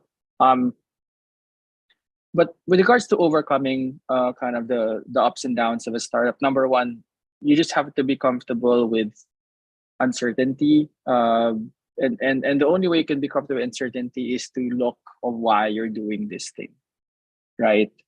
So if you have like a strong, the term is North Star, di ba? Yung parang North Star, di ba? You look at that all the time. The North Star is typically like what mission you want, right? What type of product can you build to serve certain certain group of people, and as long as you're focused on that, then these little near-death experiences you can overcome, right? Because you know that no regrets, parang YOLO. I mean, this, as entrepreneurs, you just have to think like a YOLO life, right? Like, I'd rather do this and give it a shot than not to do it at all. Parang love lang yan, diba? Parang rather try to not do this rather than to try at all, diba? I mean, never to love than lost and not to try at all, or something like that. So it's the same thing as like entrepreneurship, right? Like you just have to give it a shot. You spend your years, but you have to reflect. Like some of you, maybe you want to go this direction,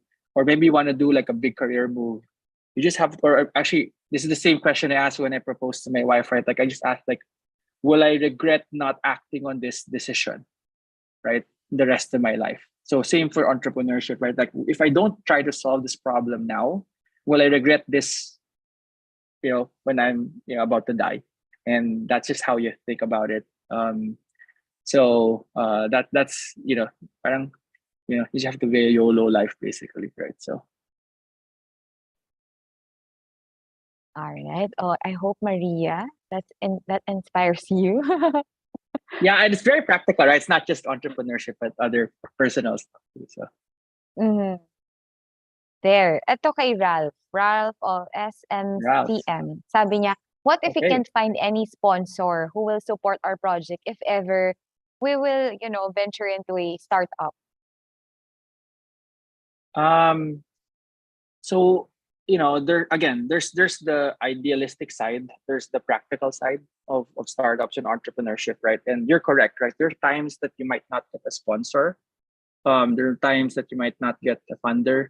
But the best entrepreneurs that I know, if they believe in the problem and they're convinced. So a lot of times naman, like, you kind of know if your project has what you call as legs, diba? Parang it keeps on moving, diba? Because kunyari, you talk to some potential customer, like, super galing yan. And then another customer, and super galing yan. And parang you get this feeling that things really are moving, right? And if things are keeping on moving, you kind of know that, hey, maybe there's really something there, right? That's how you feel. You feel it, I mean, to be honest. The other part is that the best entrepreneurs I know, like, don't give up on it so easily, right? So kunyari, you have a project, kunyari, your thesis, no? Or your senior project or something. And you think that, yeah, you know what, baka maging company to someday. I've seen, for example, when I ran Idea Space, I've seen so many teams, student teams actually came to me, and maybe the year after they graduate. Some of them, they were students, they pitched to us. We rejected them, right, for funding. Tapos nakita namin, hey, parang mga students kayo last year, but dito ulit kayo, oh, we already have full-time jobs, but every weekend, nakikita pa rin kami to still continue our project.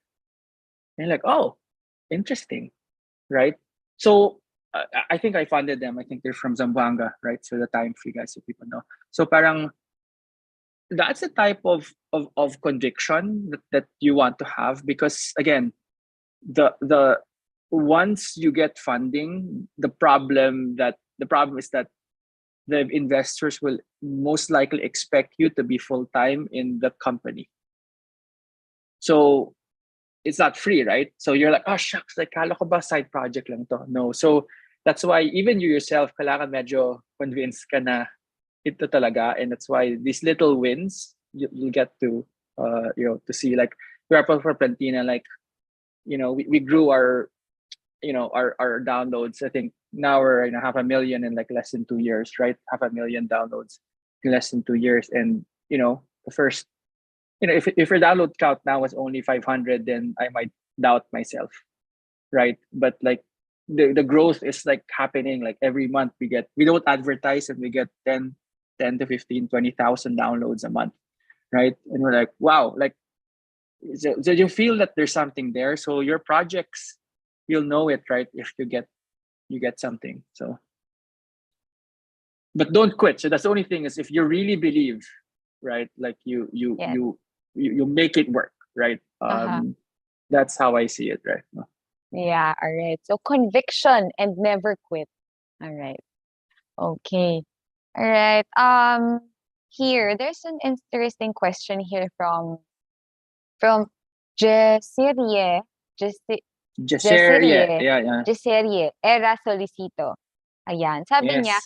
what will be the best career advice you can give to a 30-year-old professional who think his skills are not enough and feeling unmotivated na? Well, the skills are not enough is probably a what I call as a current skills market misfit, right? So like, what's your current skills and what does the market need? And it's probably not fitting, right? And so you can only make levers on one side, right? Like one is, what is your current skills and are you in the right market? Or do you have to change your current skills to adapt to the market today, right? And I think that's the way that you have to think about it, because I for sure, right? Like there's a lot of times that kunyari, IT, the problem is it happens so fast. Kaya swerte yung mga students ko yan because you're getting the latest technology when you're still a student. But imagine that if you studied college, even 10 years ago, like when I went to college, like some of the things we learned are probably somewhat obsolete already, right? So you're like, if you didn't move as quick as the movement of technology, you'll also be obsolete, right? Yeah. So the way is like you just keep on learning by either experience or training or theory or practice, like pretty every and sometimes I'm guilty of this, right? Like not just keeping up to date, right? And I catch myself sometimes na parang, hey, I think it's time again to learn, right? And sometimes we're so proud na parang, oh, nagtapos na ako ng college, hindi na kailangan mag-aral ulit. Like no. Like I've talked to so many, probably some of the most, if not richest, probably some of the most successful, executives or founders, and they either are super readers or super learners. Like that's something that I've seen. So parang sabi, oh, bakit parang tayo sometimes proud tayo na tapos na tayo, wala nang aral-aral? Like no, like why are these people like super successful? Like keep on reading, keep on learning. Like I think so. My old boss was MVP. He ran PLDT, and I took him to Silicon Valley and Stanford, and he was there like a student, right? And he's like 70 at the time or 65 or something. So I go, wow, like if this person who at the time ran some of the largest companies in the Philippines is very interested to learn, like why wasn't I as interested as him to learn, right? So ayun, yun lang yung parang advice ko sa'yo is it is hard, but again, it's different compared to 10 years ago, where now, like, I think even the DOST for a while like had like free certifications or something in Coursera. So just find it and you'll see it, right? Like, so I would find the motivation, because I know I have a chance to change my direction, right? All right. Okay.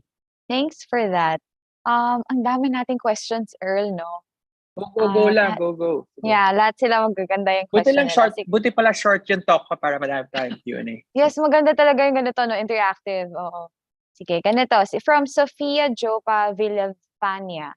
Sabi niya, I'm planning to do a freelance after grad to study and maganda. learn more Freelance about is IT. good. Yeah, what are your advice? what's your advice? Is it more beneficial, or is it better if I just apply for I think a full-time job versus a freelance job? Well, I think the key, so for me, especially sa time na to, no, I mean, this time of rapid change in technology, my only advice, regardless if it's freelance or full time, is where will you learn the most in the shortest amount of time. That's it, right? So kunyari may bibigay, and then obviously kung fair naman yung salary mo, diba? I mean, that's Yeah, for sure, nice. right? So kung fair yung salary first, and then like, okay, the next question is like, where will I learn the most in the shortest Yes. amount of time? That's probably like, because Okay. once you optimize for that, then then it becomes a job that you think like, is this just a job, or this is like makes my foundation stronger for my future. Right. Diba? Kasi kunyari mag full-time ka, then pwede ka mag-freelance naman after, mag-quit ka after 2 years, you learn a lot, and then mag-freelance ka. Or what if yung client mo sa freelance mo will teach you, let's say, some interesting technology or some interesting skill, then okay rin yun, diba?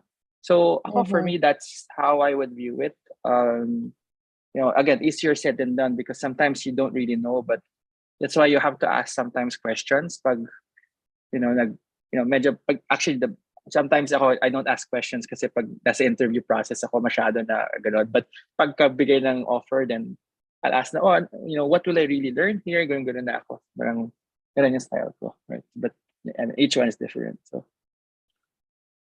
Yes, all right. Okay. Nice, no? Really yung foundation, especially sa mga fresh grads, important yun, no? All right, Oh yeah, next super. is, yes, yeah. Next is from, Daniel Tuazo. Sabi niya, sir, what currently is the most sought after, essential or important web dev programming language? Yung gusto pong makita ng employers. Of course, yeah. So this also might answer that previous question. I thought about, I forgot what super essential thing. What will I learn the most, and who will I work for, right? And it relates to this next question, which is, you wanna be, if you had the chance to work for someone that can teach you these latest technologies, that's the best, right? So because meron ka ng parang Sherpa, right? Mentor or whatever, right? Instant, while you're kind of figuring it out, because technology moves so fast. But with regards to like what are the latest web technologies or just general technologies, I think I've seen, it really doesn't matter so much, but there are certain basic skills that you have to know, like database related things, or basically, like, let's say, your algorithmic creation, like with Python or whatnot, like that's kind of basic kind of right now. But then you have to go also to the infrastructure side. So how do you kind of figure out how to understand how to deploy apps into the cloud, right? So regardless if it's AWS, GCP, or Azure, right? Like, do you know how to do that, right? Because sometimes pag school project, local lang naman di ba? But the key is you have to actually deploy it into the cloud and understand what are the cloud functions that you can use. Because shortcuts lahat ng mga yun, right? So GCP has its own. I think Alibaba Cloud also now has theirs. Parang there's many clouds. So you just have to learn and get good at like what are the different functions for you to do that. But fundamentally, you just have, that's why the key is pag software engineer ka, what stack are you like good at, right? And optimize for that, over and over, right? So that's what people want to see, because at least for business side, right? Like we don't hire engineers specifically because of a certain technology stack. We hire engineer because we know that they can produce a product, right? So how can you be good in producing good products that can in the future scale, right? Using the latest technologies available. That's it. So you have to just think, okay, how do I answer that question for myself? And I think you probably know what it is, right? Like the right infrastructure layer, right? The right application layer, right? The right data layer. If you master the 3 layers, then you can you can at least make a quality product that can scale. Yes. All right. Okay. So I think, Earl, we're going to entertain just one last question. Oh, one. Sige, yeah, yeah. one or two, depends, yeah. Yeah, sige, one or two. All right. Okay. Can you access the Q&A section? Yeah, I said, can see you it, can pero pick. parang dumami na eh.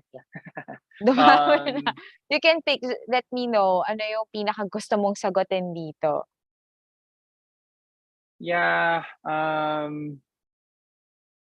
sige. Yeah, it's funny because someone already answered, like, is Coursera courses good for my career? Yes, may nag-yes na sa'yo. Yeah, the one of the last one is kind of a cool one too, right? Actually, no, di pala last one yun. Dami pala. Okay, any tips for in building a connection? Yes, I like Yes, this is question. nice. Connection. That would lead you to find someone organization.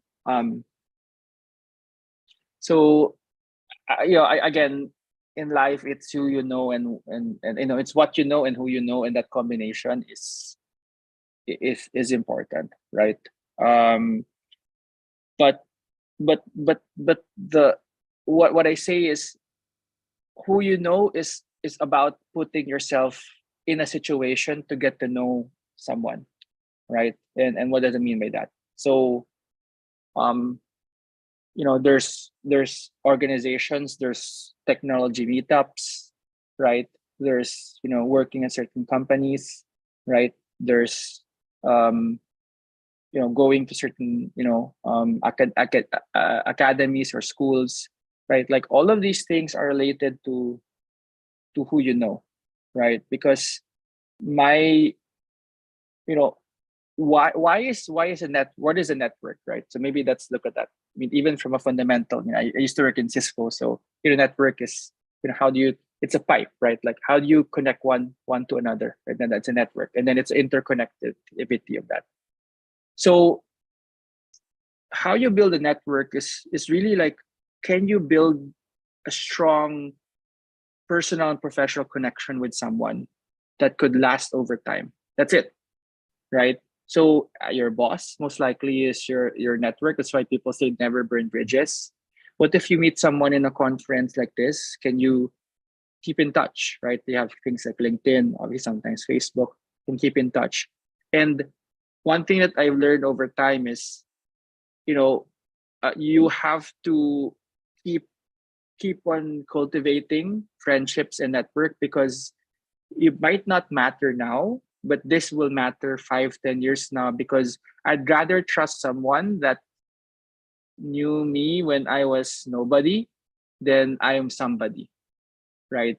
So that's for all of us. We have to think this way na, walang, there's no one better than us. There's no one less than us. Like, we're all equal now. And how do we build this parang connections together, right? So that's how we build network. But then engineer serendipity for you, right? So parang that's another philosophy I have, like, building serendipity, or like this potential to meet someone. Like, you have to be intentional to do it. Like, minsan tinatamad ako, punta kaya ako sa parang meetup na to, Google Meetup or something. And sige na nga, punta na nga. Diba? Parang ganun. Like, you have to motivate yourself to be out there, because if you are not, then your network won't grow, right? That's just how it is, right? So I think that's one. Okay, there's a question here which is a bit controversial and probably real for a lot of people, which is it okay to leave your family to succeed? Right? Maybe we'll we can end with this, or we can have the question, because it's a bit of a serious question. Again, family could be like your parents, family could be your kids, family could be both, right?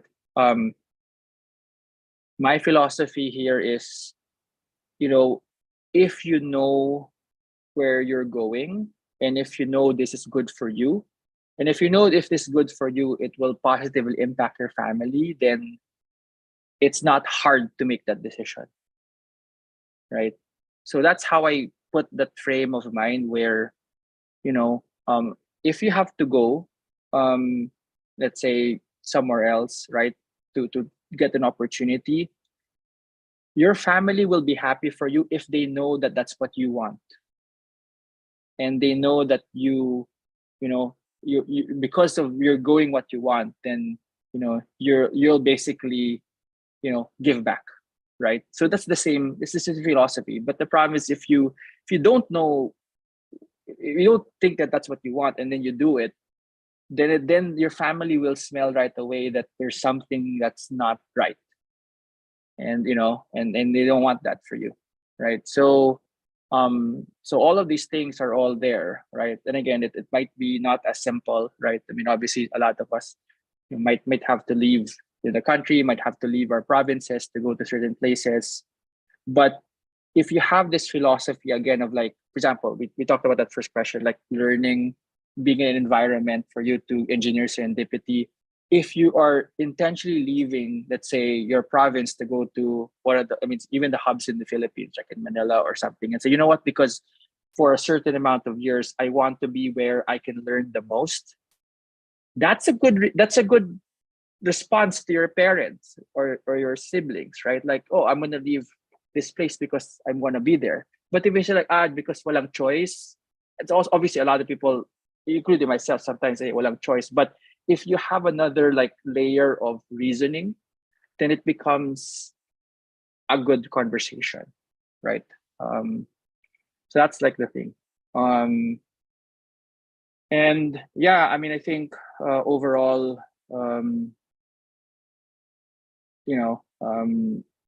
I'll end with this maybe last question, which is what to expect. Sir, what is the challenges that you encountered during the first day as an IT professional? And my last point here is, IT moves so fast that every day has to be day one for you, right? So like every day you have to think, okay, what else can I learn? Because you have to feel that first day of like, okay, I am so curious. Like your curiosity has to be at an all-time high in your first day. And at some point, maybe after a few weeks, you'll be like, alam ko na to. At the point when you say na alam ko na to, you have to remember that feeling again day one na parang my curiosity has to go back again to like 100%. And if you do those two things, again, you will not, number one, get bored again in your life, and number two, your skill level will keep on getting upgraded forever, right? So that's probably my last message here, is that, again, I want all of you listening here, the 1.3K listening, to succeed in your IT careers, and hope that you remember some of these lessons that we talked about today, right? So. All right. Okay. Thank you very much, Earl, for inspiring our future technology leaders. Okay. Yan ang tagline natin this year. 20 years na tayo nag-inspire ng future technology leaders. Of course. Thank you, Earl. We learned a lot so much. So thank you for sharing your, inspiring words and your experiences na madali lang i-apply sa life, no?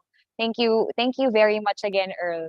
So if you'd like to message Earl or reach out, so meron ka bang mga Facebook, yeah, Instagram? Of course. Yeah. I think I think I put it, but syempre nawala na sa mga chat. But if you look at me on LinkedIn, that's probably the easiest one. So I'm the only Earl Martin Valencia in the entire LinkedIn, which is cool. And then Twitter is like Earl Valencia. Yeah, so at Earl Valencia if you just want to see my random tweets. But LinkedIn is probably the best way to connect with me. And most of the time I respond to a message if you connect with me. Especially if you say that I met you in Y4IT or I'm Filipino, I always accept a LinkedIn message. So. Nice. I believe you're abroad, no? Not in the Philippines. Yeah, so thank you so much for adjusting your time. Of course. Yeah, I mean, my work days now, because Plantina is in the Philippines. I work in the Philippines. All right. Okay. Thank you again, Earl. Hope to see you again next year. Bye-bye. Thank you. Alright, so that was Earl Valencia of Plantina. Thank you guys. Oh, may nagsabi pa, arigato gozaimasu. Thank you. Alright, okay. now we are down to our last speaker, I guess, for this afternoon. Okay, second to the last speaker for this afternoon. All right, now we will have our next speaker has 22 years of progressive partnering experience in human resources with a passion and dedication for people and culture development. She's an advocate of empowering and equipping employees with knowledge and skills enhancement while looking for ways to inject fun in the workplace. Let us all welcome Marge Mislang of Indra. Hi, good afternoon. Thank you, Monique. Good afternoon, everyone. We're happy that you have us today again for Y4IT. We're very excited to be part of this program. And of course, I'd like to first start by introducing who we are.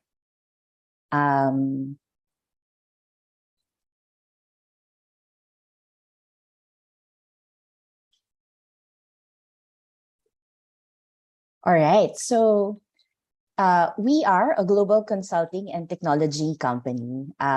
We have 3.39 billion revenues in euros, and our presence is in over 140 countries around the globe with over 52,000 employees as well. I'd like to go through our key projects worldwide. We'll first start with Europe. So you'll see our projects there in Spain, UK, Germany, Italy, Poland, Norway, and then of course presence in another continent will be in the North and South American regions. North America and South America with Mexico, Dominican Republic, and of course we have our presence in Africa, Middle East, and Asia Pacific also. So these are our key projects worldwide that would range from, that would range in different sectors as well. So you can see, for example, in Spain, we have pay method solutions for the leading Spanish banks. In Mexico, free flow toll systems for 45% of the country's highways. In Algeria, platform for centralized and streamlined fiscal management. And of course, here in the Philippines, we have our global IT outsourcing for the country's largest electricity supplier.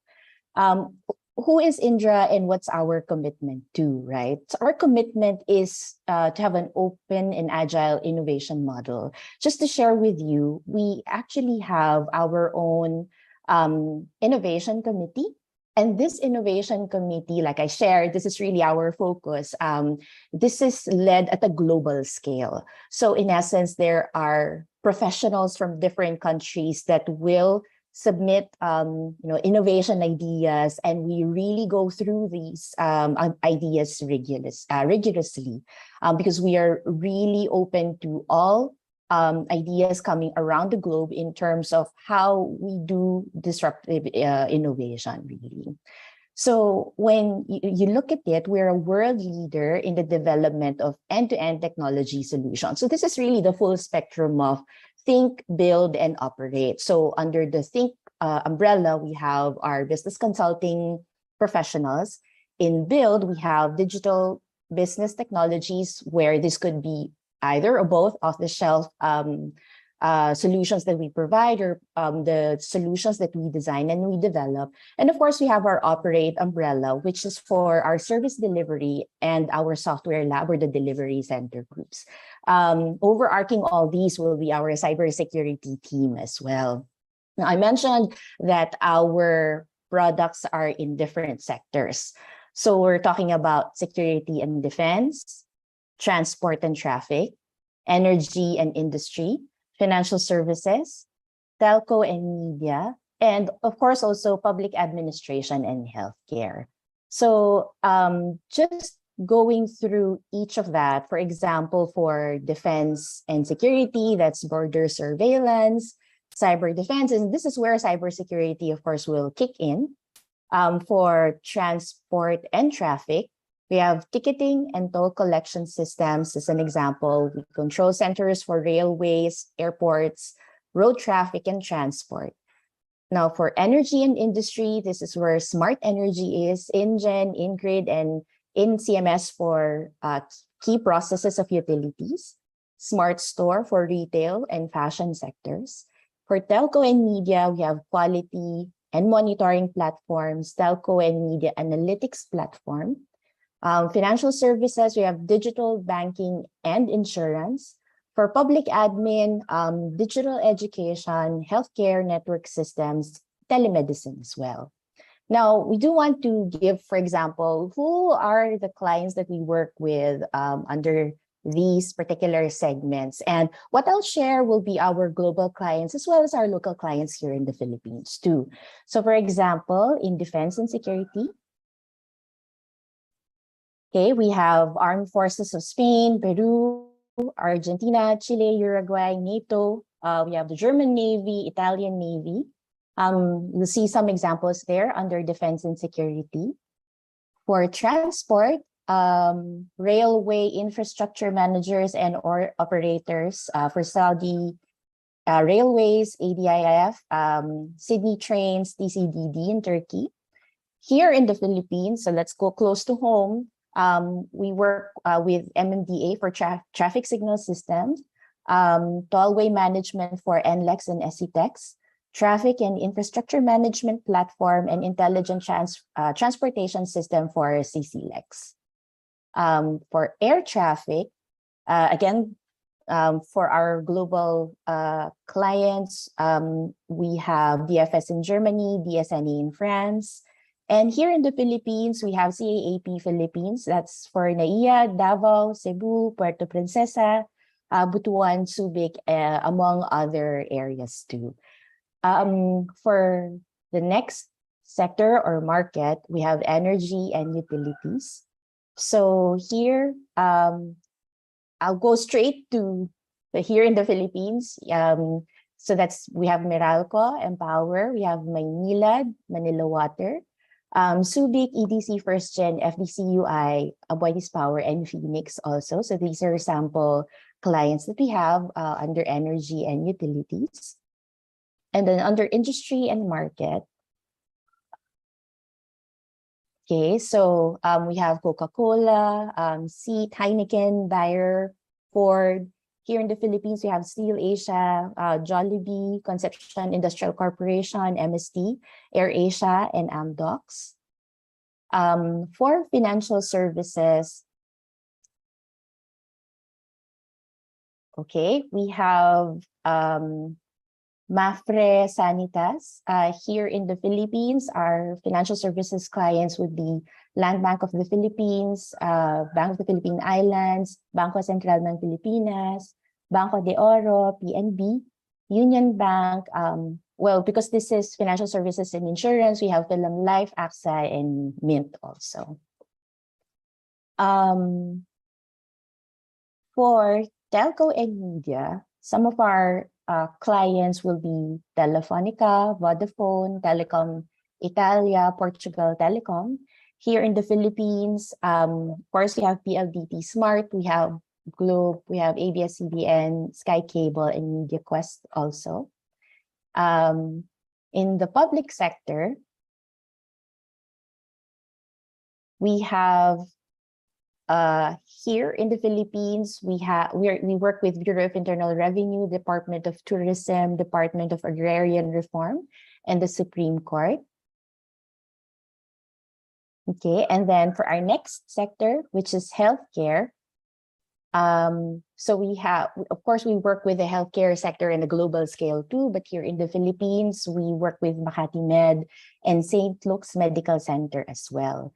So we talked about the different sectors. I hope you took note of that, and at least some of the clients that we have resonated well on you also. And I'd also like to talk about Indra here in the Philippines. So Indra here in the Philippines, we're one of the strategic centers of Indra in the Southeast Asian region. We shared earlier the multiple continents where we have presence. So here, Indra in the Philippines is a very strategic center that we have.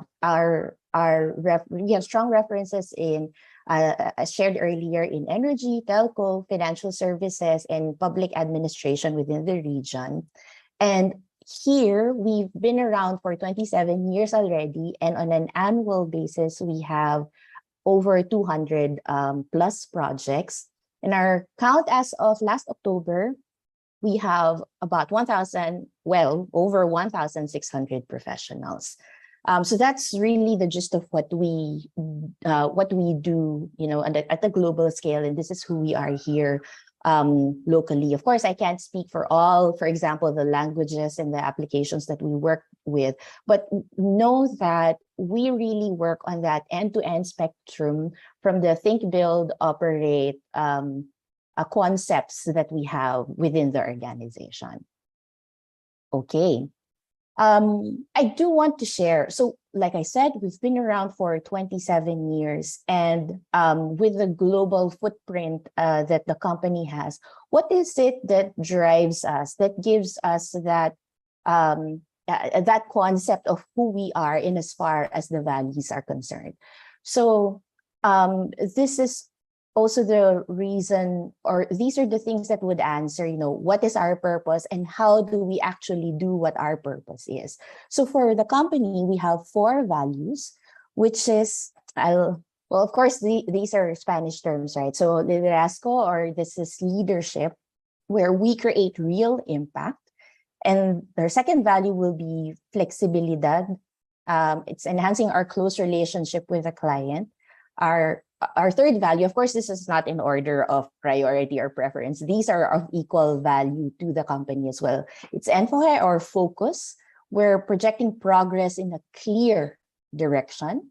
And fiabilidad, or reliability, this is where we build trust based on experience. And like I said, the company has been around for a long time, over 2 decades, going to 3 decades. And we have that global experience that we make sure that we share amongst us, so that common experience and common learning, we maximize that to be able to create the best experience, you know, for our employees, our customers, and everything that we are able to do also.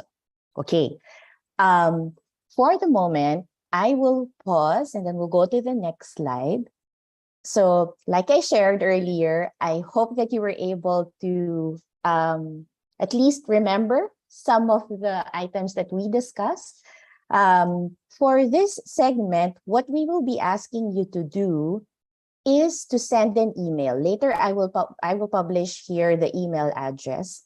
Send an email. Make sure that your subject is Y4IT Indra Game Time. And then in your email, please indicate, of course, your name. And if you can indicate the college or uni that you're attending right now, okay? I just have very quick questions. And for the first question, well, this is virtual. In the past Y4IT, we are actually able to give up upfront what the reward or the token is, right? But because this is all virtual, when we are able to identify the winners by going through the emails, the team will get in touch with you on how we can give you electronic gift certificates. So how much is this incentive, okay? For the first question, this is worth 300 pesos EGC. Yes, please go ahead and publish the question. So give one market or sector wherein Indra has presence. So that's either global or local. In our slides earlier, we provided the sectors or the markets where Indra exists. And then that's if you're able to provide the correct market or sector that we're in, please send the email, and then the team will notify you if you will win the 300 pesos worth of EGC. But for extra credit, okay, for extra credit, if you are able to give the name of the market or the sector, plus at least one client under that market and sector, we will give you additional 200 pesos. EGC, again, this is electronic gift certificate. So how do you send in your answers?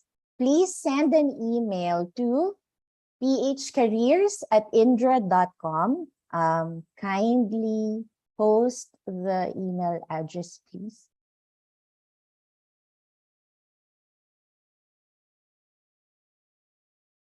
Okay. Okay, while the team is posting that, it's going to be phcareers there at indracompany.com. Make sure that your subject line is Y4IT Indra game time, okay? All right. So who will win? Okay, we're looking at 5 winners. That would be the 1st, the 3rd, the 7th, the 10th, and the 15th sender of the correct answers. Okay, the answer again will be 300 words for the sector, and then you get extra bonus of 200 worth of EGC if you're able to name at least a client under that sector. So in this case, even if it's repeating, okay lang yun, because you're going to send the email to us naman. And then please remember to indicate your name and the name of your college or uni when you send that email, okay? Okay, so this is our first question. I'll move on to our next question for this quick segment of the game time. Okay, our next question will be, what are Indra's company values? Okay, you can write, again, this is via email also, okay? Please send your email, okay, to phcareers@indracompany.com with the subject line Y4IT Indra Game Time. And then you will win, even if you indicate at least one company value. What will you win? You'll win an equivalent EGC worth 500 pesos, at least one value. But I'll answer the error, but let me finish the game. But if you are able to correctly identify the 4 company values, you will win. So that's 500 times 4, 2,000 worth of EGC. So what we're looking for will be 4 winners. The first 4 that can answer the unique company value. So for example, value number 1, someone answered that already. No one else can win for value number 1. For value number 2, the first person to answer value number 2, then the person wins. But the first person who will win, the first person who can identify the 4 values that we have can win 2,000 pesos worth of EGC. Okay, it can be either English or Spanish. It's up to you. We will accept. Okay, earlier you mentioned that there's an error in the email address. Please make sure that you use phcareers@indracompany.com. Okay, all right. Okay, hopefully we'll move on with the with the talk first, and then hopefully we'll be able to discuss the answers later. Okay, can we go back? Sorry, someone is asking ano daw ulit yung question. Let's go back to question number 1, please. Okay, for question number 1, worth 300 EGC, give one market or sector wherein there is Indra presence, whether it's global or local market or sector. The bonus here for you to get additional 200 will be if you can give the name of a client under that market or sector that you're submitting. Okay. The second question is, okay, what are Indra's company values? You can give one for a chance of winning 500 worth EGC, whether English or in Spanish, or you can give all 4. It can be a combination of English and Spanish, that's fine. And if you're able to give all 4, then you will win 2,000 worth of EGC. Now, if you're sending one, only the first person that will give the unique answer will receive the EGC. Okay? Okay. All right. Now, we'll move on to our second portion of our discussion. So, Indra at the core. So, in our discussion, we said, in our title page, we said at the core, and we're repeating what's at the core at this point. So, in the company, what we value, of course, or what is in the core of our success, okay, that would be our employees.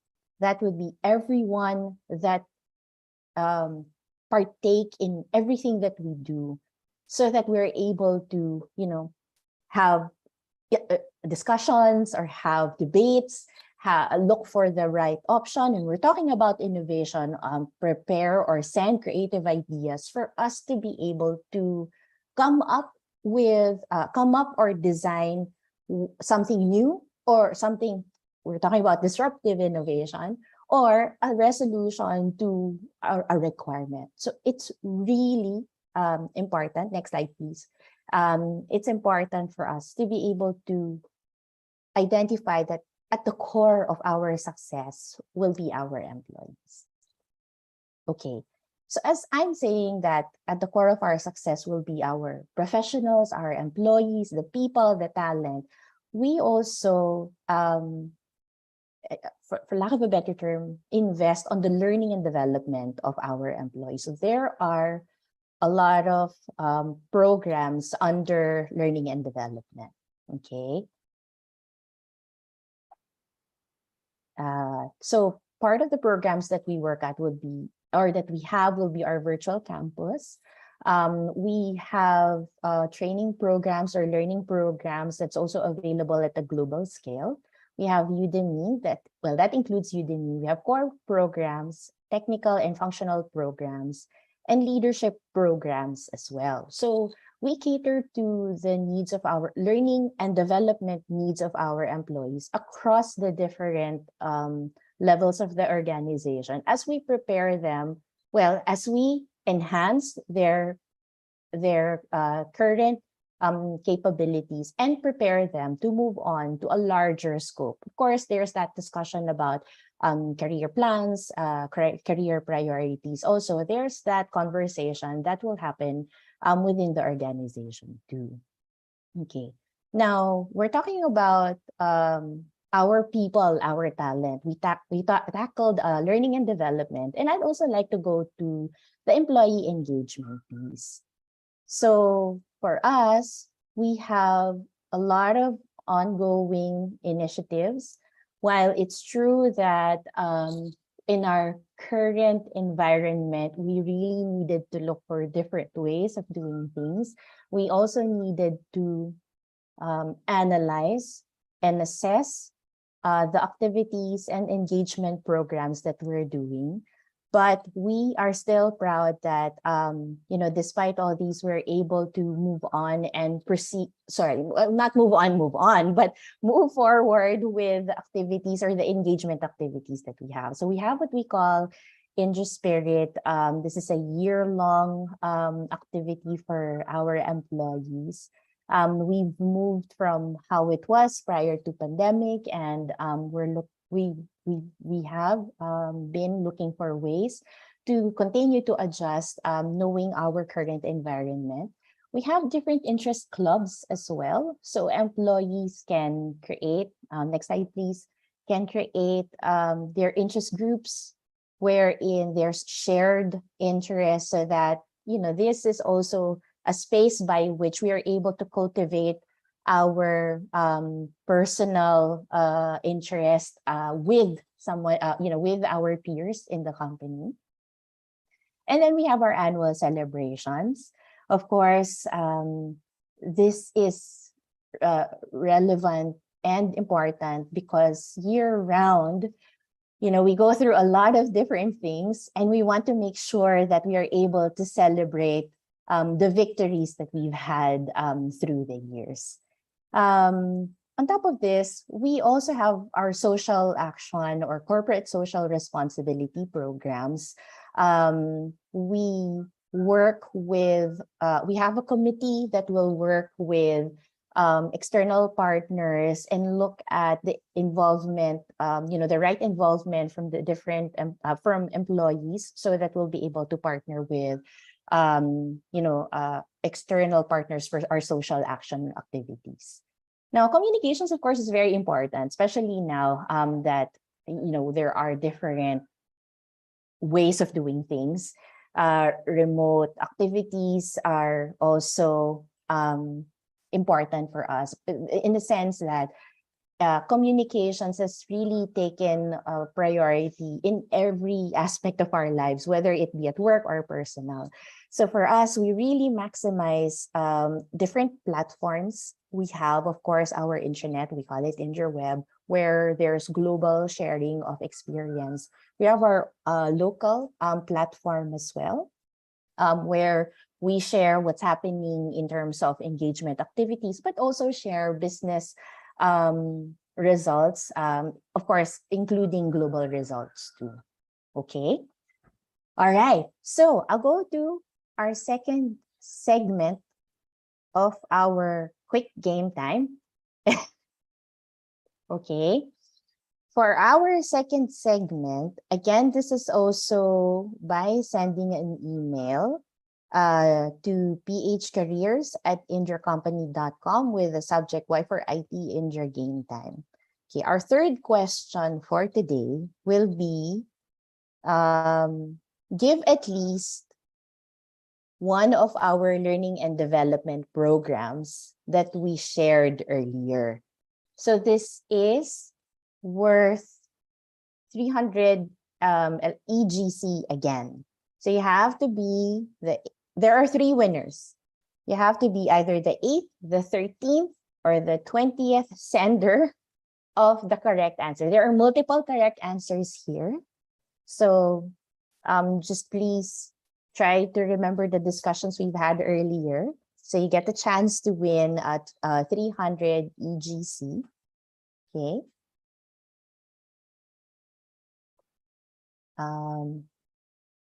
Let me just quickly check, because we might be able to share names of winners from the first and second question. Hold on.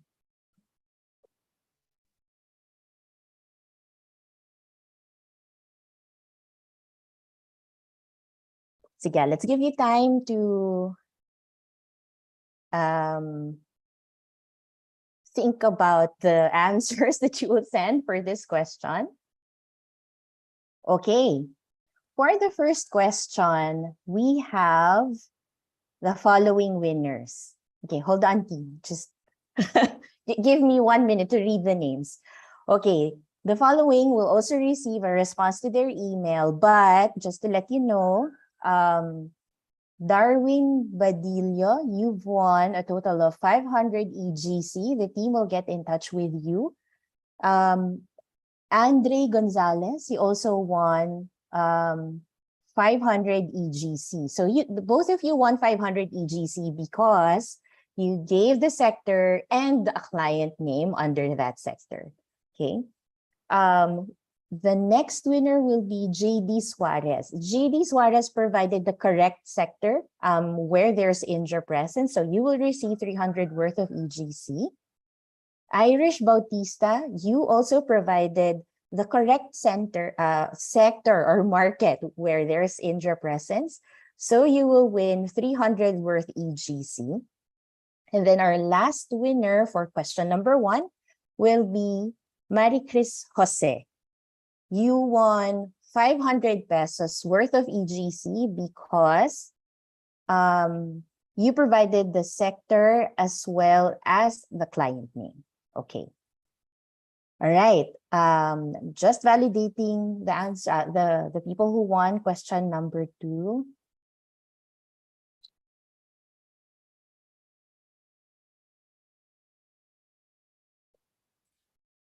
Okay. While I'm validating that, I will go to my last question for the day.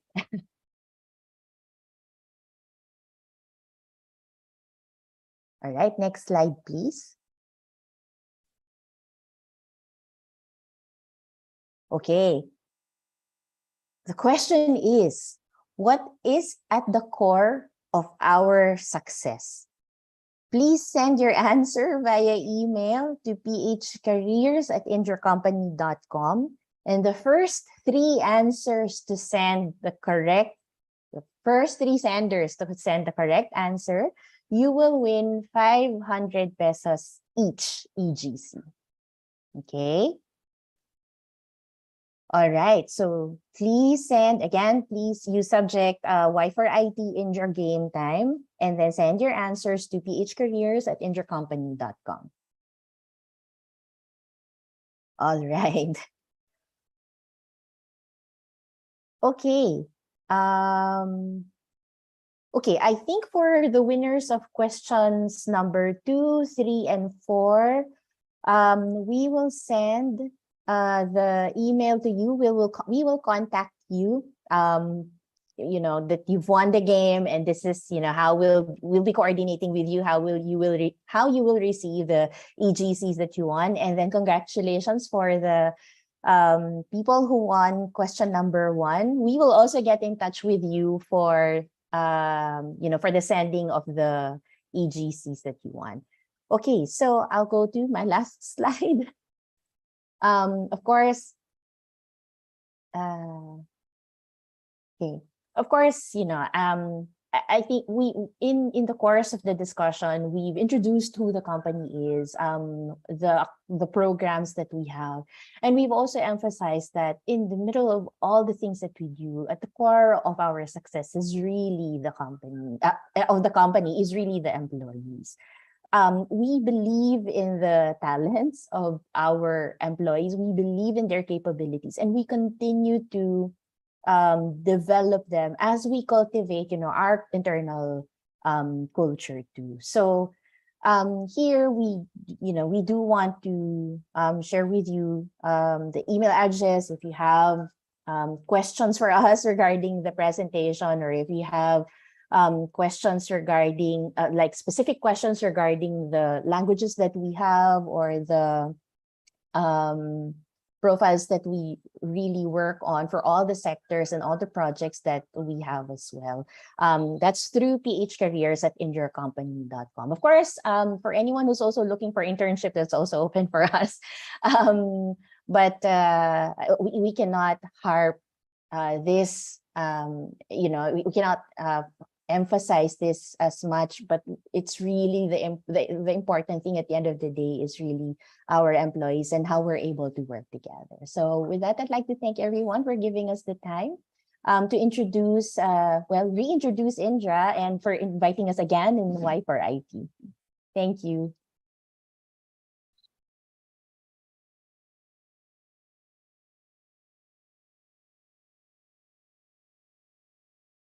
All right. Hello, good afternoon, everyone. Thank you very much, Marge, Miss Lang. Thank you. Ayan, very interactive din ang ating discussion with Marge. Nagpalaro si Marge, may mga games at may mga nanalo na. Congratulations to those who won the game. Now, we are now open for questions, or you have thoughts about the topic discussed by Marge. Ayan, all right. My first question ako dito, Marge. Hello, Marge. Are you still with us? Yes, I'm still here. All right. If you could please open your video. Ayan. So we can see you. Hold on. There you go. There. Okay. All right. So Marge, my first question from Wilmer Pascual. Sabi niya, does Indra accept online internship? Online internship. I will say yes, we accept that. Of course, I will also say that we look at the business requiring the internship. But yes, categorically speaking, we have online interns. Nice. All right. So Wilmer, ayan, meron silang online internship. All right. Okay. Meron pa ba tayong mga questions? Ayan, interested. I think may question dito, hanggang kailan po yung sagot sa PH career? Parang tapos na kasi dapat paunahan. Well, sige, try natin kasi meron namang question na hanggang yung 20th sender is okay. So, I see, ayun, nice. yes. Baka makahabol. Nasa 15 pa lang siguro ngayon. So, habol pa tayo. Mark Jigger. Alright, okay. What else? Ito may question. From John Lear, Falconaya. How do you deal with your competitors, if any? Kung meron. Okay. I'm looking at it at different phases of the competition, right? Because, when we have naman talaga, for example, available opportunities, there are structures in place. Like how do we, what's the right term? How do we bid? How do we send our proposals? There's a structure in place for that. So this is really healthy competition in a way, in terms of how we will be able to deal with the clients too. And that's something that we have internal. So, there are external structures in place, and internal to the company, we also have what we call a structure that governs us for that, in terms of fair competition. All right, okay. In here from Ralph, what IT careers are available in Indra? Okay, medyo madami ito. Sandali. IT careers available in Indra. There's really a full spectrum of openings that we have because like I shared naman kanina, no, talagang it's the end-to-end solution. So we have opportunities for, like I shared, for interns, fresh graduates, experienced, and even senior positions. There are a lot of openings that we have. If you have a particular opening in mind or a particular profile that you want to ask about, or even a particular language, let's say it's specific to Python, Java, or Tableau, or anything, a particular language altogether, please send us an email. We've been marketing it, phcareers@indracompany.com, and we'll be able to work with you, about that particular question that you have. But to answer your question, it's really almost all available openings that we have, considering the end-to-end solution. All right, okay. So I think that okay, meron pa ba? So those are just the related questions, topic related questions that we have. So I guess we're good. So guys, if you still have, questions or nahiya lang kayo, you can still send a message to us or here in our webinar chat box. So we'll try as much as possible to send it to Marge Miss Lang. And sana yun, masagot niya. All right? Yes. Or send us through PH Careers. Yes, at yung pinrovide niya indracompany.com. kanina. Yes, please. There's we will be able to respond to any question that you will have regarding that. Because yun nga, we're talking about the openings only. I don't think I will have enough time to discuss all the openings at this point. But we are really more than happy to be discussing this with you. Yes, all right. So that's it. That's their email address, phcareers@indracompany.com. Thank you. All right. Thank you very much, Marge. Thank you for also, joining us Monique. today. Thanks, everyone. Bye. Thank you. Bye-bye. All right. So that's it, everyone. Okay. Kamusta? Kamusta naman kayo? Kakamustahin ko kayong lahat. So kung kayo naman ay andyan, nakikinig sa ating lahat, mag-send naman kayo ng heart, red heart. Hello. Ayan, ang dami. Arj, Alex, Joel, Chan, Joan, Raymond. Ayan, thank you very much. Ang daming hearts. Thank you. Ayan, gising na gising pa sila. Alright. Okay. But I know the first half of the afternoon has concluded, and sure ako, you've learned a lot from our speakers mula kaninang umaga pa. But now, we will just have a short afternoon break, okay? Please make sure to be back after 15 minutes, okay? Pwede tayo mag-bio break, cellphone break, laptop break, okay? Kasi kailangan nandito na kayo after 15 minutes because later we will raffle some exciting items. And of course, we've got one more interesting topic for discussion. All right, guys? Sino ba may gusto dyan ng giveaway? Magbigay naman ng emoji na thumbs up. Ayan, sabi me. Thumbs up, thumbs up. Ayan, alright. Okay, so later, abangan nyo, meron kaming raffle na naka-ready sa inyo. Yehey! Alright, okay. So thank you very much, guys. So I'll see you after our afternoon break. Alright, bye-bye!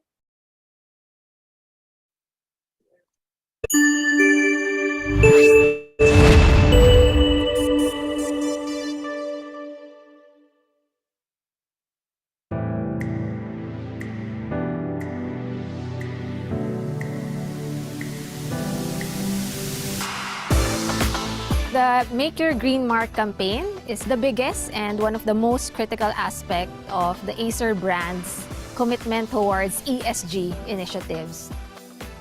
Year after year, we come back here for tree planting. Because of the Green Heritage Foundation, the advocacy is to grow and plant more trees to help the environment and, more importantly, help the people here for their livelihood.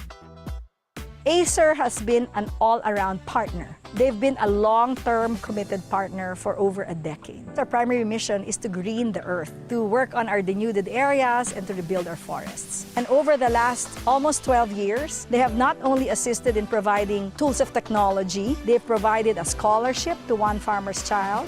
They have provided tree planting budgets. This is running into the thousands of trees already over a decade. They help in every aspect of our mission. During the Acer Day concert, we're very proud that we have achieved 20 metric tons donated as garbage compensation to the PLAF. We have raised a total of 5,401 trees pledged to the Green Earth Heritage Foundation. We all know, pag nabawasan ng carbon emission, makakatulong to sa climate change na sa problem natin ngayon. I can be an influencer, an advocate for the young. Nakakapagbigay siya ng encouragement sa ibang tao. I flew in from Singapore to participate in the tree planting event. I look forward to be at one with nature and also to do my small part to green the earth. We are so proud and happy to see those trees we plant growing to bigger and bigger. At least we doing things one step at a time, moving forward. We help this community, but the community helping us as well.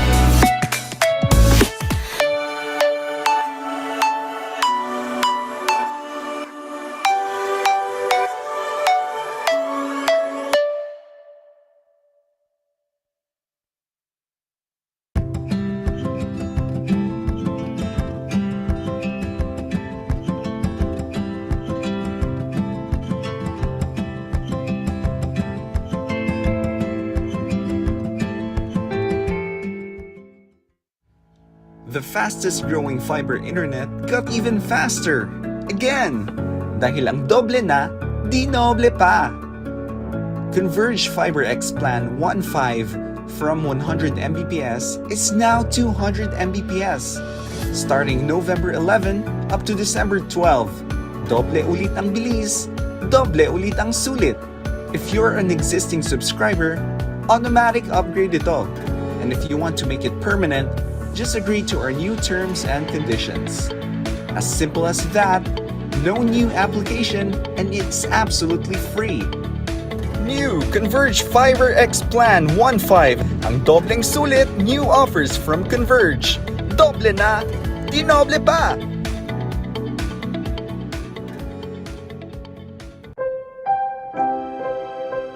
For those who see it, who realize the rules and assumptions, the do's and don'ts, that the order of things are being disrupted, the future called, and said it's hiring.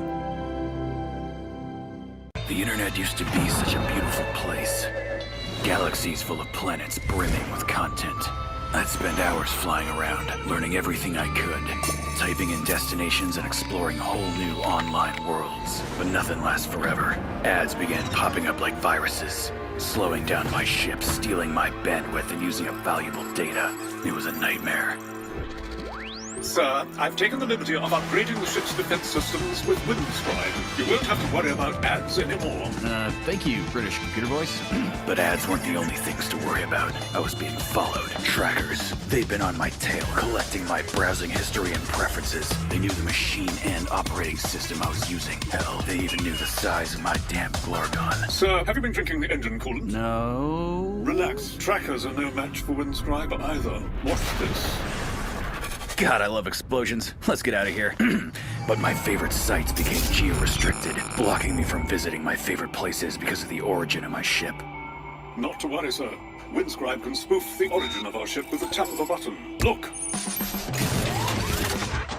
Now you're American. Sweet, sweet freedom!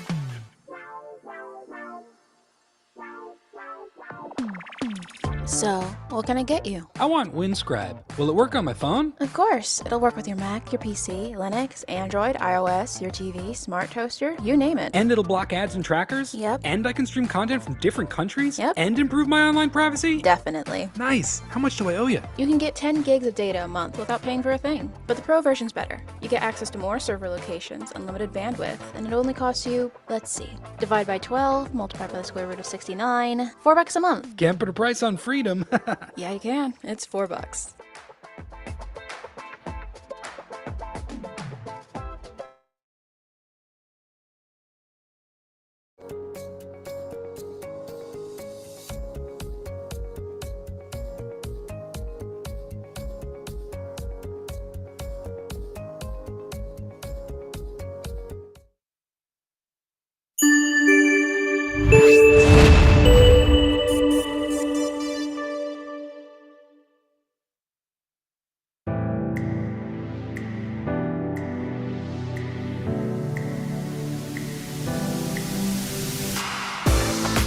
The Make Your Green Mark campaign is the biggest and one of the most critical aspect of the Acer brand's commitment towards ESG initiatives.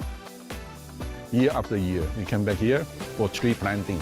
Because of the Green Heritage Foundation, the advocacy is to grow and plant more trees to help the environment and, more importantly, help the people here for their livelihood.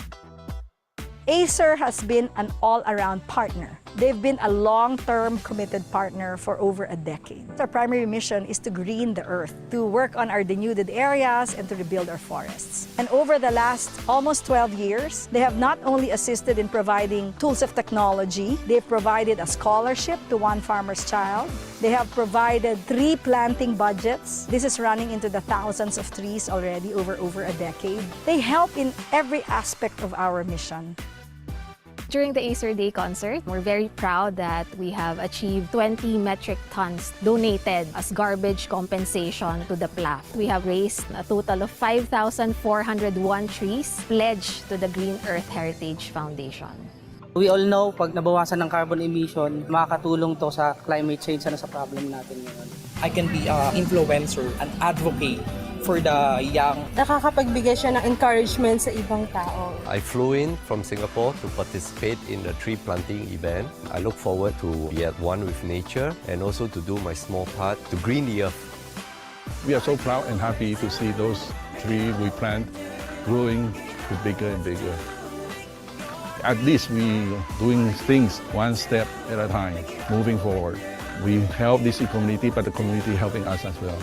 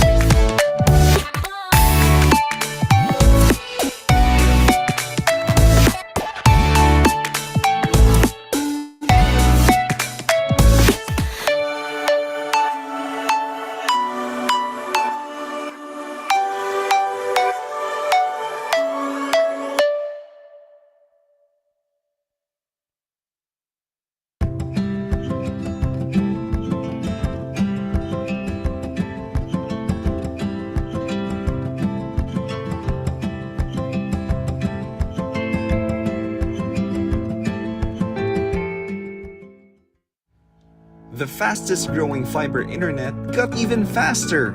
Again, dahil ang doble na, di noble pa. Converge Fiber X Plan 1.5 from 100 Mbps is now 200 Mbps. Starting November 11 up to December 12. Doble ulit ang bilis, doble ulit ang sulit. If you're an existing subscriber, automatic upgrade ito. And if you want to make it permanent, just agree to our new terms and conditions. As simple as that, no new application, and it's absolutely free. New Converge Fiber X Plan 1.5. Ang dobleng sulit, new offers from Converge. Doble na, di noble pa!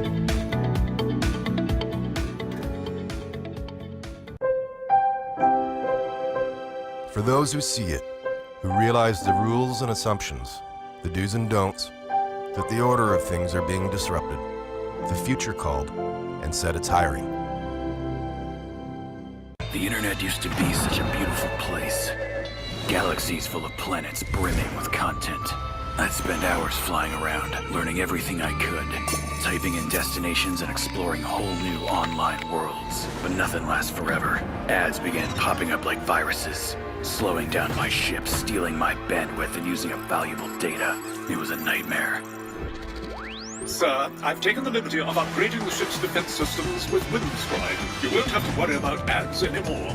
Thank you, British computer voice.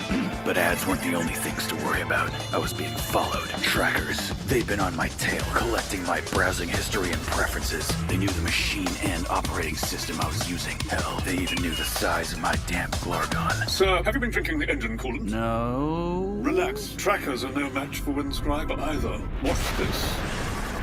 God, I love explosions. Let's get out of here. But my favorite sites became geo-restricted, blocking me from visiting my favorite places because of the origin of my ship. Not to worry, sir. Windscribe can spoof the origin of our ship with the tap of a button. Look! Now you're American. Sweet, sweet freedom!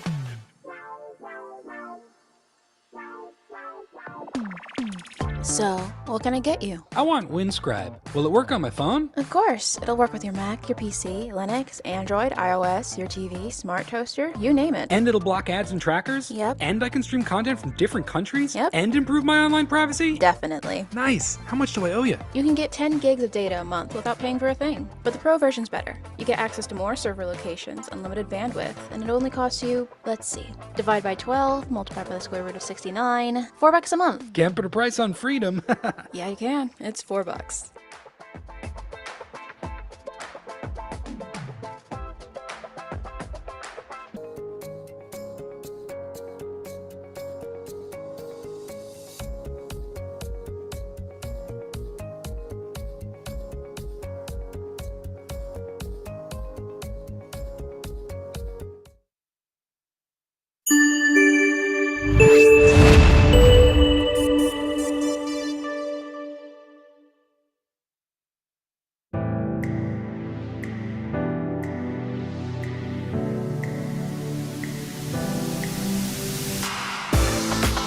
The Make Your Green Mark campaign is the biggest and one of the most critical aspects of the Acer brand's commitment towards ESG initiatives.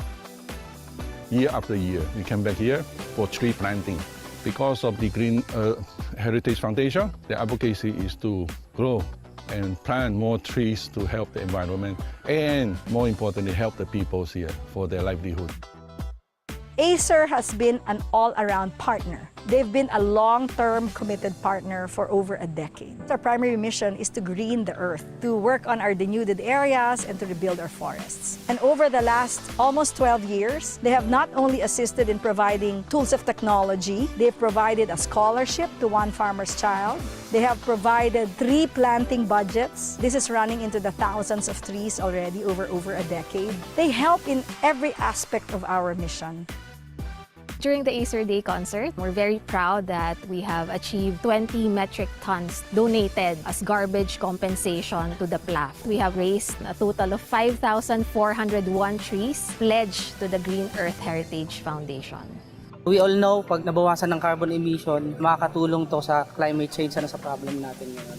I can be an influencer, an advocate for the young. Nakakapagbigay siya ng encouragement sa ibang tao. I flew in from Singapore to participate in the tree planting event. I look forward to be at one with nature and also to do my small part to green the earth.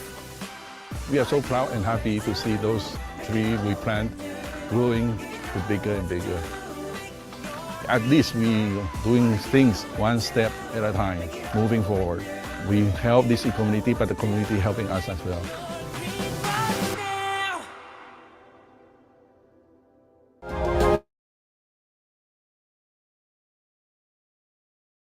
Hi, hello everyone. Hello, welcome back to 2022 Y4IT. All right, so it's our day one. As promised, hello, hi Joelyn, Jasper, Zamora. As promised, now later we'll have a raffle. So let's see. Dapat nandito kayo later sa raffle ha. Kasama pa rin namin kayo. Hello din Redford, Corinne, Hannah, Camille. Hello, Daniel. Ayan. Hello guys. Good afternoon. So now we are down to our last speaker for today's program. All right, okay. So allow me to introduce to you our last speaker. Our last speaker is a senior ICT associate of the UP Information Technology Development Center and is part of the training team. He has been in the IT industry for more than 15 years and specializes in computer networks and infrastructure. He earned his degree at the University of the Philippines, Baguio, and took up computer science. He also took up masters in computer science at UP Diliman.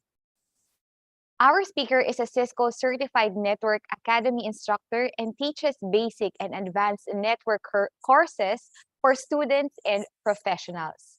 He also engages with some government agencies and acts as a consultant for their training and infrastructure needs. His goal is to make IT training fun and informative for everyone. Let us all welcome our next speaker, Mr. Noel Ramos. Hi, good afternoon. I'll be sharing my slides. Okay, good afternoon, everyone. My name is Noel Benedict Ramos from the UP Information Technology Development Center. So for today, I will be talking about network trends. So this is for you guys na siguro graduating and you're thinking about a career to take and you're unsure kung anong path yung gusto nyo i-take. Also for those na kahit yung mga hindi graduating, okay, if you're thinking of what path you're going to choose, anong career path ang pwede nyong kunin, okay, kasi sa IT is a very big field as we know. Marami tayong pwedeng puntahan, okay, and one of those paths is computer networks. Okay, so for this afternoon, I'll be talking about computer network trends and upcoming technologies that hopefully will inspire you to go into the networking field. Okay, and so one of the trends today is in deployment, okay, as cloud takes off, but still on-premises stand firm. Ano ibig sabihin nito? Even if cloud is on the rise, okay, marami pa rin companies na gumagamit ng mga on-premises na infrastructure. Okay, it's still important to companies, okay, even if they are on a multi-cloud environment. So I'll be giving boring statistics to you.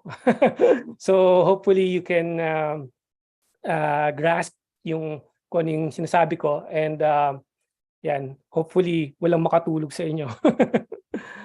So again, although cloud adoption continues, 50% from this survey, the respondents said that majority of their workloads are still deployed on-premise. Okay, so kahit may cloud na sila, okay, kailangan pa rin yung on-premise na Even 2 years from now, 38% still expect most workloads to be deployed on premises. Okay, so anong ibig sabihin niyan? Anong impact niyan sa atin? Ibig sabihin niyan, yung computer networks, okay, as a job is still in demand. Okay, malakas pa rin yung ano natin kasi kahit meron na tayong cloud na present, kahit yung mga systems natin pwede natin ilagay sa cloud, yung on-premise na infrastructure, yung mga pumapasok sa office at kailangan, for example, mag-access ng mga online systems nila, still need yan on-premise na infrastructure. Yun. So kailangan pa rin yung mga network engineers para dito. So we still need you. Okay. And then moving on. Lines of business are making their voices heard. The rising influence of lines of business on network operations and planning, together with security, agility, and business performance nowadays, and cost and network management as the key concerns for responsiveness. And 42% of cloud and networking professionals say that more agile and scalable application development is a key motivation for moving to multiple private and public clouds. Okay, so kahit yung move ngayon ay papunta nga sa ano, pero again the trend is still with computer networks, pero nag-advance with kailangan natin ng more security, agility sa ano, kasi especially nung dumating yung pandemic, di ba?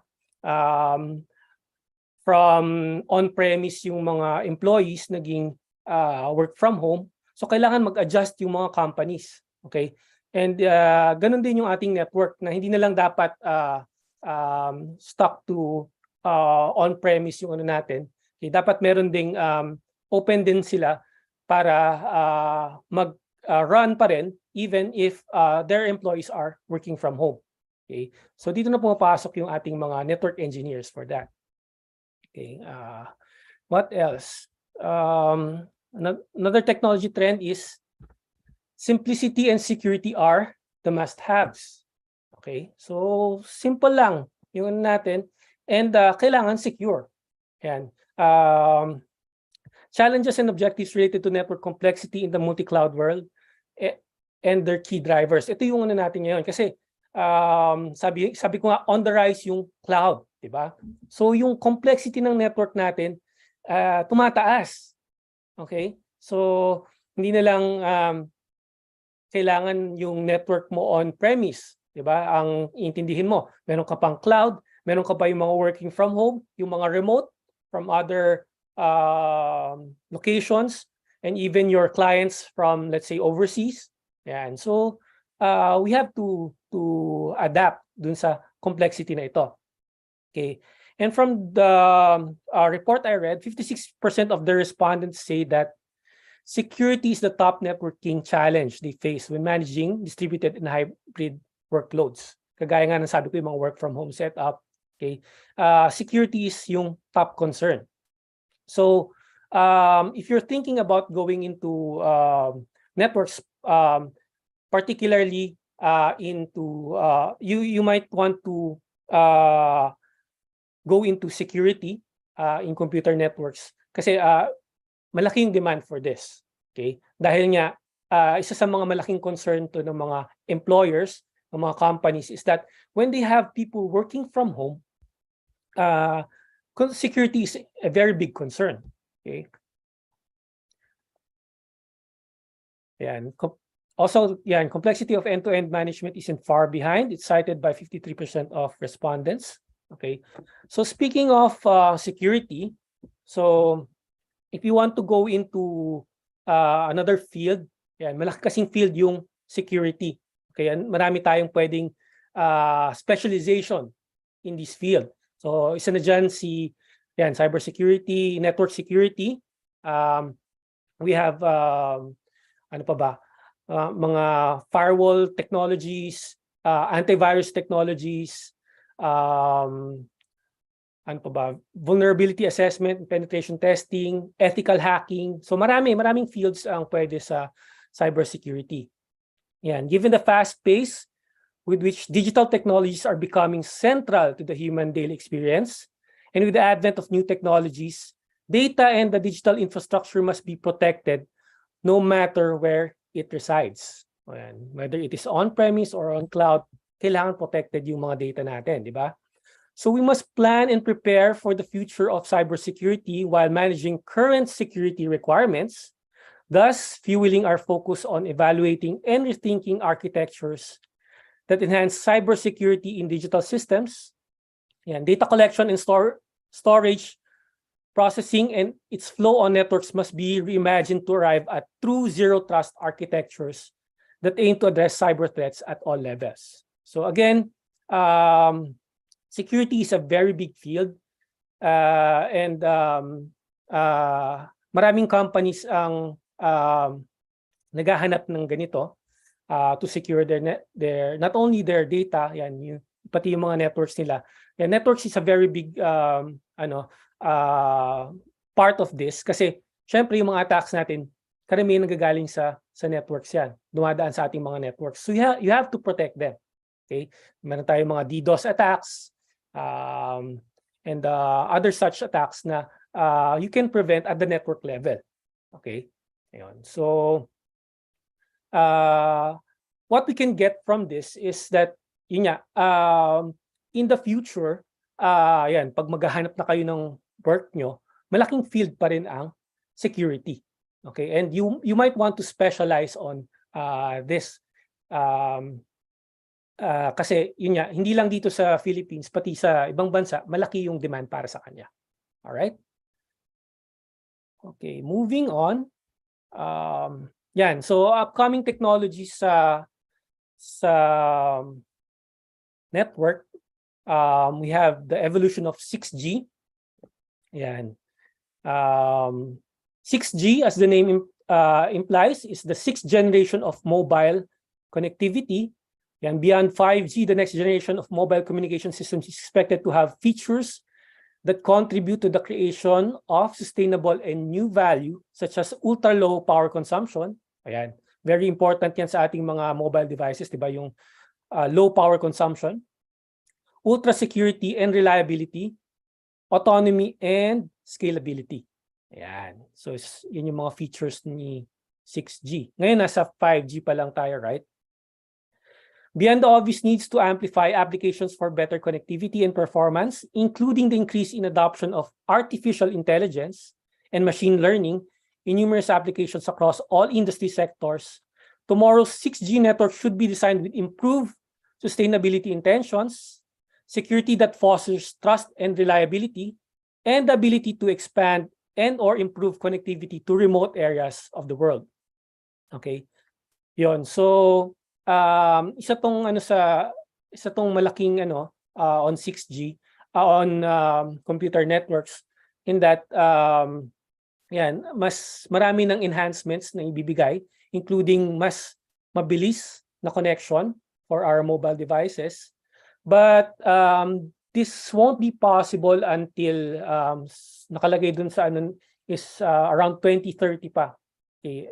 Possibly earlier, depending on the speed in which they create their products. But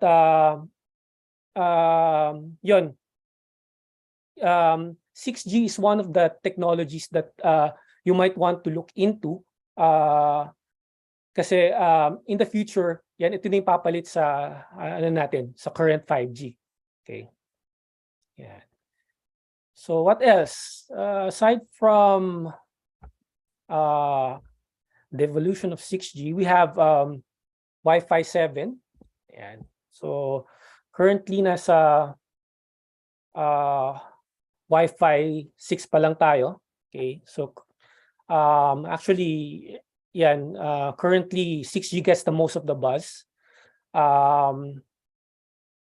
in the advancement of Wi-Fi technology. Pero currently Wi-Fi 7 standards development is actually underway. Okay, yung pag-develop ng Wi-Fi 7, pinupush na nila. And it is expected to be published in 2024, as early as 2024. Oh, so by that time, sino sa inyong naghahanap na ng work or nakapag-work na? Okay, the demand drivers for faster Wi-Fi include the desires to support 4K to 8K video resolution for high throughput. Ayan. So, kung sino sa inyo yung mga mahilig sa pag-ano ng mga faster video resolution, okay, for yan, video, streaming or whatever. Ayan. Also low latency applications such as AR, VR, and cloud computing. Yan, mas mabilis na yan lahat sa Wi-Fi 7. Okay? Actually, there are a lot more technologies upcoming in the realm of computer networks. And there are also a lot more trends going on, but I will not bore you with such details. I will be ending this talk for now. At meron pa tayong susunod na program. But yun, I hope that I've enlightened you on this aspect in information and communication technology, that one realm you can enter in if you're looking for jobs is in the networking field. So hopefully I will see you at least one of you having a network career in the future. Okay, so that's it for now. Thank you very much.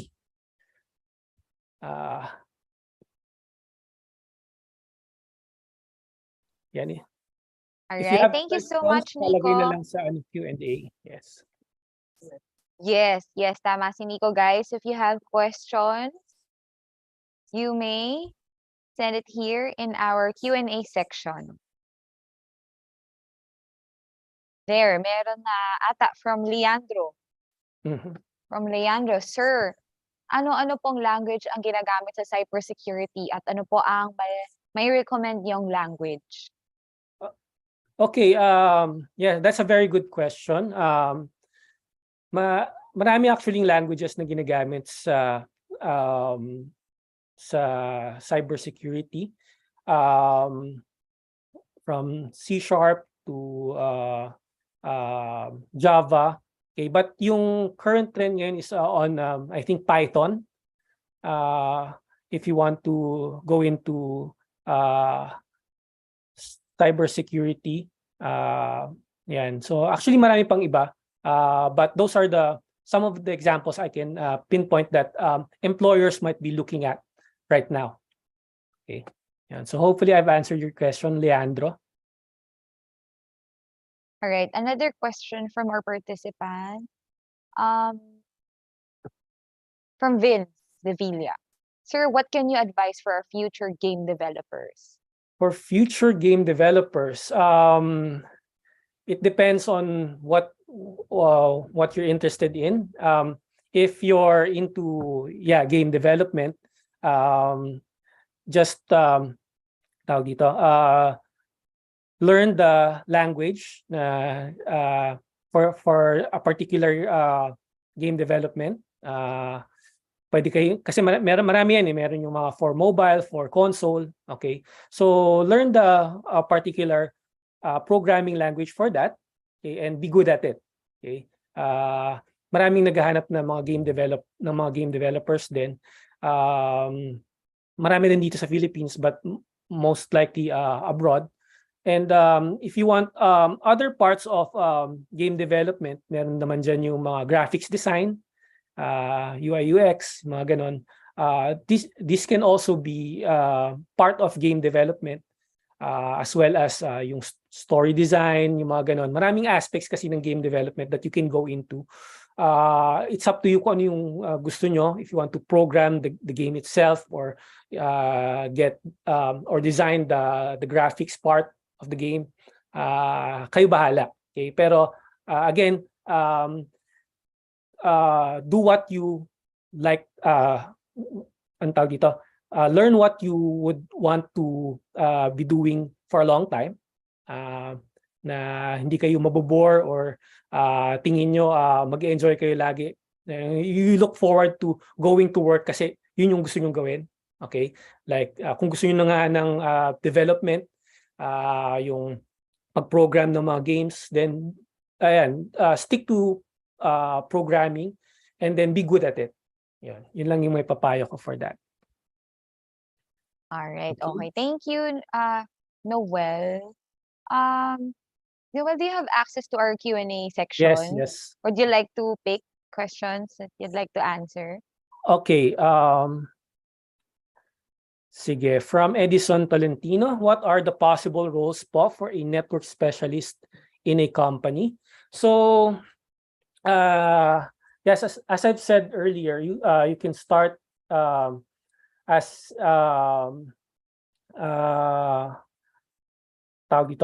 network administrator. Okay, you can be a junior network administrator at the start. So you will be handling yung core network ng company. So you will be maintaining, for example, the wired network, yung mga switches natin, even wireless, yan, yung mga magko-connect dun sa ating network through different means. Also yung security na mga papasok sa network. Okay, what else? Yung connection, of course, if you're connecting to multiple internet providers, okay, you will be handling that. So you have to know how to configure, for example, your routers, your switches, your wireless access points, and so on, your firewalls, your VPNs, and so on. So mostly you have to know yung specific device and how to configure them. Yan. So siguro yun yung mga kailangan yung matutunan, and yung mga possible roles nyo as a network specialist. Okay. There's another question that is frequently asked sa akin. Sir Noel, ano po yung pwede naming gawin para mapunta sa network or to be employed as a network specialist or network engineer?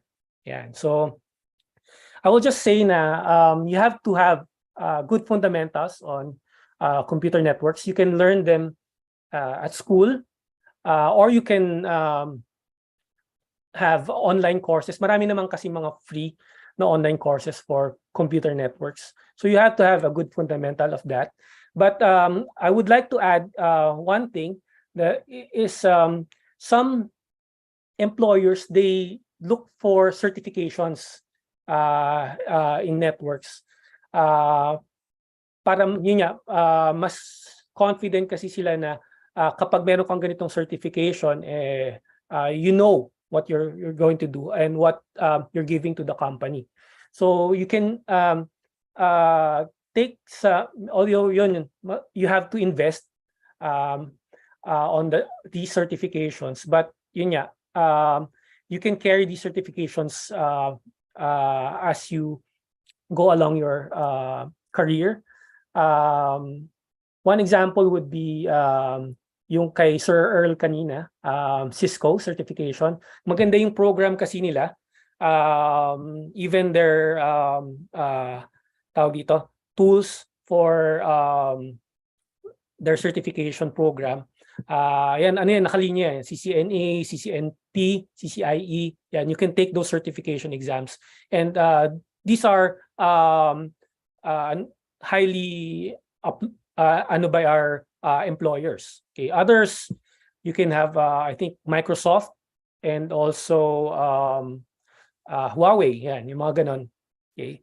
Tapos if you don't want to pay for your certification exams, ang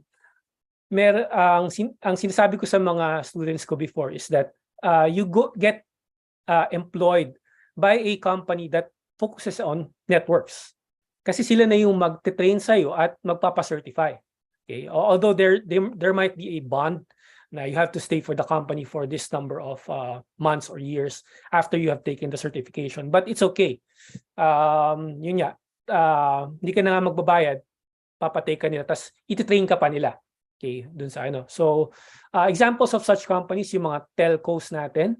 You have your PLDTs, your Smart, Globe, Converge. Yan. So, these telcos, yun nga, specialize on computer networks. Okay. Others, you have your tawag dito, cloud providers or mga storage providers. Yan. These are also focused on computer networks. And also, in a smaller sense, yung mga vendors natin ng mga network products like yung mga switches natin, yan, Tricom, Cisco, Huawei, yung mga ganon. You can go to those companies and they will train you on their technology. Okay. Yun. So, yes, all right, okay. If we can pick at least a last 2 questions from our participants. Ang dami. Ang dami nga. Yes, they're very interested. Sige, ikaw. Yeah, To you, Noel. sige. Pinaka-relevant and ano. Let's see. Sika. Madami kasi. I'm still checking pero sige, ako pipili. Yeah, maraming related to cyber attacks. Yeah.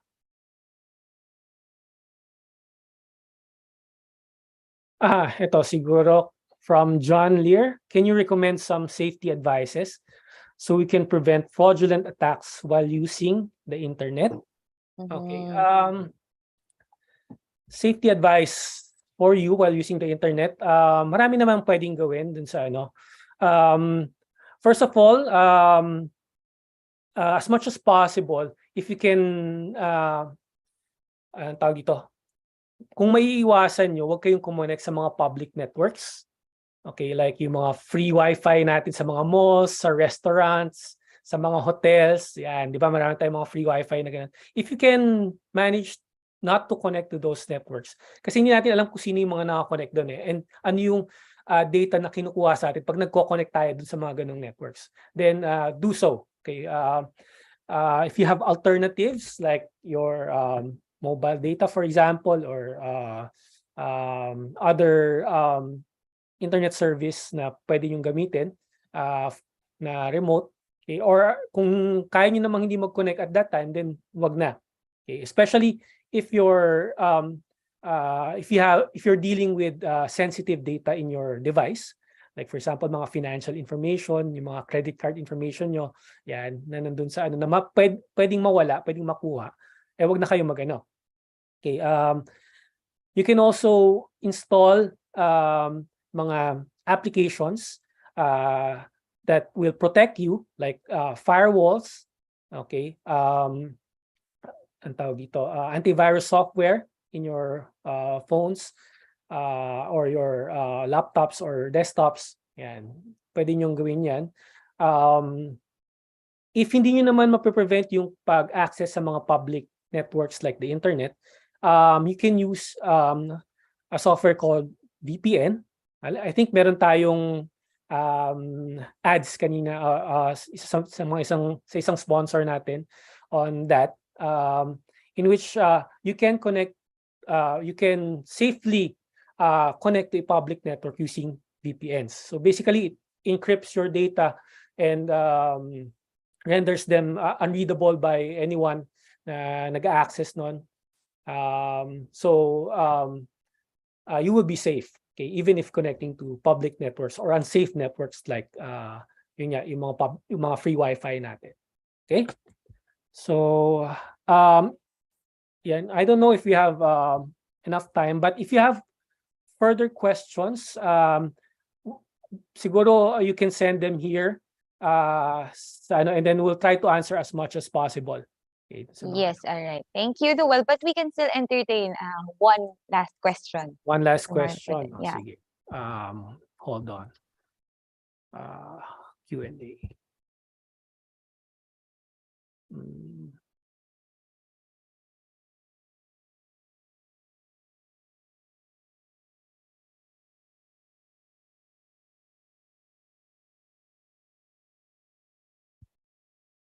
Mhm. Siguro kay Dominic, I think this is an interesting question. Are there any organizations that can be approached about developing security governance to be deployed on a specific corporate establishment, such as school?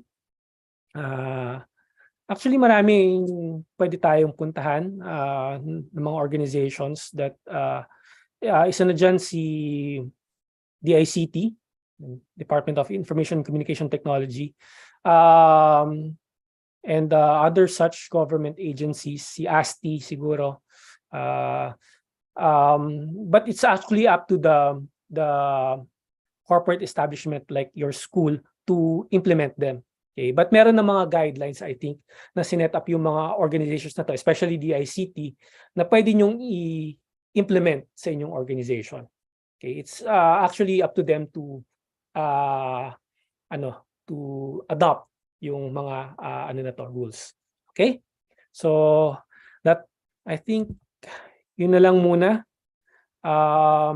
Again, if you have other questions, keep sending them in, and then we'll try to answer them as much as possible. Thank you very much.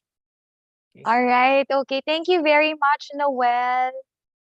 Thank you for joining us here in Y4IT Day 1. All right. Okay, guys. Ang daming question dito sa Q&A about Noel's topic. Ayan. More on, yes, cyber attack. And then, but you know, as mentioned by Noel, no, try niyang sagutin to. Try niya. Nakikita niya, he has access to our Q&A section. All right. Okay. So, guys, we are done with our first day 1, with our day 1 program. But of course, walang aalis dahil as promised, UPSITF will give away training discount vouchers worth 1,000 pesos to our, how many participants? 5 participants, guys. Yan. Right? 5 ang maswerte na mananalo ng ating voucher. All right. Okay. Since 20th year na ng Y4IT, no? 20th year na natin. Most ng questions natin, sa questions natin ay related sa Y4IT. Okay? Kaya ready nyo na yung mga notes about Y4IT. Alright? And also some of our questions, i-check din natin kung nakinig kayo sa mga topics kanina. Alright? Okay, simulan natin sa pinakamadali. Alright, okay. First question, but really here's the mechanics, no, guidelines. So, dito tayo mag-access sa Q&A chat box. Kasi dito may time at makikita rin natin sino yung pinakamabilis na makasagot. Alright, okay. Ayan. Alright, ayan. Okay, sa Q&A section nyo, itatype yung sagot ninyo. Okay. Alright. Okay, for my first question. Okay, first question. Sige, related sa mga discussions kanina. So, what is the title of Arvin Yuson's topic? Ayan. Miss Arvin Yason's topic. What is the title? Meron bang nag-send dito sa ating Q&A sa chat box? Oy, may nauna. 3:18 PM. All right, okay. May nauna sa akin. Nakikita ko dito for my sa Q&A ko section si Joshua Nieves. Hi Joshua Nieves, ang sagot niya ay demystifying the metaverse. Or is that correct? Demystifying metaverse. Let us see if tama ang sagot. Okay, demystifying the metaverse is yes, correct. All right, congratulations to Joshua Nieves. All right, congrats. Ayan, we'll take note kung sino mga nanalo. All right, congrats. Correct, correct. Ayan, sabi nila sa chat box. Ayan, ang dami ring sumagot. Thank you very much for participating. But we'll get yung pinakauna na nakasagot. All right, okay. Next question. Okay. Okay, next question naman. Kung nakinig rin kayo kanina. What is at the core of success of Indra Company? Yan, sige. Unang makasagot sa ating, oops. Ayan, may nakasagot. Unang-una. Dito sa Q&A, sa Q&A section natin ay si at 3:19, unang nag-send si Juice Justin Victorio. Tama ba? Or no, si Altis Jessie Nino Dulay. Ang sagot niya ay talent. Talent or employees is correct. Alright, congratulations, Jessie Nino Dulay, Altis.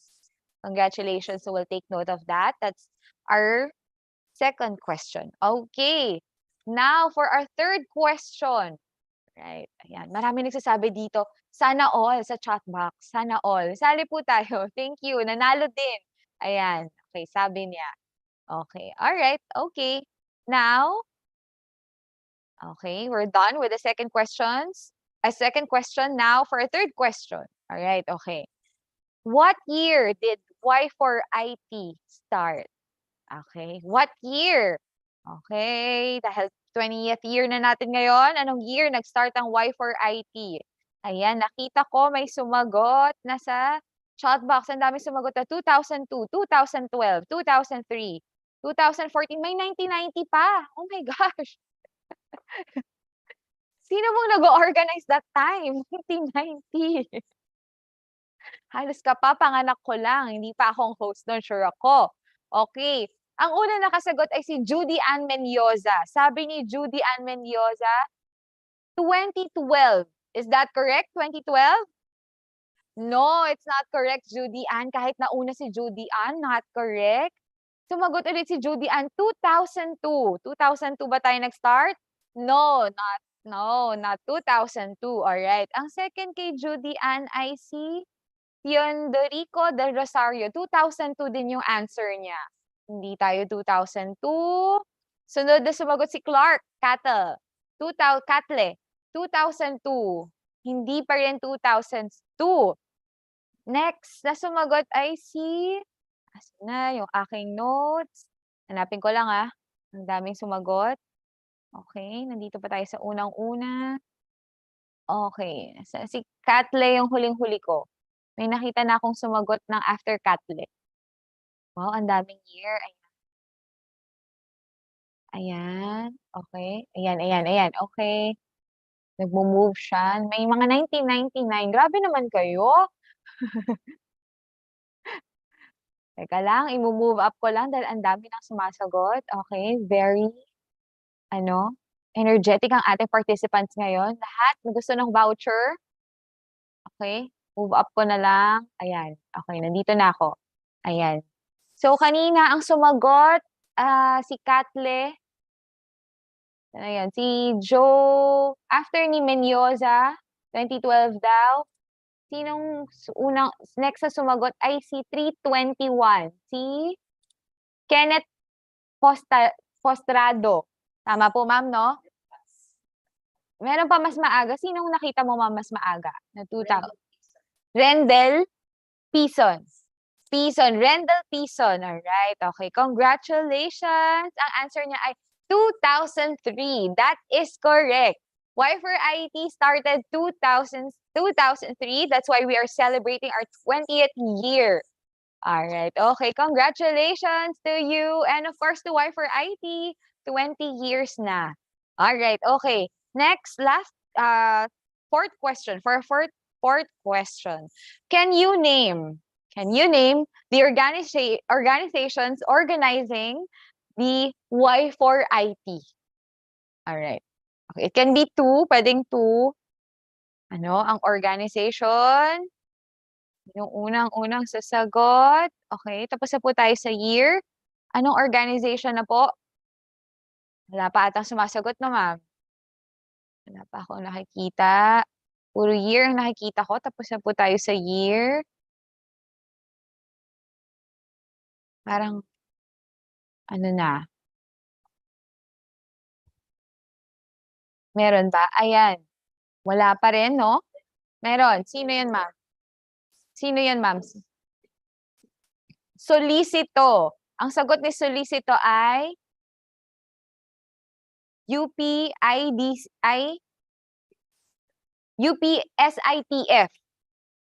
Tama, ma'am? UPSITF, tatanggapin natin, is correct in collaboration with UPITDC and Department of Computer Science, UP Diliman. Okay. Congratulations! We'll take note of that. Thank you. Now for our last question. Okay. Sino kaya ang swerte na mananalo ng ating voucher? Okay, last question. Okay, ayan. Magre-ready na si ma'am. Okay, si Ma'am Flor. Last question. What is the theme of this year's Y4IT? Okay. Ano? 20 years of inspiring. Ayan, may nauna na. I think 325 si Joshua Nieves. Tama po ba? Si Joshua Nieves, 20 years of inspiring future technology leaders. Yes, that is correct. Kitang-kita naman sa ating background. All right. Congratulations! All right, ayan. Okay, congratulations to all the winners. So now you have a vouchers, this training discount vouchers worth 1,000 pesos. Each of you will receive that. All right, okay. Thank you very much for participating. Pahingin naman ako ng applause na emoji para sa lahat na nag-participate. And tomorrow we'll try ulit and sa third day, okay? All right, thank you. Nanalo din, sabi nila. Ang daming nag-applause. Thank you very much. Okay. All right. So, would like to thank everyone for joining us today. But before that, of course, we'd like to thank our major sponsors, Acer and Indra, and two other sponsors. We have Asus, Accenture, Converge, Linux Professional Institute, and Winscribe. Okay. So guys, if you have your photos or videos, would love to see them on your post and hear about your thoughts. So make sure if you'll post to tag us and use the hashtag Y4IT. All right. All right, for the certificate, okay, another announcement for your certificate. Let me see. Okay. So for the Y4IT 2022 feedback and e-certificate request, so for all our participants, please fill out the feedback form and online request for e-certificate. As you can see here in your screen, there are the links, okay? So the e-certificate will be sent via email as soon as we have verified your participation, and an e-copy of your payment receipt has been uploaded via the request form. So an e-certificate will be provided to you for a fee of 150 pesos per session attended. That for now a total of 900 pesos if you will join all 6 sessions. All right. Now payment instructions are provided in the online request form. All right. Okay, everyone. Okay, kung may mga questions pa and concerns, go ahead, i-chat nyo lang yan sa ating chat box. We'll try to answer them later. Okay, but for now, guys, I think this is it. This is the end of our day 1 Y4IT 2022. So I'd like to thank you, everyone, for joining us. We'd love to see you again tomorrow, if possible. Kung makaka-join kayo tomorrow and sa ating third day sa Friday.